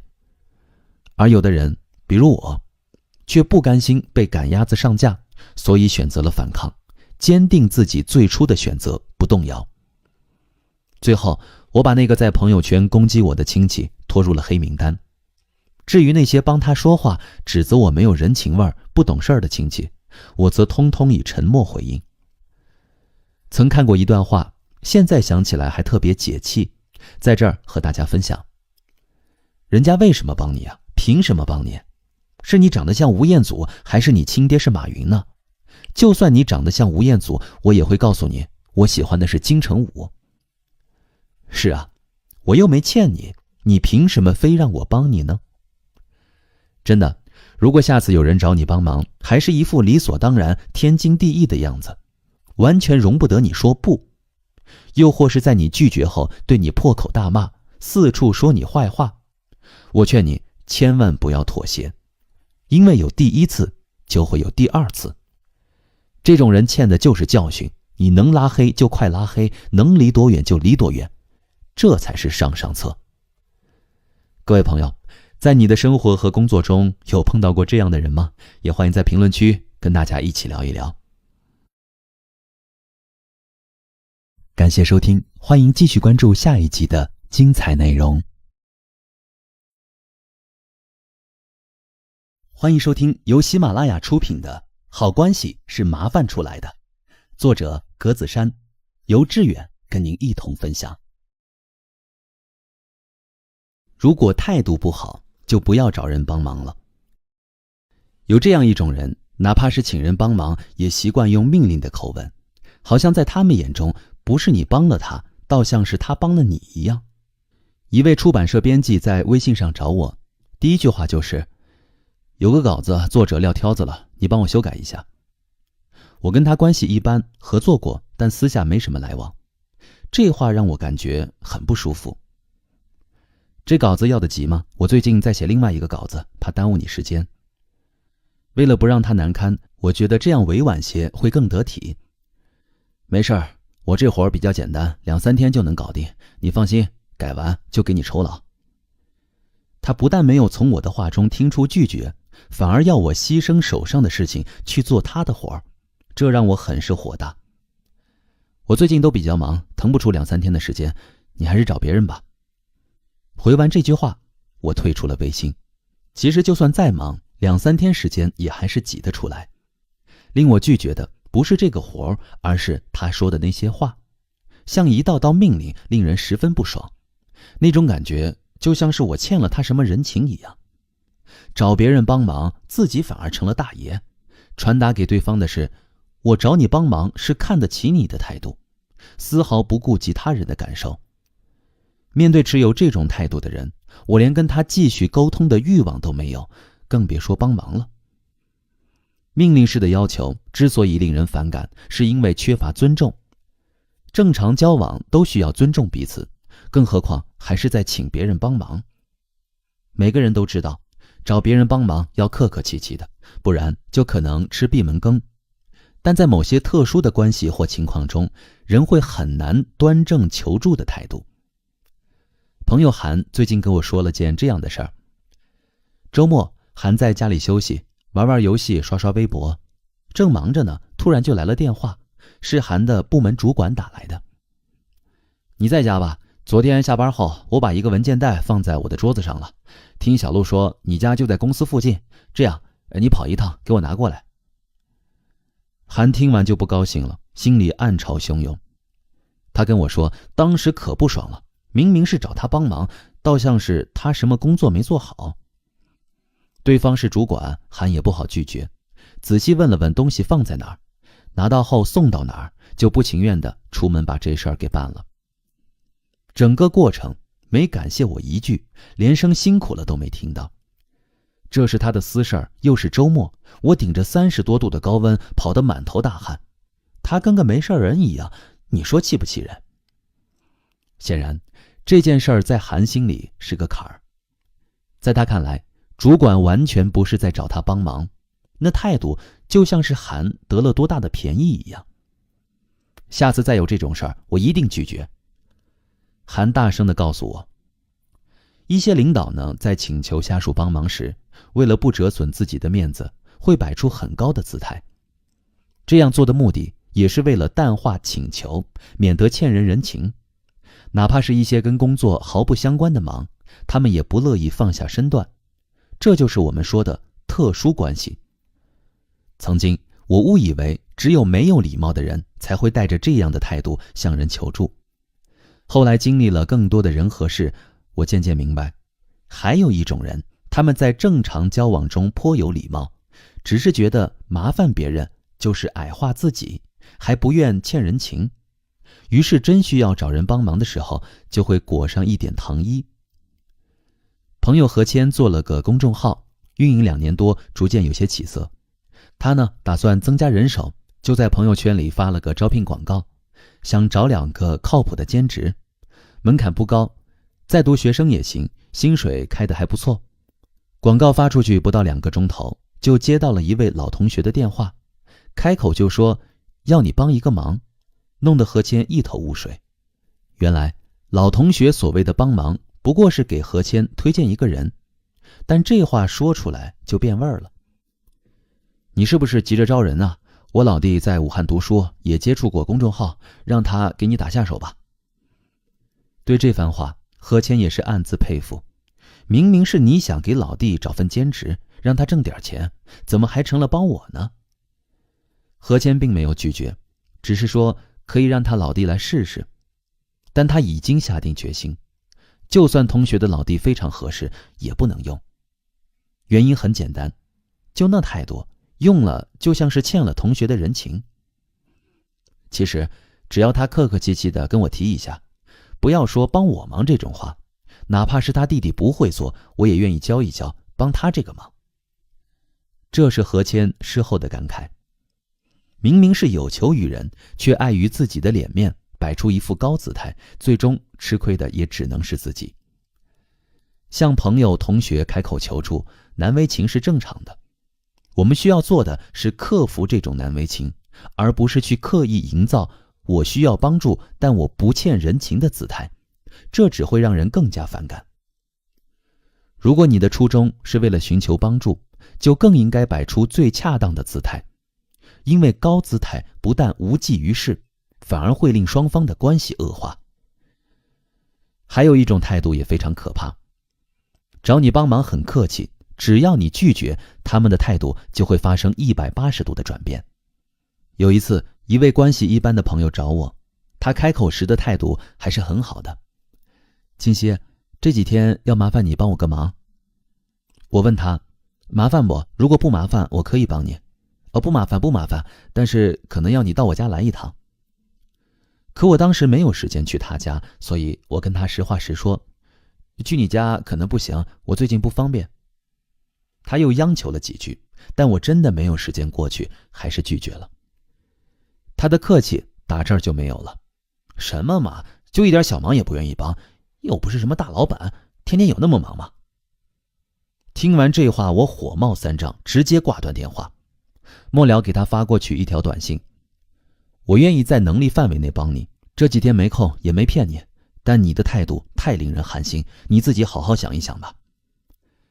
当你不尊重别人的时候，别人又怎么会帮助你呢？这也是我从这件事中得到的感悟。有人将好态度狭隘地理解为在接受帮助后及时说声谢谢，在他们看来，一声谢谢就已经表明了自己客气的态度和谦卑的姿态。我们从来都知道，与请人帮忙相比，谢谢2个字太容易说出口了。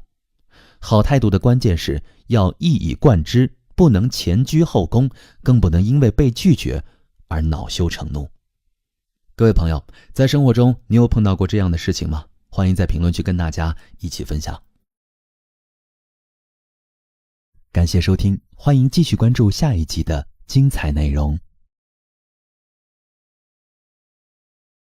欢迎收听由喜马拉雅出品的《好关系是麻烦出来的》，作者格子珊，由志远跟您一同分享。既然麻烦了，那就配合到底。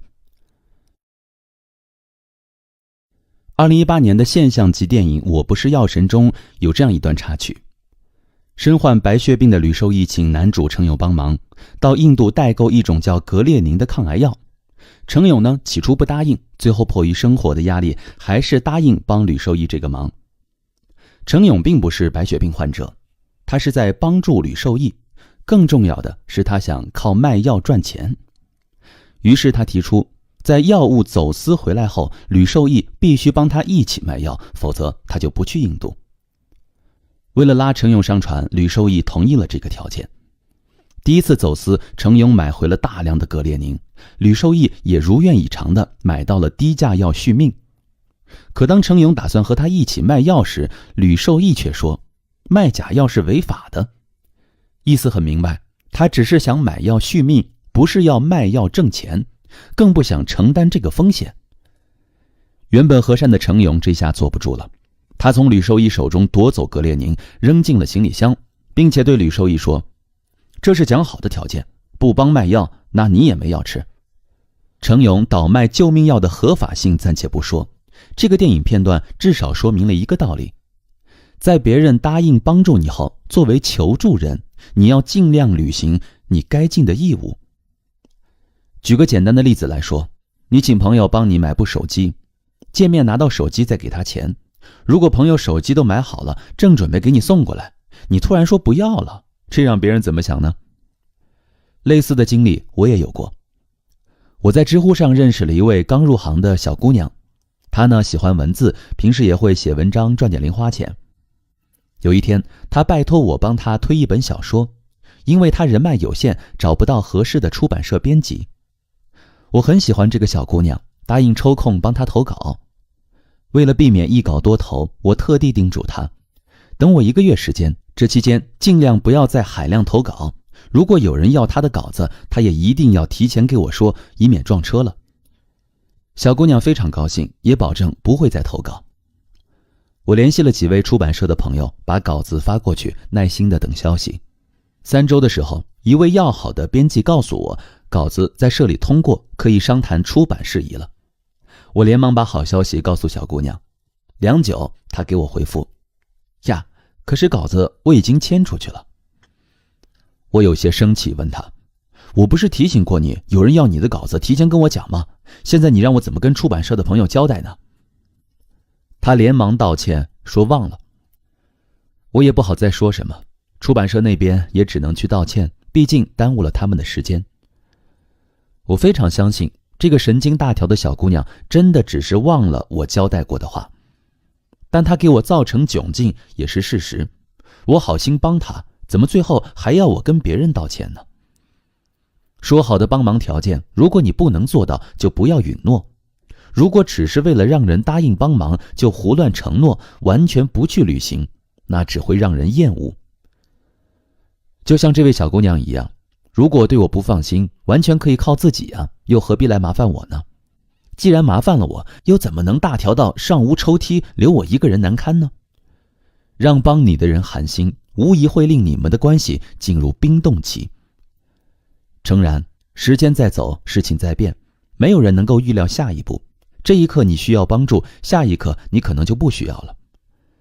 但在别人帮你的热心和事实发生变化之前，哪怕是你不需要帮助了，也要妥善解决因此给他人带来的麻烦。如果只是麻烦别人借点钱，但你突然又不需要了，直接跟对方说一声，顺带着感谢一下就行。可是请朋友代买手机这种事儿，哪怕你已经不需要手机，这个钱也不能让朋友出。的确，帮朋友忙是不应该有条件的，但我们所说的条件并不是一种谈判的筹码，而是你必须要为帮助你的人创造的条件。如果你麻烦了朋友，却连这一点都做不到，别人出力没结果不说，最后还下不来台，你又有什么资格找别人帮忙呢？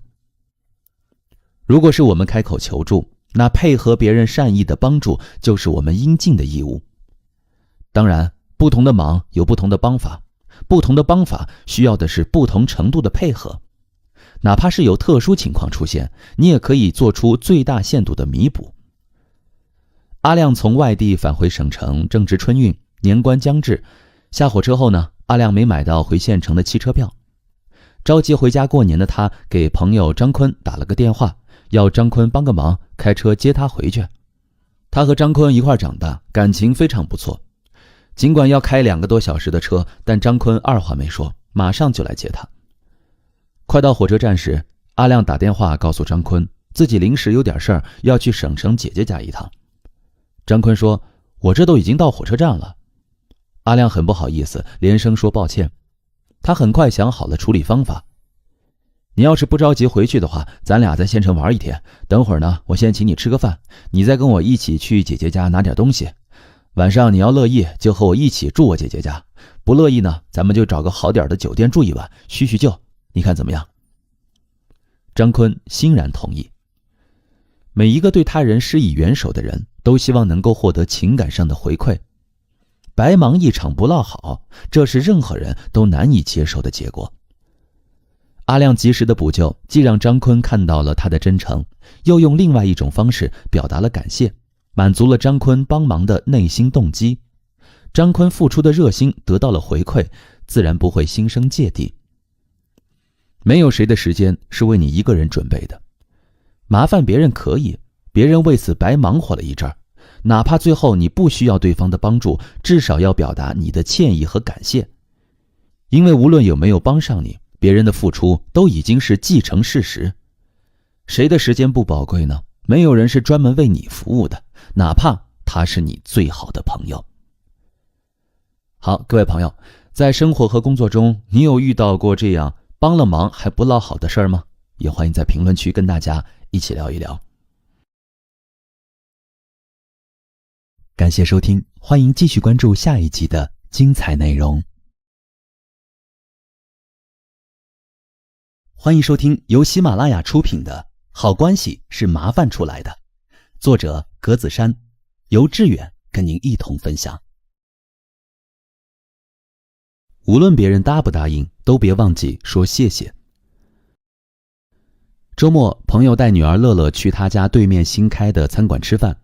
他之前去这家餐馆吃过一次，吃完后赞不绝口，说菜好吃，量也大，上菜又快，关键呢，价格还便宜。餐馆老板人很是厚道，朋友点了一道招牌菜辣椒炒肉，等菜上来，发现里面全是瘦肉，一块肥肉都没有。乐乐是一个很懂礼貌的姑娘，老板每端上来一道菜，她都会诚恳地说一声谢谢。最后总共上了4道菜，她也说了4声谢谢。在她说完最后一声谢谢后，老板笑容满面的送给了她1小瓶可乐，说奖励她讲礼貌、懂事儿、有素质，是一个乖小孩。朋友事后跟我开玩笑，早知道她也跟着乐乐说谢谢了。谁不喜欢这样的姑娘呢？虽然说花钱吃饭，服务是包含在其中的，她并不欠老板，但她愿意对老板的服务表示感谢，还是会温暖对方的心，并博得对方的好感。我也是一个很看重社交礼仪的人，每次麻烦别人，找别人帮忙，不管对方答不答应我，我都会端正态度，诚恳地向对方说一声谢谢。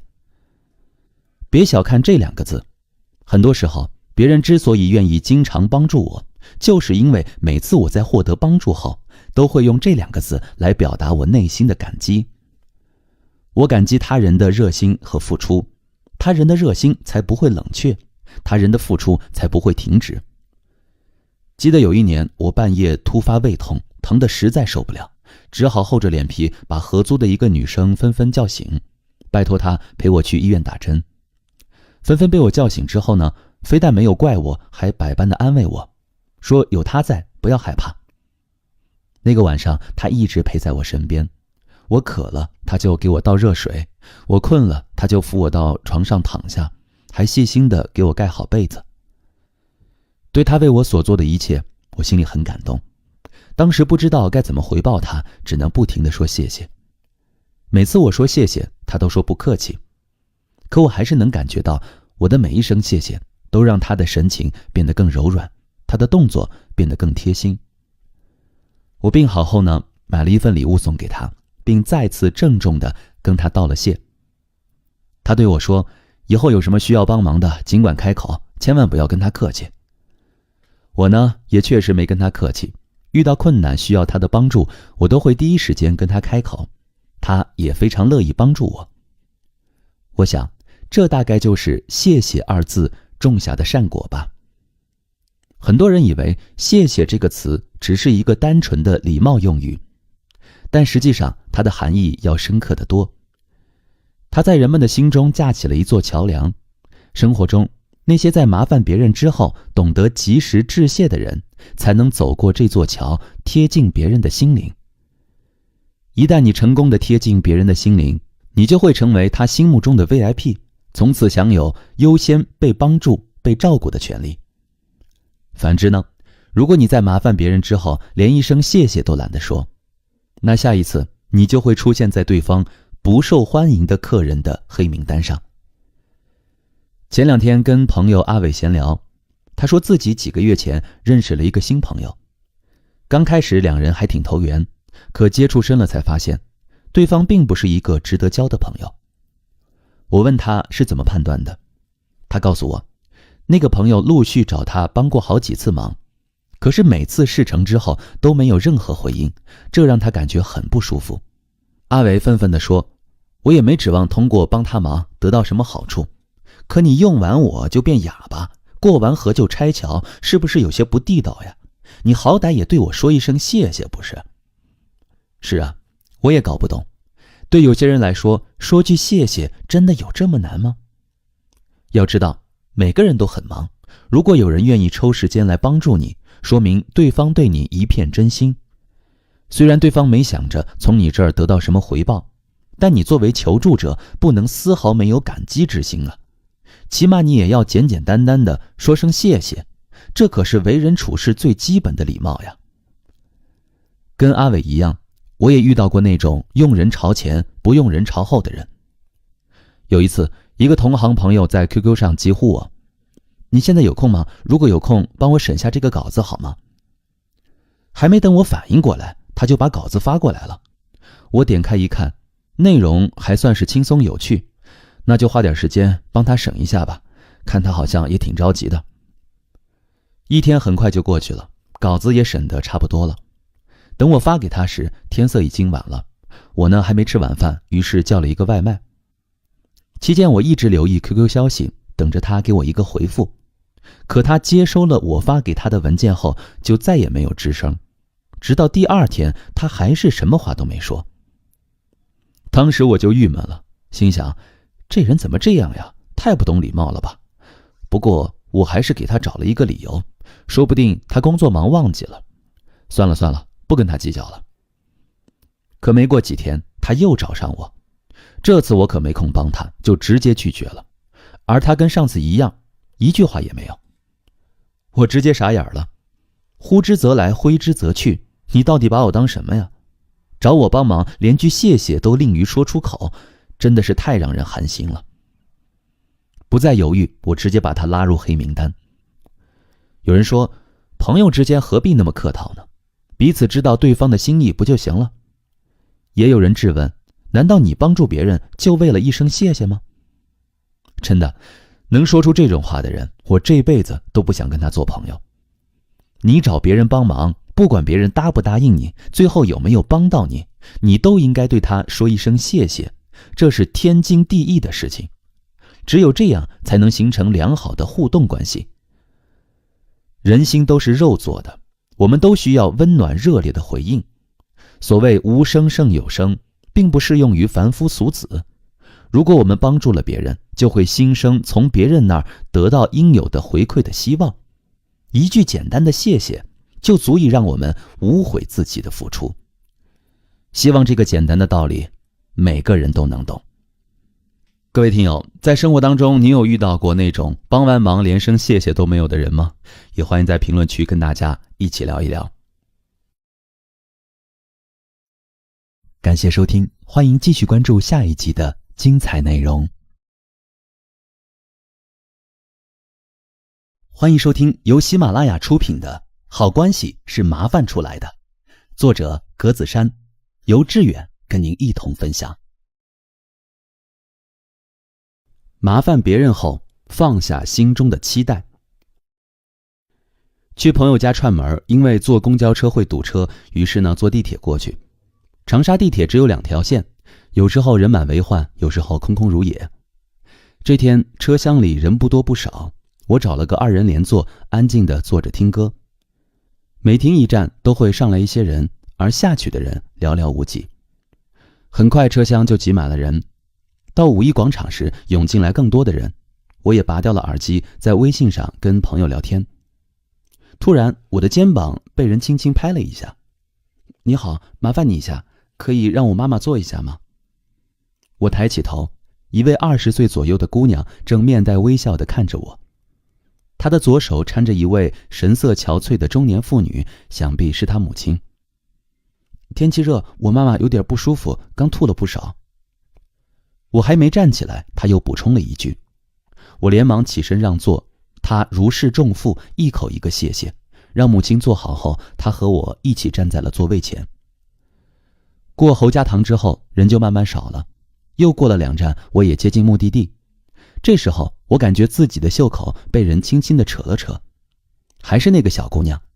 只见她用手指了指旁边，我转头望去，原来是她母亲旁边的位子已经空了出来。小姑娘的意思是让我去坐，我摇了摇头，小声地跟她说：谢谢，我下一站就到，你去坐吧。小姑娘愣了1秒，点了点头，坐到了母亲旁边。没一会儿，地铁到站，我也下车离开。出站的路上，我就在想，这真是一个懂礼貌的小姑娘。她为了回报我的帮助，也尝试着帮我找座位，只是因为我要下车了，才没帮上。尽管如此，我仍然十分感谢她的善良。对我而言，给一个身体不舒服的人让座是义务，于她而言，帮我这个手脚健全的人找座却是一种情分，所以我有必要对她说声谢谢。人与人之间的交往就是如此，只要别人有心，哪怕没有帮到你，也值得你去感激。但不是所有人都明白这个道理。在一个唯结果论的时代，越来越多的人只要结果，不论过程。对没帮上忙、帮倒忙、效果不好等结果缺乏正确的认知。我关注的一位星座达人在他的公众号上分享了这样一段经历。他的一位朋友大婚，那天缺婚车，他应朋友的请求，把自己的那辆车开去做主车。新娘子家在乡下，路并不太好走。接上新娘子后他们颠簸了1个小时，结果车胎爆了。朋友很是懊恼，他则一脸无奈。新娘子见情况一团糟，冲朋友发了很大的火，搞得他也是很尴尬。最后为了不耽误朋友的婚礼，他们让新娘子换到另一辆车上，他留下来处理车的问题。前前后后忙活了整整1个下午，他才换好车胎，还好最后赶上了晚宴。可这件事儿并没这么结束。一次聚会，他和朋友都参加了，聊到朋友结婚的事儿，那天的事情就又被提起。其他的话他没记住多少，唯有一句印象深刻。他的朋友说，那天真倒霉，借老兄一台车，车胎爆了，好好的一场婚礼就这么毁了，老婆还跟我生气，说他人生中最重要的一天过得这么窘迫。这话令他当场发火。我借车给你，怎么还成恶人了？就算出了点状况，你们至于把责任推到我头上吗？那我还可以说，早知这样就不借车给你们了。其他的朋友怕2人关系闹僵，纷纷的打哈哈圆场。但那天的聚会，他破天荒的提前离开，而且再也没有跟那位朋友联系过。在他看来，如果一个人不尊重他的付出，就等于不尊重他。当你只看重自己求助的结果，而不关心他人的付出和努力时，你是没有资格麻烦别人的。在这个世界上，没有任何一种结果的收获不需要付出。网络上流传着这样一个有意思的问题：你急需5万元，找2位朋友借，一个只有1万元，他愿意借给你5000，另一个人有100万，只愿意借给你1万。这2个人，你觉得哪一个更值得深交？评论里大部分都选择了前者，因为他们都知道，对那个只有1万块钱的人来说，他愿意为你们这段关系付出的努力要远远大于后者。不过我却认为，无论对方有多少，愿意借多少，对求助的人来说都是一种帮助。不能因为数量的多少没有达到自己的预期而挑三拣四，忽视他人的付出。小雅呢，最近换了单位，公司离她住的地方很远，为了方便上班，她去公司附近租了房子。搬家那天，小雅喊来了一位平常关系不错的男同学，她觉得男生帮这种忙方便，事后请他吃顿饭就行。东西很多，但都打包好了。小雅和男同学呢，一起将包裹一点点地往下搬。自己搬家，小雅当然卖力，但她总觉得同学不够帮忙。对方每次搬的东西都跟她差不多，作为一个男生来说，这样明显有些犀利。碍于情面，小雅也不好多说，两人忙活了一阵儿，把东西都搬到了叫来的车上。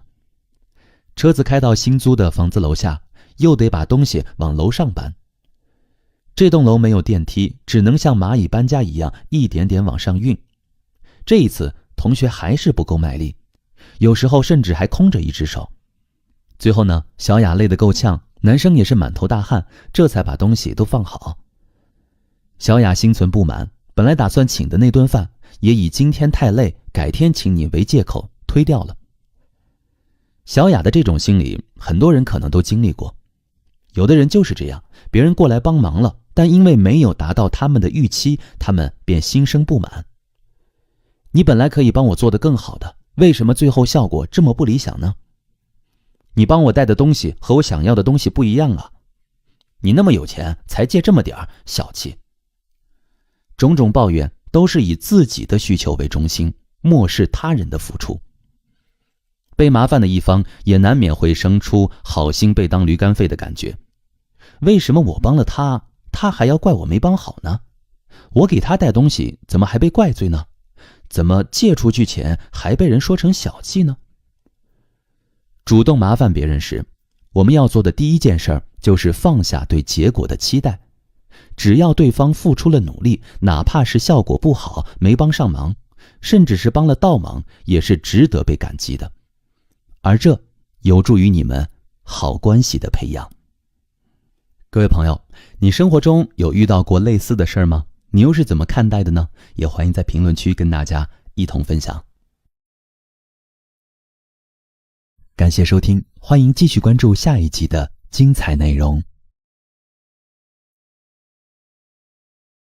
欢迎收听由喜马拉雅出品的《好关系是麻烦出来的》，作者格子珊，由志远跟您一同分享。你麻烦别人，也要允许别人麻烦你。去超市买菜，遇到一个很久不见的朋友，他一看见我就大声嚷嚷道：呀，你怎么那么黑呀，好像一块老腊肉。说完呢，他就咯咯地笑了，还故意在我面前炫耀他的白皙皮肤。可我也不是吃素的，笑嘻嘻地回他：太阳毒呀，晒黑的。倒是你，才多久没见，怎么胖成这样了？你看看你那象腿，该减减肥了。如我所料，他得意劲儿很快就不见了，取而代之的是一张拉得老长的脸。他很不高兴地说：我觉得我不胖，你别在这找优越感，行吗？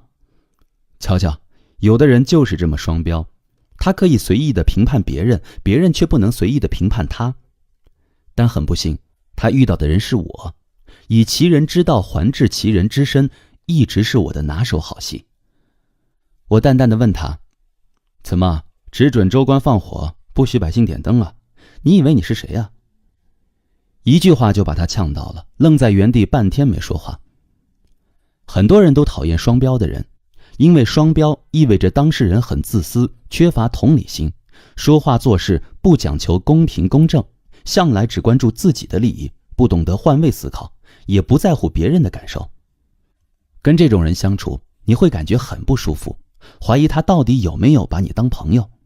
读者芊芊跟我说过一件事儿，她上大学参加社团活动时认识了一个女生小雅，两个人因为共同的爱好成了朋友，经常一起出去旅游，寒暑假还到彼此的家中住过。这段美好的友谊一直持续到他们毕业。参加工作后不久，芊芊渐渐发现小雅变了，变得自私了。以前不管他们中的谁遇到困难，另外一个都会帮忙，可现在小雅还是会经常麻烦他，比如动不动找他借钱呀，或者让他帮忙买回家的机票呀等等。但在他遇到困难发出求助声时，小雅却跟失聪了一样，每回都装作没听见。有一次芊芊生病住院了，因为身边没什么亲友，他就只好拜托小雅下班后去医院照顾她。可微信发了好几条，每条都石沉大海，得不到任何回应。芊芊又给小雅打电话，但电话也没人接。直到她病好快出院了，小雅才在微信上回复她：亲爱的，不好意思呀，我最近工作太忙了，你现在身体怎么样了？芊芊想，嘴巴叫的可真甜，行动也能跟上就好了。哀莫大于心死，芊芊毫不犹豫地退出微信，什么话都没跟小雅说，就收拾东西回家了。她失落地问我，这样的友情还能继续下去吗？显然不能。其实她自己的心中早已有了答案。就在她对小雅迟来的关心也装聋作哑时，他们之间的友谊就已经结束了。任何一段关系都是一架天平，天平两端的质量要不相上下，一旦一方的质量远大于另一方，这段关系就会彻底失衡，从而走向瓦解。礼记曲礼上有这样一段话：礼尚往来，往而不来，非礼也；来而不往，亦非礼也。关系都是相互的，如果你麻烦了别人，那相对的你也要允许别人麻烦你。只进不出的关系是不可能长久的。没有人会喜欢只考虑自己利益和感受的人。小伟和小霞在一起2年了，生活中呢，小伟一直比较照顾小霞，每天给她洗衣做饭，就连刷牙也会帮她把牙膏挤好，温水备齐。另外，小伟在钱财上也很大方，只要是小霞喜欢的东西，比如戒指、项链、化妆品、护肤品、手机、衣服、鞋子、包包等，小伟都会买给她。身边的朋友都调侃小伟是男版的田螺姑娘。刚开始小伟是很幸福的，他爱小霞，为小霞付出甘之如饴，不管小霞对他提出什么要求，他都会尽全力满足。但小霞似乎把这一切都当成理所当然。有时候呢，小伟工作太累或是生病了，恳求他去做一顿饭，他也总是找各种理由拒绝。是的，家务活他不愿意干，钱他也不想出，他只想被小伟照顾和宠爱，却一点也不想照顾和宠爱小伟。小伟感觉很受伤，跟小霞抱怨了几句，但小霞丝毫不在乎他的感受，甚至还撂下狠话：爱我你就把我当公主宠，要我出力没门，要我出钱快滚。小霞吃准了小伟离不开自己，但她没想到小伟这次竟连头也不回地走了。看着小伟离去的背影，小霞慌了。那一刻她终于领悟到一个事实，不是小伟离不开她，而是她离不开小伟。失去后才知珍贵，可惜一切都晚了。人心已冷，覆水难收。曾看过一个让我印象深刻的小故事。有一个盲人在夜晚走路时，手里总是提着一盏明亮的灯笼。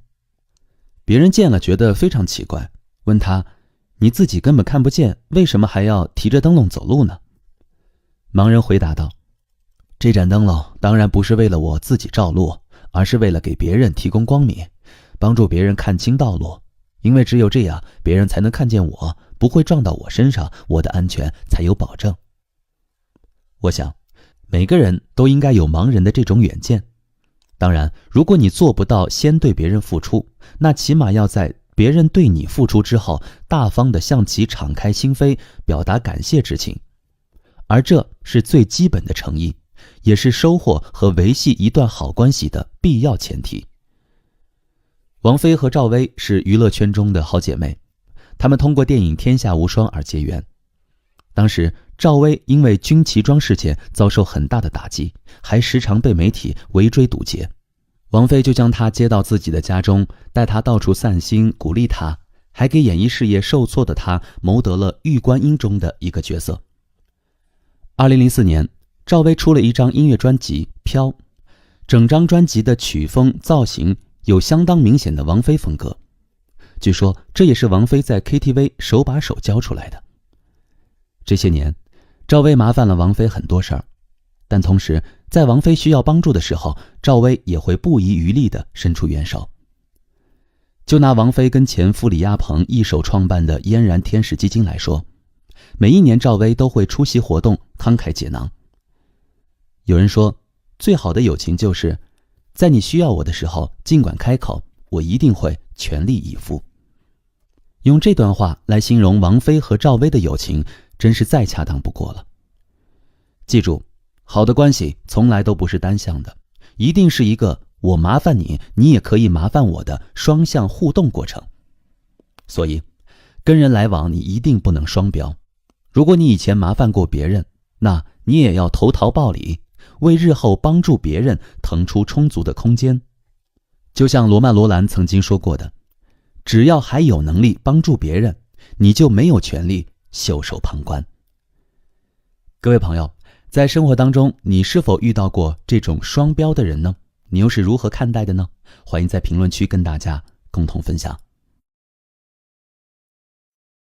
感谢收听，欢迎继续关注下一集的精彩内容。欢迎收听由喜马拉雅出品的《好关系是麻烦出来的》，作者格子珊，由志远跟您一同分享。急人所急也是一种美德。跟男友谈了快7年的恋爱，他什么都好，就有一点不好，喊他做什么事情，他嘴上总是痛快的答应，行动上却一拖再拖。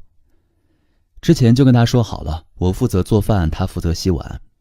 但每次吃完饭后呢，我提醒他快点把碗筷洗了，他都会说我先休息半个小时再洗碗。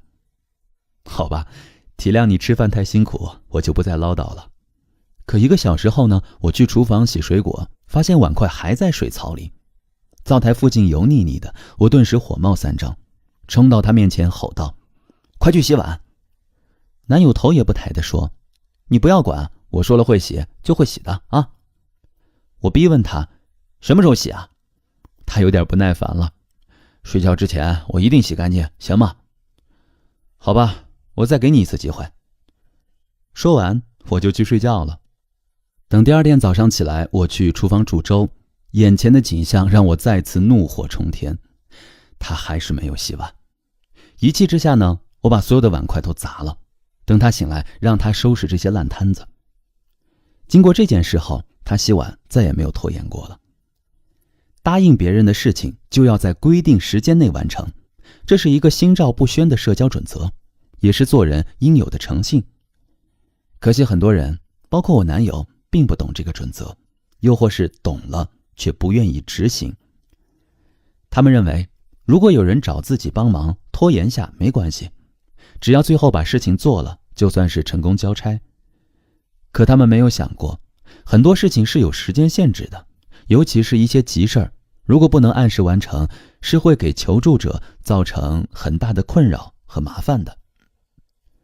刚进入写作这行时，程程就养成了一个习惯，写作一本书的时候不会再接类似的工作，因为对他来说，专注是做好工作的前提，也是享受工作的窍门。有一次呢，他在紧锣密鼓地赶一本书稿，与他对接的那位编辑突然给他发来一本稿子，说书稿作者改了几次都不到位，看他能不能帮忙改一下。程程有点犹豫，怕时间上来不及，可看编辑那么着急，他还是挺想帮一把的，便答应了下来。编辑又问他半个月时间能不能改好，他想了下，反正都答应改了，时间上无所谓，就跟编辑说没问题。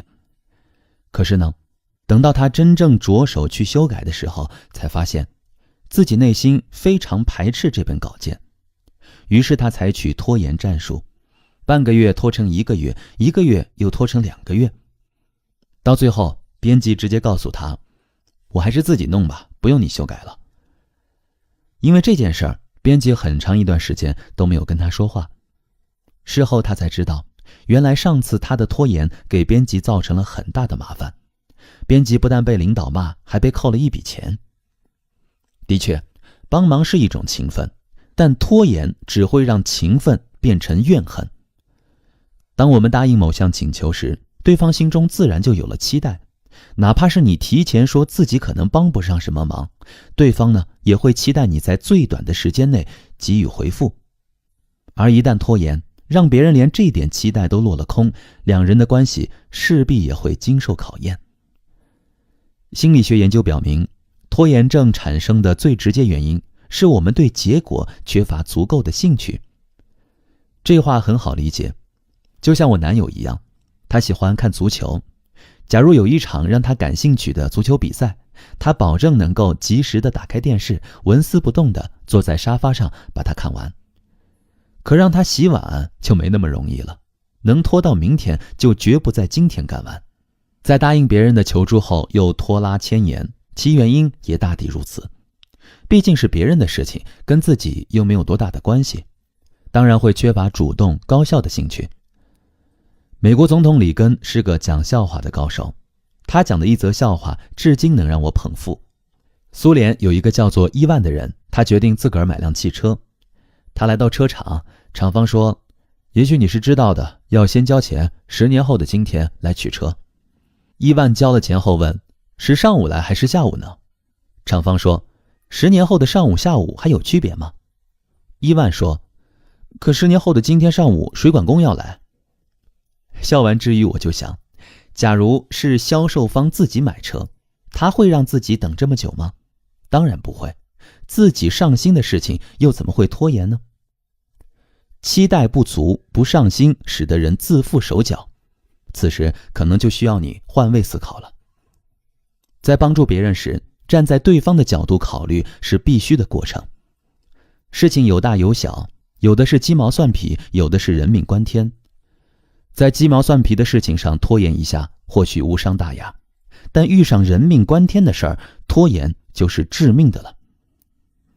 前几天在微博上看到一则新闻，某地一位的哥为了及时送临产孕妇就医，连闯几个红灯。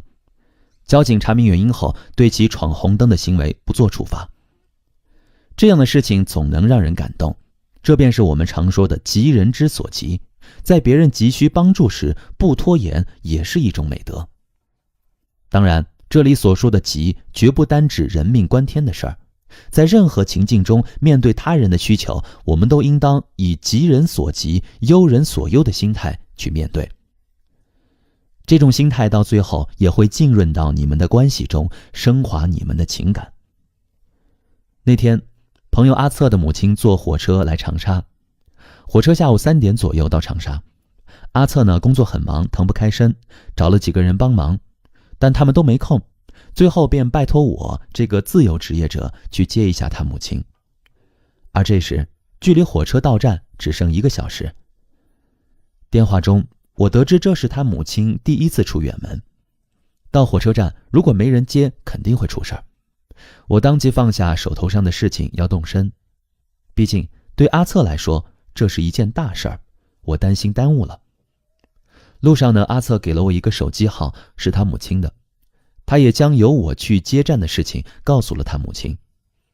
我打电话过去告诉阿姨，我是阿策的朋友，与他约定好在某个出站口碰面，并告诉他如果找不到，问车站内的工作人员。忙忙碌碌1个多小时，我终于接到阿策的母亲，并将他带到阿策公司附近的楼下，找了家肯德基，陪着他一直等到阿策下班来接，才离开。这件事儿成了我跟阿策关系的一个转折点。在此之前呢，我们只是在一场聚会中认识的普通朋友。从那之后，阿策对我明显热情了很多。经常约我出来吃饭逛街。渐渐的，我们成了最好的朋友。至今他对我那天的热心仍然心存感激。其实呢，我只是做了一个朋友该做的事儿。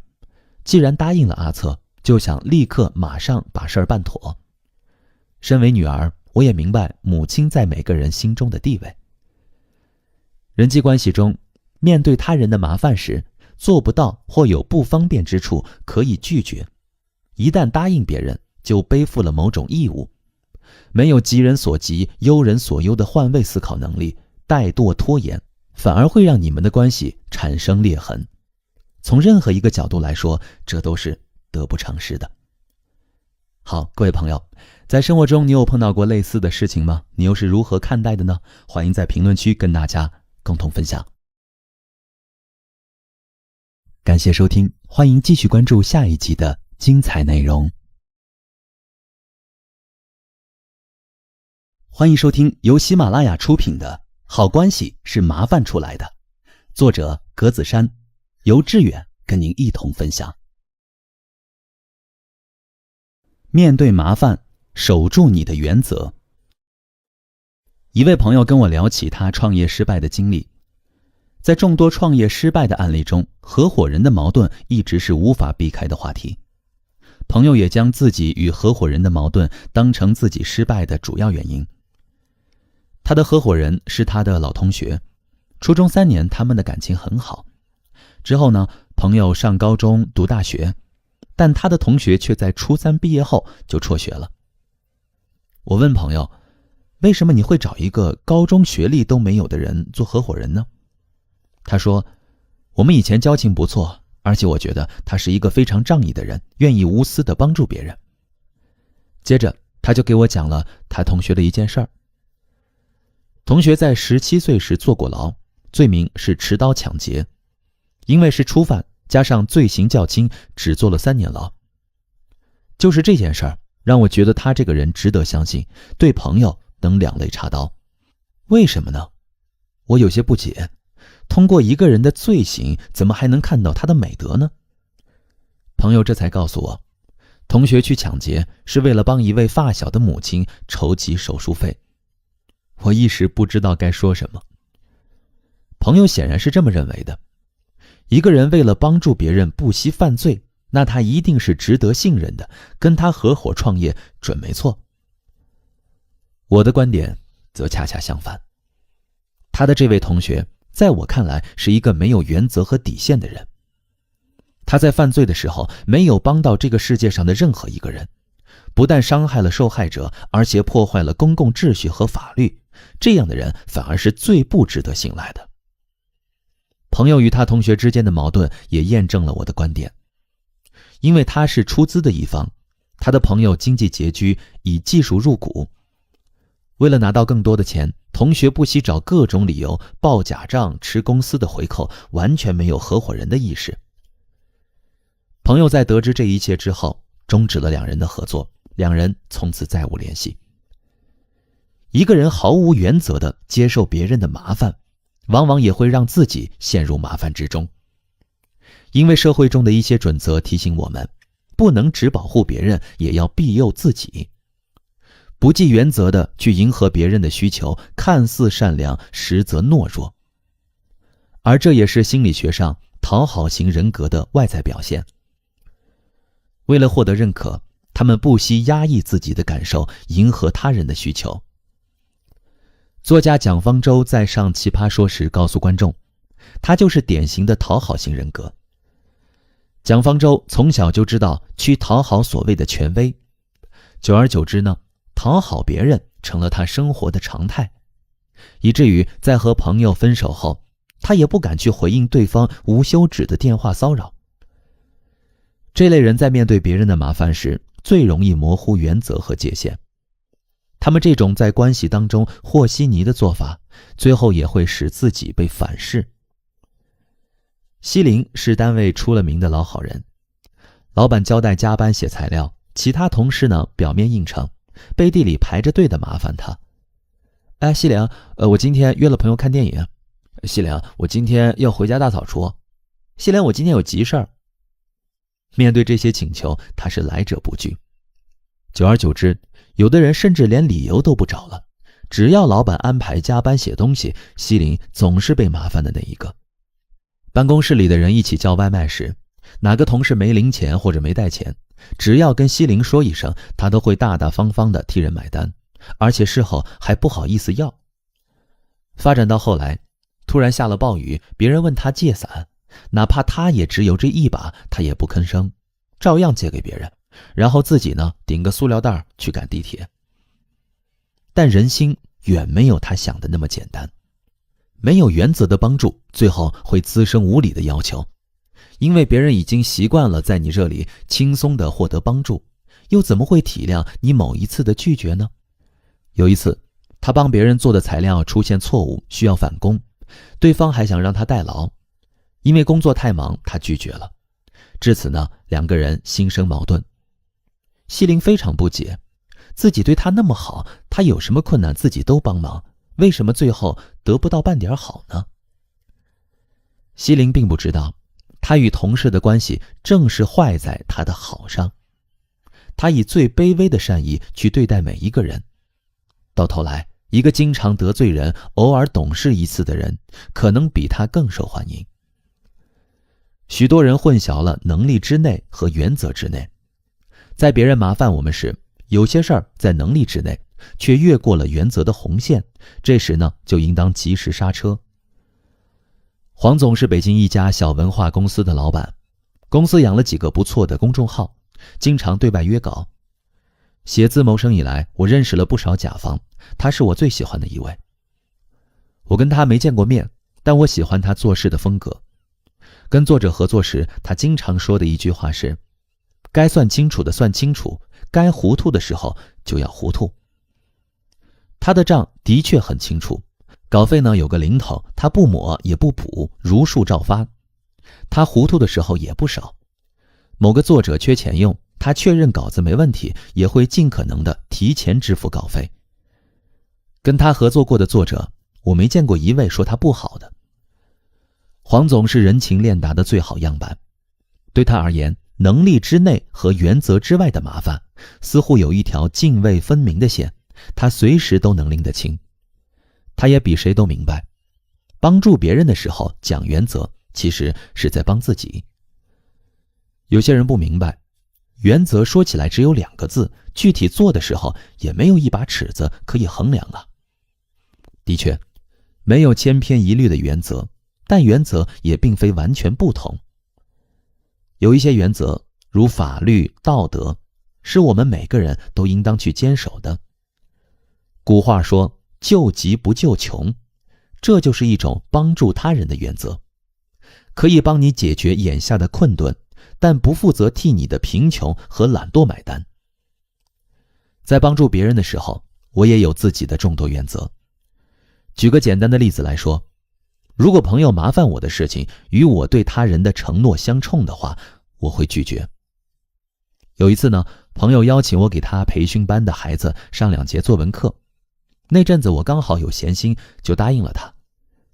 在讲课的头一天，表妹给我打来电话，家里呢给他安排了一场相亲，他希望我能陪他去。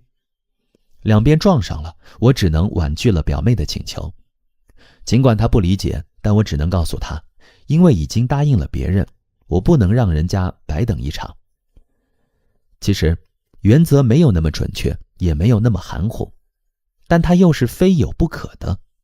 在一段融洽的关系中，有原则的互相帮助，才能让感情变得有规矩。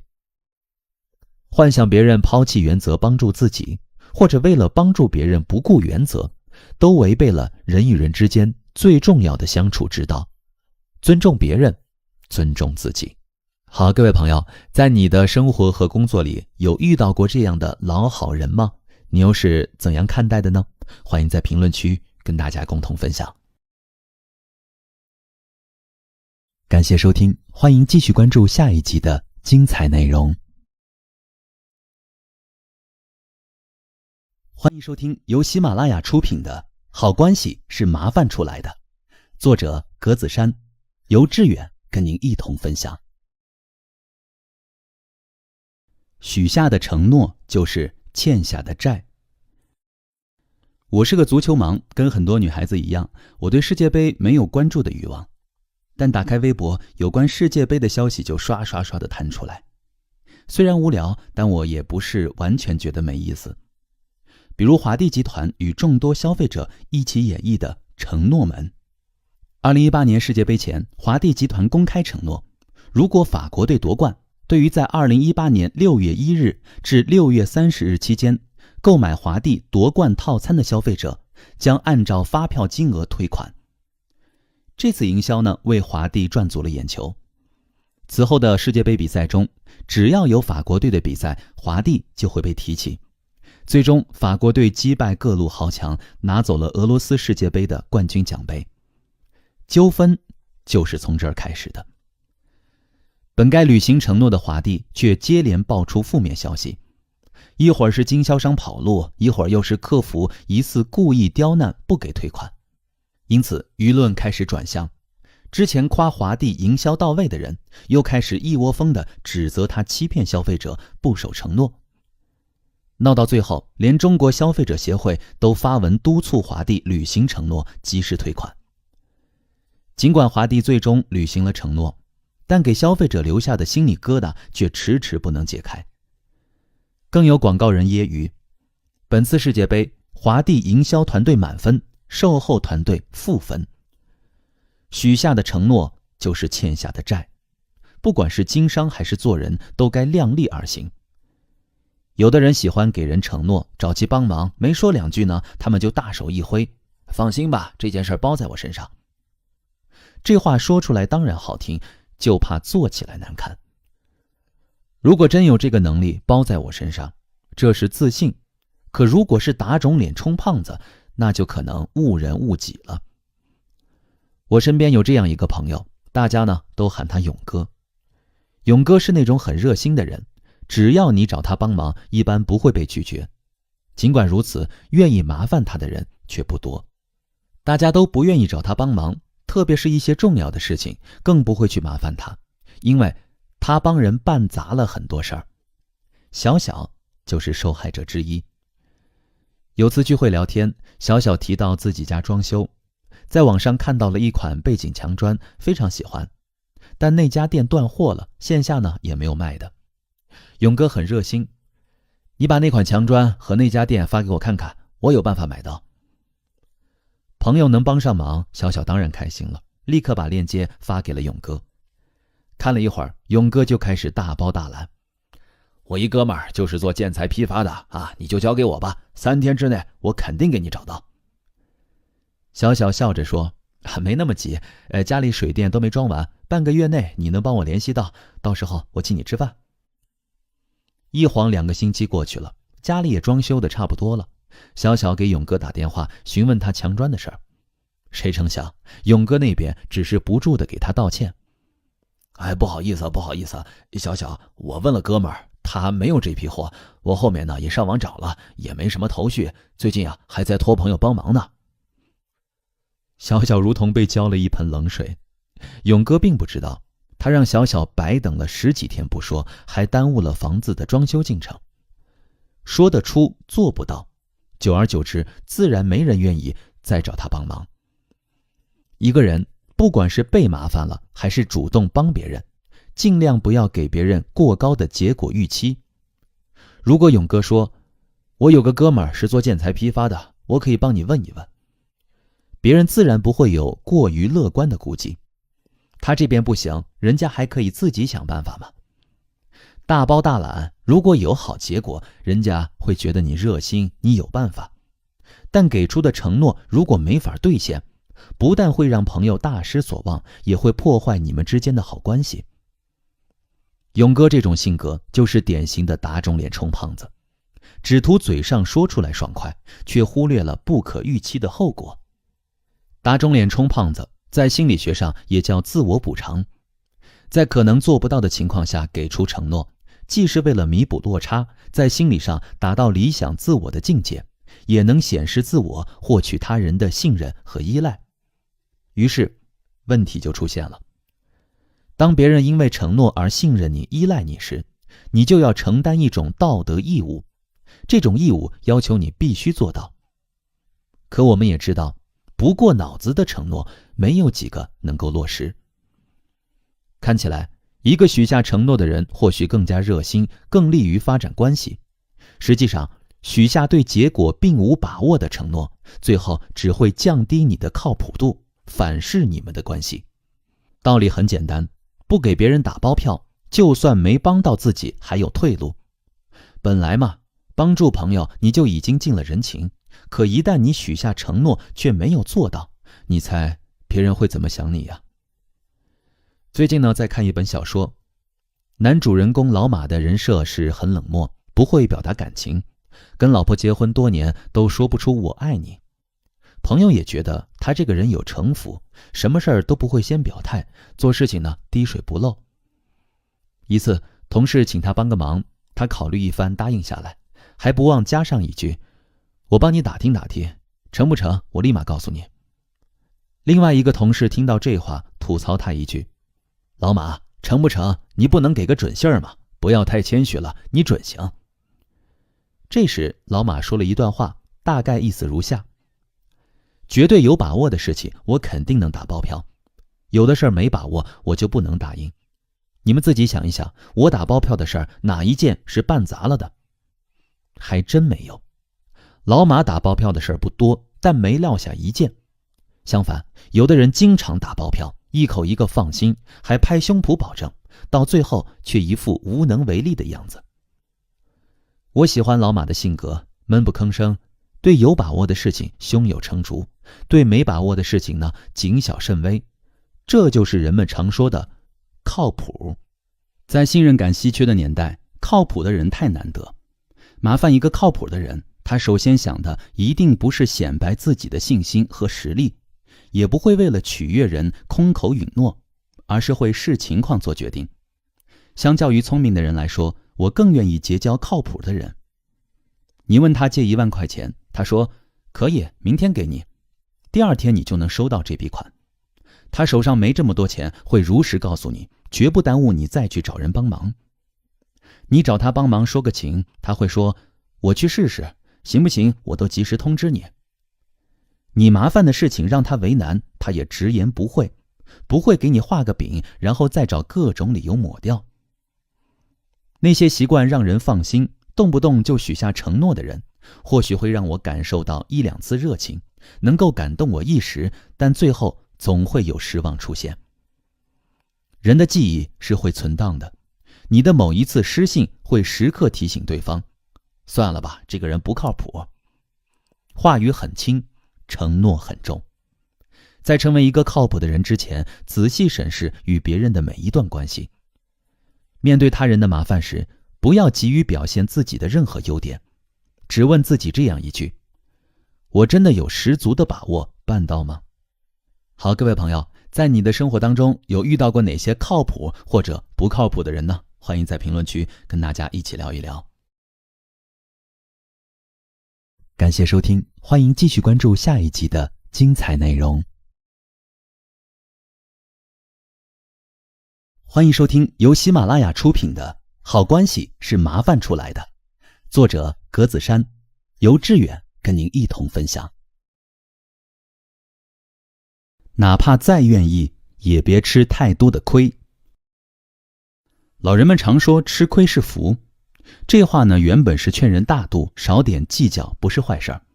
可我们总忘了一个事实，吃亏也得分情况。在单位上班，在能力范围内做点分外的工作，看起来是吃亏，做一做却无妨。大部分人也不会把多余的付出放在心上。但当你帮助别人时，吃亏就不见得是一件好事了。以前我一直觉得，既然是帮别人，就应该不遗余力，吃点小亏算什么呢？一次，杂志社的老肖找我帮忙，让我给他写几篇稿子。我那一阵刚好有别的事儿忙不过来，就直言相告。老肖也理解我，他说，如果你忙就别写了，我现在也没有写这类文章的作者，你有空的话呢，帮我物色2个人把它写完。说完，他又跟我交代了截止日期，但那天过于匆忙，他忘了说稿费标准。第2天我找了个朋友，把这个活交给了他。因为跟老肖关系很好，我自己掏钱按照我之前的稿费标准预付了朋友部分稿费。几天后，朋友如期交稿，我付了尾款。老肖看完稿子之后非常满意，不住地感谢我。我告诉他，稿费我已经提前结给了作者，他们社结款慢，下个月给我也没关系。老肖问我给了多少，我告诉他按照我之前的稿费标准结算的。老肖发来2个流汗的表情，无奈地说，我还没告诉你多少钱，你怎么就给了呢？我知道他的意思，这几篇稿子的确不难，稿费会低一些，这我也都想到了，只是钱不多，作者也不好找，所以呢，我加了价。这多给出去的钱，我心里盘算着，就当是帮老肖一把。可老肖好像并不领情，他非要补齐缺口，以他个人的名义。我也不在意，就几百块钱，没这个必要。老肖却更加严肃了，他说出了一句让我无法拒绝的话：吃一次亏你不在意，但如果下次还是这种情况，你还愿意帮我吗？这句话让我哑口无言。静下心来一想，老肖说的没错，如果这次我吃亏了，下次我帮忙的动力势必会小很多呀。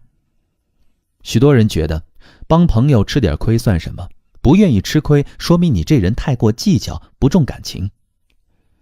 但与老肖的这次对话让我领悟到，帮朋友的忙，有的亏可以吃，有的亏不能吃。帮忙占用时间，欠下人情，这都没什么，关键是真的有必要搭钱进去吗？我以前呢，并不是在商言商的性格，朋友之间基本上是能讲情面，绝不说利益。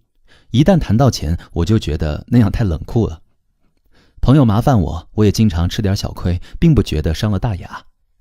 老肖后来帮我矫正了不少，他说的很多话我到现在还记得。印象最深的一句是，如果你还希望跟朋友保持好关系，就一定要把钱算清楚。后来的经验告诉我，这句话实在是太正确了。以前就有一个朋友经常找我帮忙，我帮他的同时呢，也会被动贴钱进去。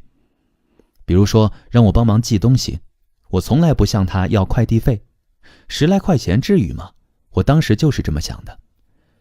可是到后面我渐渐发现，自己不愿意再帮助他了，不光是因为这点钱的事儿，而是我觉得已经没有动力去帮他了。每一次帮忙出力不说，还要出钱，对方又没有明确的表示感谢，我的内心自然就对这种麻烦产生了抵触。哪怕我跟他仍是朋友，也难免怠惰，也开始找各种借口拒绝他了。到后来，我们的关系反不如从前。现在我也开始明白，越是朋友，越应该算清楚，无论是麻烦谁，都要先谈钱再谈情。和稀泥的越多，别人的心就会越硬。反过来也一样，在帮助别人时呢，我们应当放下不好意思，大大方方的跟人把账算清楚。假如别人因此怪你小气或者精明，说明他并不尊重你的付出，当然你们也成不了好朋友。花菜是一个都市小白领，在公司做了7、8年，人缘一直不错。有一天，同事小杨对花菜说，你真是太冷漠了。冷漠倒并不是说他不近人情，相反，花菜平时没少帮助别人，工作上生活上，谁碰上点困难找他准没错。小杨说他冷漠有开玩笑的成分。那天他让花菜帮忙下载某个视频素材，花菜呢爽快地答应了，但发现下载视频素材收费后，花菜毫不犹豫地问小杨要了钱，所以呢，小杨揶揄花菜冷漠。起初花菜这么做，别人心里还有些不舒服，但渐渐的，跟花菜走得近的人都开始喜欢他的冷漠。这种冷漠非但没有拉开他们之间的距离，反而让他们更亲近。原因很简单，花菜在金钱上的斤斤计较，让他们的关系变得异常简单。帮忙就帮忙，谈钱就谈钱，谁的感情都不伤。利益是好东西，人与人之间难免会有利益的牵扯，一个人能够从容地处理关系中的利益，才能让关系更具凝聚力。几年前，一部《中国合伙人》重现了新东方3位创始人的恩怨情仇。这部电影也让许多人认识到了合伙制的缺陷，因个人感情和理想走到一起的合伙人，最后总会由于利益分配问题出现关系裂痕，最终倒下的不计其数。创业如此，处事也是如此。徐朗是我的大学同学，刚毕业那会儿呢，我们还常常保持联系。有次聚餐，同事小雅跟我一起，她就这么看上人家了。徐朗不是那种大大咧咧的男孩，甚至还有些羞涩。他拜托我约个周末带上小雅一起吃饭。这件事对我来说并不为难。徐朗的为人我清楚，踏实靠谱，小雅我也知根知底，两人挺般配的，所以呢，我决定撮合他们。那天我喊上小雅，说是请她和徐朗吃火锅，小雅并没有拒绝。我们三个在饭桌上东一句西一句聊了很久，大家都很开心。期间他们也都留了对方的联系方式。结账的时候我没有犹豫，毕竟说了是我请客。饭毕各自散去。等我跟小雅分开回到家时，徐朗打来了电话。电话里他非常开心，向我表示感谢。同时他又严肃地跟我说，今天的饭局是你帮忙才组成的，不可能让你出饭钱。今天你结账时，我不想拉拉扯扯，多少钱你告诉我，我必须给你。我哈哈一笑，没有拒绝，因为我知道，假如这次我不要这钱，下次徐朗再想约小雅时，这件事儿就可能成为我们双方的心结。徐朗比我更清楚，麻烦别人绝不能再让别人吃亏。好，各位朋友，在生活中你是如何看待这件事情的呢？也欢迎在评论区跟大家一同分享。感谢收听，欢迎继续关注下一集的精彩内容。欢迎收听由喜马拉雅出品的《好关系是麻烦出来的》，作者格子珊，由志远跟您一同分享。帮了别人，不以恩人自居。最近我身边有2个朋友闹掰了，因为一条连衣裙。事情是这样的，小月在淘宝上花400块钱买了一条连衣裙，结果穿着不合适，又懒得退货，就顺手把它送给了朋友小佩。小佩欢天喜地地收下了，结果每次她穿上这条连衣裙，小月都会当着众人面指出来，说这条裙子是她送的。更过分的是，在小佩不穿这条裙子的时候，小月还会故作好奇地问，上次我送你的那条裙子好穿吗？那条裙子好贵的，质量应该挺好，你要经常穿呢。每次听到这种话，小佩都很不舒服。她私底下跟我吐槽说，早知道我就不收小月送我的裙子了，现在搞得好像我欠她多大一个人情似的。可有什么办法呢？收都已经收下了。看小月那架势，她是铁定要当小佩的恩人了。小佩只能再忍忍，没准过段时间小月就忘了这事儿了。但我猜错了，小月非但没忘，反而记得牢牢的。有一天小佩又穿了这条裙子，小月呢就继续以恩人自居，这下可把小佩惹毛了。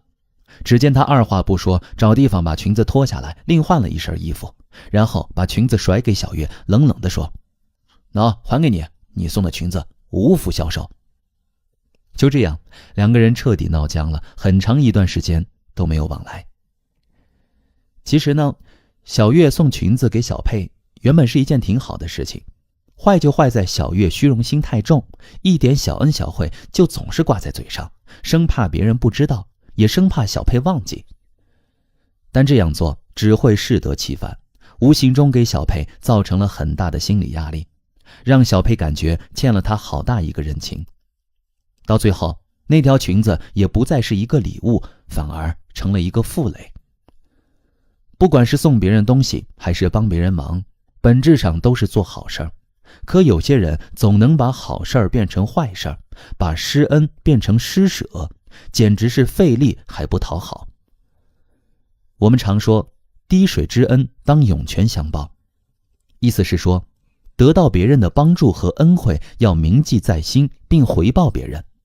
可这句话从施恩者嘴里说出来的时候，就有点变味儿了。当然，小月反复提及裙子是她送的，或许并不是要小佩报答自己，可这种居高临下的姿态还是会让小佩感到不爽。哎呀，真是受不了，你赶紧闭嘴吧，不就是一条裙子吗？我还给你得了。所以呢，小月的做法实在是太不聪明了。裙子送出去就送出去了，你什么都不说，别人反而惦记着你的好。可你整天把这点小恩小惠挂在嘴上，别人非但不会领你的情，还会反过来怨恨你。这不是搬起石头砸自己的脚吗？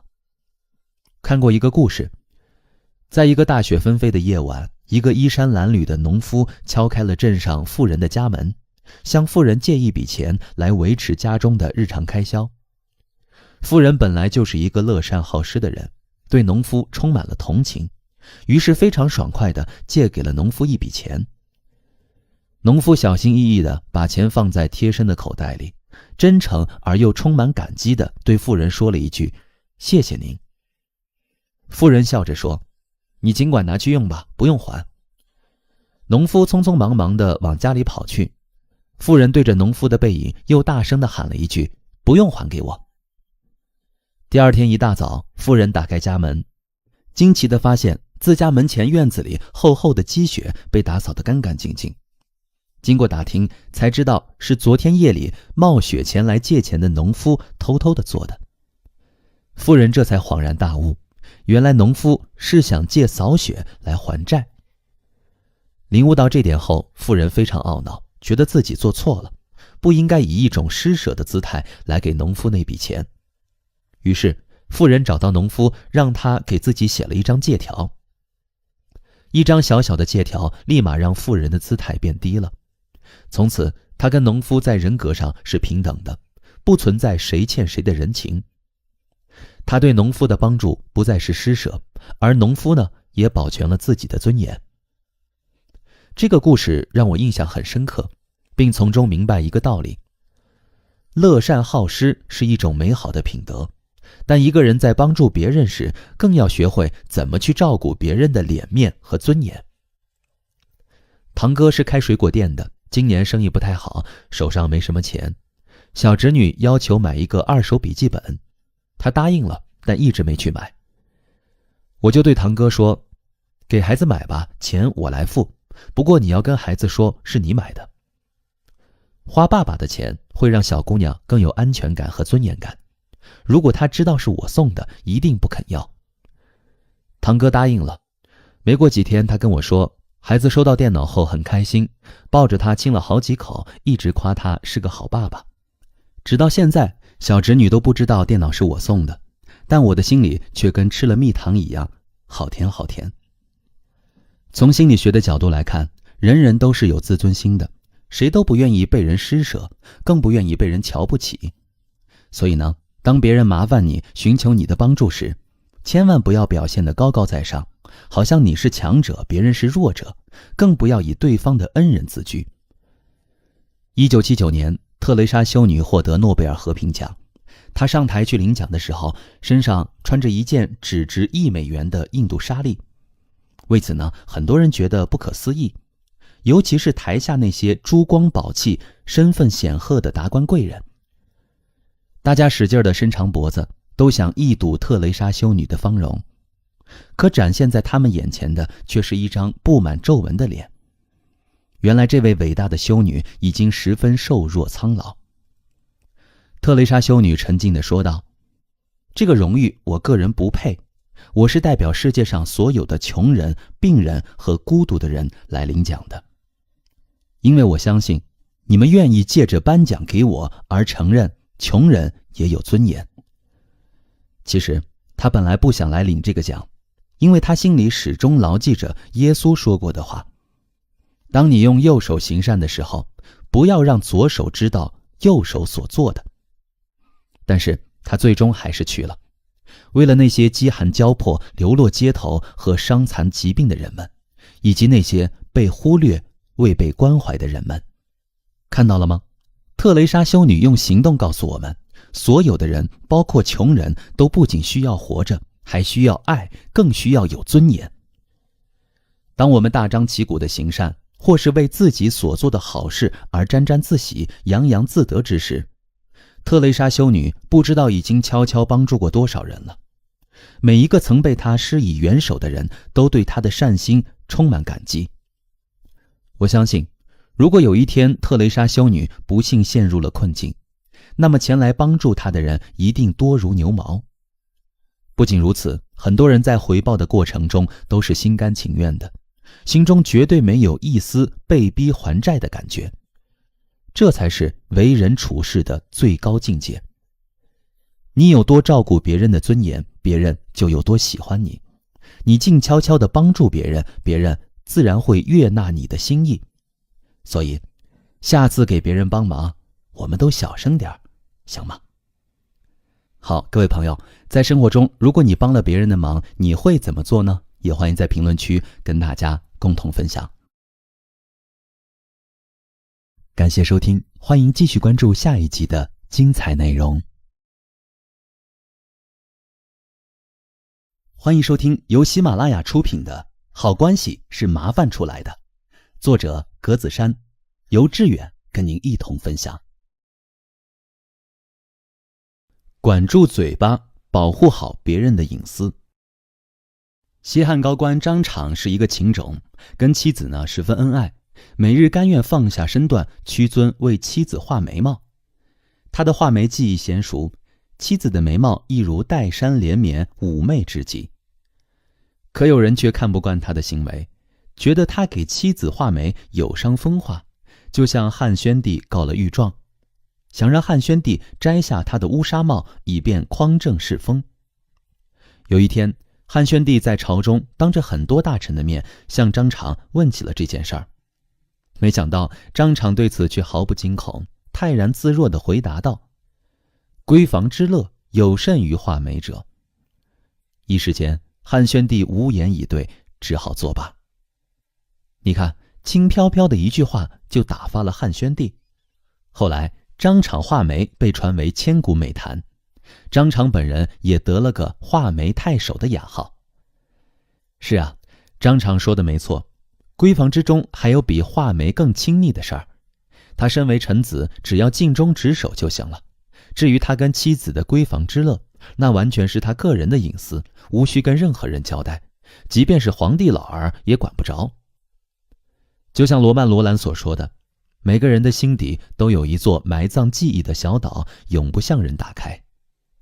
人人都有属于自己的隐私，既然是隐私，就意味着不欲为外人知。所以呢，一个懂得尊重别人的人，是不会随便去打探别人的隐私的。同时，当别人把自己的秘密说给他听时，他也会自觉管住嘴巴，保护好别人的隐私。北宋文学家司马光就是这样一个人。当时呢，朝中有一位大臣名叫韩克，他与司马光同朝为官，两人私交甚笃。有一次，韩克发现自己的儿子竟然偷了家里的银子去赌博，他非常生气，拉着儿子又是打又是骂。韩克本以为打骂过之后，儿子就会迷途知返，可谁知儿子竟然赌博上了瘾，丝毫不服他的管教。为此呢，韩克感到非常苦闷，他把这一件烦心事儿告诉了司马光，希望司马光能为他出谋划策，想个办法把他的儿子拉回正途。司马光耐心地听完韩克的心事儿之后，略一思考，计上心来，悄悄地教了他一个好办法。韩克一听，觉得这个办法非常可行，心里顿时笑开了花。可是呢，后来他又转念一想，觉得自己家的这点丑事儿已经被司马光这个外人知道了，万一司马光把他传出去，自己这张老脸不就挂不住了吗？因此，韩克一方面非常感激司马光的热心帮助，一方面又非常担心司马光会把他的家丑传出去，败坏他的声誉。可没想到过了好久，韩克都没有听到朝中任何一个大臣议论过自己的儿子这点破事儿。此时他总算明白，自己真是以小人之心夺君子之腹了。司马光替他保守住了秘密，从来没有向第三个人透露过。因此呢，韩克为自己的多疑感到十分的懊恼。日后他更加信服司马光的为人，并始终在朝中支持司马光，最终成为司马光的左膀右臂。有人说，能够替别人保守秘密是一件非常光荣的事情，它是检验一个人是否值得信赖的试金石。我很赞同这句话。要知道，别人之所以会把自己的秘密告诉你，肯定是因为他很信任你。而作为被信任的一方，你也有义务对别人的隐私守口如瓶。只有这样，你才不会辜负别人对你的信任，你们之间的关系和感情才能越来越好。哲学家马克思和诗人海涅之间的友谊一直为人津津乐道。当时海涅的思想相当前卫，他曾写下很多战斗诗篇，他几乎每天晚上都会前往马克思的家中，声情并茂地朗诵自己最新创作的诗歌。有时候马克思和燕妮还会帮海涅加工、修改以及润色他的新诗歌。非常难能可贵的是，马克思从来不在别人面前提及海涅新创造的诗歌的内容，这样就能够保证海涅的诗歌在报纸上发表之前不被泄露出去。此外，海涅常常称赞马克思是最能守住秘密的朋友，两个人的友情也因此日益深厚。只可惜生活中，有的人并不懂得尊重别人的隐私，也不懂得呵护别人对他的信任。当有人把隐私说给他听时，他转身就告诉了别人。一旦别人知道了他泄露了自己的隐私，这段关系基本上就已经走到了尽头。有个朋友在家里当了10几年的家庭主妇，在此期间呢，他一边照顾家人，一边写点文章，并集结出版，收获了不少粉丝。很多粉丝在微博上长期的追随他。后来他离婚了，打算开个微店做生意。大部分粉丝呢都加了他的微信。其中有个粉丝说，跟随您这么多年，对您的人品非常信任，只要是您卖的东西，我都会放心买。朋友很感动，也很珍惜这份信任。为了回报大家，他微店里的产品价格一律压得很低，利润空间也很小。同时呢，他每天都会在朋友圈里更新短文，分享自己的日常生活，好让粉丝们一饱眼福。朋友以为朋友圈就是自己的私密空间，每一个加他的粉丝都是他的朋友。有时候在那里说一些自己的困惑，寻求粉丝的建议，听听不同的意见也挺好的。事后呢，他也会向所有的粉丝表示感谢，感谢他们的建议，感谢他们的一路相随。可好景不长，有一天他突然炸毛了，因为他看到有人在微博上发布了他在朋友圈分享的隐私。很显然，那个泄露他隐私的人一定是他的某个粉丝。人有短，且莫揭；人有私，切莫说。当有人把个人的隐私说给你听时，说明这个人把自己的颜面和自尊都放下了。在你面前，他是完全不设防的。朋友就是这样的人，所以呢，他在得知自己的隐私被泄露时，内心是非常受伤和气愤的。他跟我说，我有强烈的被背叛感，无论如何我都要把那个人揪出来，这种人不配出现在我的朋友圈。确实不配。世界上最宝贵的东西就是信任。一个人会把自己的隐私告诉你，一定是因为他很看重你，很信任你，把你当成自己人。如果你管不住嘴巴，把他的隐私说出去，那你无疑是在践踏这份看重和信任，硬生生地将自己变成一个讨人厌的外人。马克思说过，每个人都像一轮明月，它呈现光明的一面，但更有黑暗的一面，从来不给别人看到。也就是说，当有人将自己内心黑暗的一面呈现在我们眼前，就代表他把我们视为真正的知己。而为知己管好自己的嘴巴，对你我来说，不是理所应当的事儿吗？守住别人的秘密，就是守住了他人的声誉；守住了别人的秘密，也是守住了自己的人品，更是守住了你们之间的感情和好关系。我想，懂得这个道理的人，一定是人际关系中的最大赢家。好，各位朋友，在生活中，你有碰到过那种不能守住秘密的人吗？欢迎在评论区跟大家一起聊一聊。感谢收听，欢迎继续关注下一集的精彩内容。欢迎收听由喜马拉雅出品的《好关系是麻烦出来的》，作者格子珊，由志远跟您一同分享。关系的本质是交情，而不是交易。电影《教父》开头讲述了这样一个故事。在意大利黑手党头子科里昂女儿的婚礼上，殡仪馆老板伯纳瑟拉找到科里昂，想出钱请他为自己的女儿报仇。按照意大利人的习俗，在女儿的婚礼上应当尽量满足他人的请求。伯纳瑟拉基于科里昂的黑帮背景，一直不愿意交这个朋友。科里昂对此心有芥蒂，他断然回绝：如果你把我当朋友，那这个忙我一定会帮你。可惜你只是把这当成一场交易。联想到科里昂的黑帮背景，我们不难知道，为什么伯纳瑟拉不愿意接受他的友情帮助。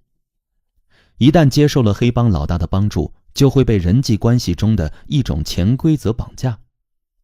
当对方需要麻烦你时，你也得义不容辞，哪怕你要做的是违背原则的事情。人际交往中的这种潜规则，其实就是经济学和心理学领域的互惠原则。通俗来讲，就是我们常说的人情债。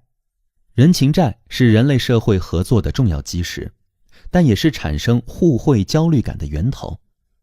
当我们接受了别人的馈赠后，很容易产生一种必须回报的念头，同时呢，也会有不舒服的感觉。这种感觉直接催生了焦虑感。在一段正常的关系中，人情债应当是钱在水底下，大家心知肚明即可，不可反复提我帮了你什么什么，更不要拿它当筹码要求对方回馈自己。这样做只会让对方感到厌恶，对任何一段关系都无益。王真医生最近遇到件烦心事儿，儿子快放暑假了，他想给孩子请个家教，却找不到合适的人。无奈之下，他只得找人帮忙。有过一面之缘的袁姐成了他求助的对象。袁姐以前在公办学校做老师，后来呢，自己开了家培训机构，桃李遍天下。袁姐推荐了一个在重点大学读书的学生，王真仔细打听了情况，非常满意。后来袁姐又推荐了几个不错的家教，有时候还主动给王真的儿子补课。为此，王真特别感激，请袁姐吃了顿饭不说，还送了些礼物，两个人也走得越来越近。没过多久，这件事儿就发生了戏剧性的变化。在接下来的1年中，袁姐隔三差五的便来医院找她，还经常领着亲戚来。刚开始，王真还真是有求必应，可久而久之，她发现袁姐麻烦自己的次数越来越多，要求也越来越过分，甚至连给胎儿做性别鉴定这种违法的事儿也不避讳。王真有些烦不胜烦，最终还是开了口。他说得很委婉，意思是他已经帮得够多了，有些忙他也无能为力。可袁姐明显不识趣儿，面对拒绝，她更多的是恼怒。你家孩子学习上的事儿我操了不少心，也帮了你，怎么让你帮一下我这么难呢？袁姐的话让王真气不打一处来，两人在电话中吵了几句，自此再无联系。人情不是筹码，更不能主动以此为由命令别人帮自己的忙。在一段正常的人际关系中，双方都会主动寻找平衡。你帮了别人，别人自然心中有数。战国时代有一个名叫中山的小国，有一次呢，中山的国君设宴款待国内的名士。不巧的是，当时宴席上的羊肉羹分量不够，因此呢，在场的诸位名士并不是每人都能喝到。其中有一个没有喝到羊肉羹的人，名叫司马子期，为了这点小事儿怀恨在心。为了报复中山国国君，他竟然跑到了楚国，力劝楚王攻打中山国。一直以来呢，楚国就是一个财力雄厚的强国，若说攻打中山，简直易如反掌。后来中山国被攻破，中山国国君只好逃到了国外。他逃走时发现有2个人手拿武器跟随着他，于是便好奇地问道：二位壮士从哪里来呀？为何紧随在寡人身后呢？那2个人回答道：国君不必害怕，您曾将一壶食物赐予一个濒死之人，这个人因为您的恩赐才免于死亡。我们2个人正是他的儿子，父亲在临死前曾万般嘱咐我们，中山国若是有任何事变，我俩务必竭尽全力，誓死保护您的安全。当你希望别人能够回馈你时，一定要明白，在互惠心理的作用下，自觉的人会主动寻找平衡，而那些只拿不给的人也不值得你深交。但有的人还是习惯于把人情当令箭，把帮过别人的忙当自己的筹码。自己需要帮忙，别人流露出一点难为情，就立马把筹码加上去，瞬间将自己和对方对立起来。周星驰主演的喜剧电影《九品芝麻官》中，包龙星的父亲有恩于京城的刑部尚书，在对方饿得要死的时候，给了他半块饼。包龙星呢，拿着父亲给他的信物，剩下的半块饼去找对方。对方客客气气的，虽说不愿意帮忙，也没有撕破脸皮。包龙星作死地提了一句：我爹当年对你恩重如山，就算你不帮我，也该给点好处。这话呢，惹恼了刑部尚书，他命人端来100个饼还人情，还强迫他全部吃下。电影固然是电影，故事思路却符合真实的人性。不管人情债有多重，都没人愿意被道德绑架。拿人情做筹码，提醒别人应该帮忙时，就已经给他扣上了忘恩负义的帽子。此时呢，再好的关系也会撞上冰山。我们都知道，帮忙是一种情分，而不是义务。哪怕你曾经帮助过对方，也不能要求他按照你的条件给予回报。举个很简单的例子，你在别人困难的时候借给别人一笔钱，这是一种良善，也是人情。但当你遇到困难的时候，你不能同样要求对方也借你这么多，要根据对方的经济条件，而不是你需要的条件来提出请求。朋友李蕊最近找我诉苦，她的婆婆呢很能干，以前下海经商挣了不少钱，家里的房子和车子都是她置办的。李蕊和丈夫结婚后手头紧，婆婆呢还接济过他们。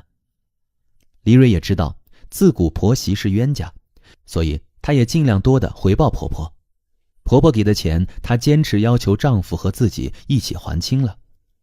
家里条件好了之后呢，她逢年过节也会拎点东西到婆婆那儿去。一来二去，婆媳关系倒也不错。可后面就出了问题。2胎政策放开后，婆婆希望夫妻俩再生一个儿子。这事儿呢，李蕊坚决不同意。她觉得有个女儿已经足够了，可不想再受那份罪。李蕊的丈夫倒也识趣，跟母亲说，生孩子是我们俩的事儿，她不愿意，我也没辙。所以呢，婆婆就把火力全转移到李蕊这儿来，一会儿讲道理，一会儿又是苦情戏。李蕊那边呢，无动于衷，软硬不吃。婆婆无奈，开始道德绑架。你们俩结婚的时候，我也没少帮忙，这次就当是成全妈妈，我做梦都想抱个孙子呀。就是这样一句话，让李蕊爆炸了。她本来就因为欠着婆婆的人情而胆战心惊，现在婆婆拿感情逼她，便触碰了她的底线。2人原本和和气气的，就因为这一件事闹得非常不愉快。我见过太多这种动不动就挥舞人情大棒的人了。在我看来，这种拿人情当筹码的事儿，简直是太可笑了。欠了你人情，难道就得任你宰割吗？这哪是人情债，分明比赌债还可怕。其实，任何一段关系最终都会回归平衡，它会在一次次顺其自然的交往麻烦中，让双方都得到帮助和补偿。当你求助于曾经帮助过你的人时，无需任何筹码，该帮忙的人自会出手，有心无力的人也该感谢，这样人际关系才会回归到交情，而不是交易。好，各位朋友，在生活当中你有碰到过类似的事情吗？欢迎在评论区跟大家共同分享。感谢收听，欢迎继续关注下一集的精彩内容。欢迎收听由喜马拉雅出品的《好关系是麻烦出来的》，作者格子珊，由志远跟您一同分享。后记：麻烦是对良好关系的滋养。小津安二郎的《东京物语》是我最喜欢的电影之一。一对日本老夫妇一共生了3个儿子2个女儿，儿女呢都在东京。二老千里迢迢赶去东京探望，却因孩子们琐事缠身，被忽略，被冷落。2位老人谦卑客气，怕麻烦别人，儿女不能陪伴，他们毫无怨言。说话时呢，永远是那么谦和有礼，温和的微笑永远挂在脸上，好像内心没有任何的不满。给你们添麻烦了，辛苦你了，让你们破费了。老人毫无条件的客气，仿佛是他们欠了孩子许多。待了一阵儿，觉得无趣的老人想回家。东京也玩了，热海也看了，我们回家吧。电影我看了几遍，每次这句话出现时，我都能感受到那种不可言说的落寞。2位老人因为怕麻烦孩子而表现出的那种不安和惶恐，终于让他们走向了最终的孤独。回乡途中，老母亲突发脑出血，回家不久便去世了，只剩老父亲一个人孤独地守着房子。看完这部电影呢，我设身处地地想了想，假如我要是事事处处对人人都这么客气，一点都不敢去麻烦别人，那不如让我直接疯掉算了。但在我身边，怕麻烦的人真的不少。有的人是怕麻烦别人，明明需要别人帮忙，却因为各种原因不敢开口，只好一个人默默承受，默默面对。有的人是怕别人麻烦自己，害怕安静的状态被打破，哪怕是举手之劳，也想一推了之。这种怕，与其说是一种拒绝，倒不如说是一种误解。在任何一段良好的关系中，麻烦不但是一定存在的，而且是必不可少的。我们之所以怕麻烦，是因为觉得不管是麻烦别人还是麻烦自己，都不是什么好事儿，也看不到麻烦对关系的滋养，所以呢，习惯性的避而远之。麻烦是人际关系的互动，只要麻烦得当，这种互动就是良性的。很多人之所以不愿麻烦别人或被麻烦，往往是因为经历了太多不合适的麻烦，再加上越来越多的人曲解麻烦的本质，似乎麻烦他人是一件不负责任，甚至是不道德的事情。作家连岳就说过，人生在世，活的年纪越大，越明白自食其力，不给人添麻烦是了不起的成就。我也是这么认为的。但如果一个人想要在不给人添麻烦的前提下自食其力，就真的太难了。而且呢，当你在物质和精神上能够达到自给自足时，其中也一定少不了他人的帮助。所以，到最后，我们只需要问自己一个问题：我该如何让麻烦滋养自己与他人的感情呢？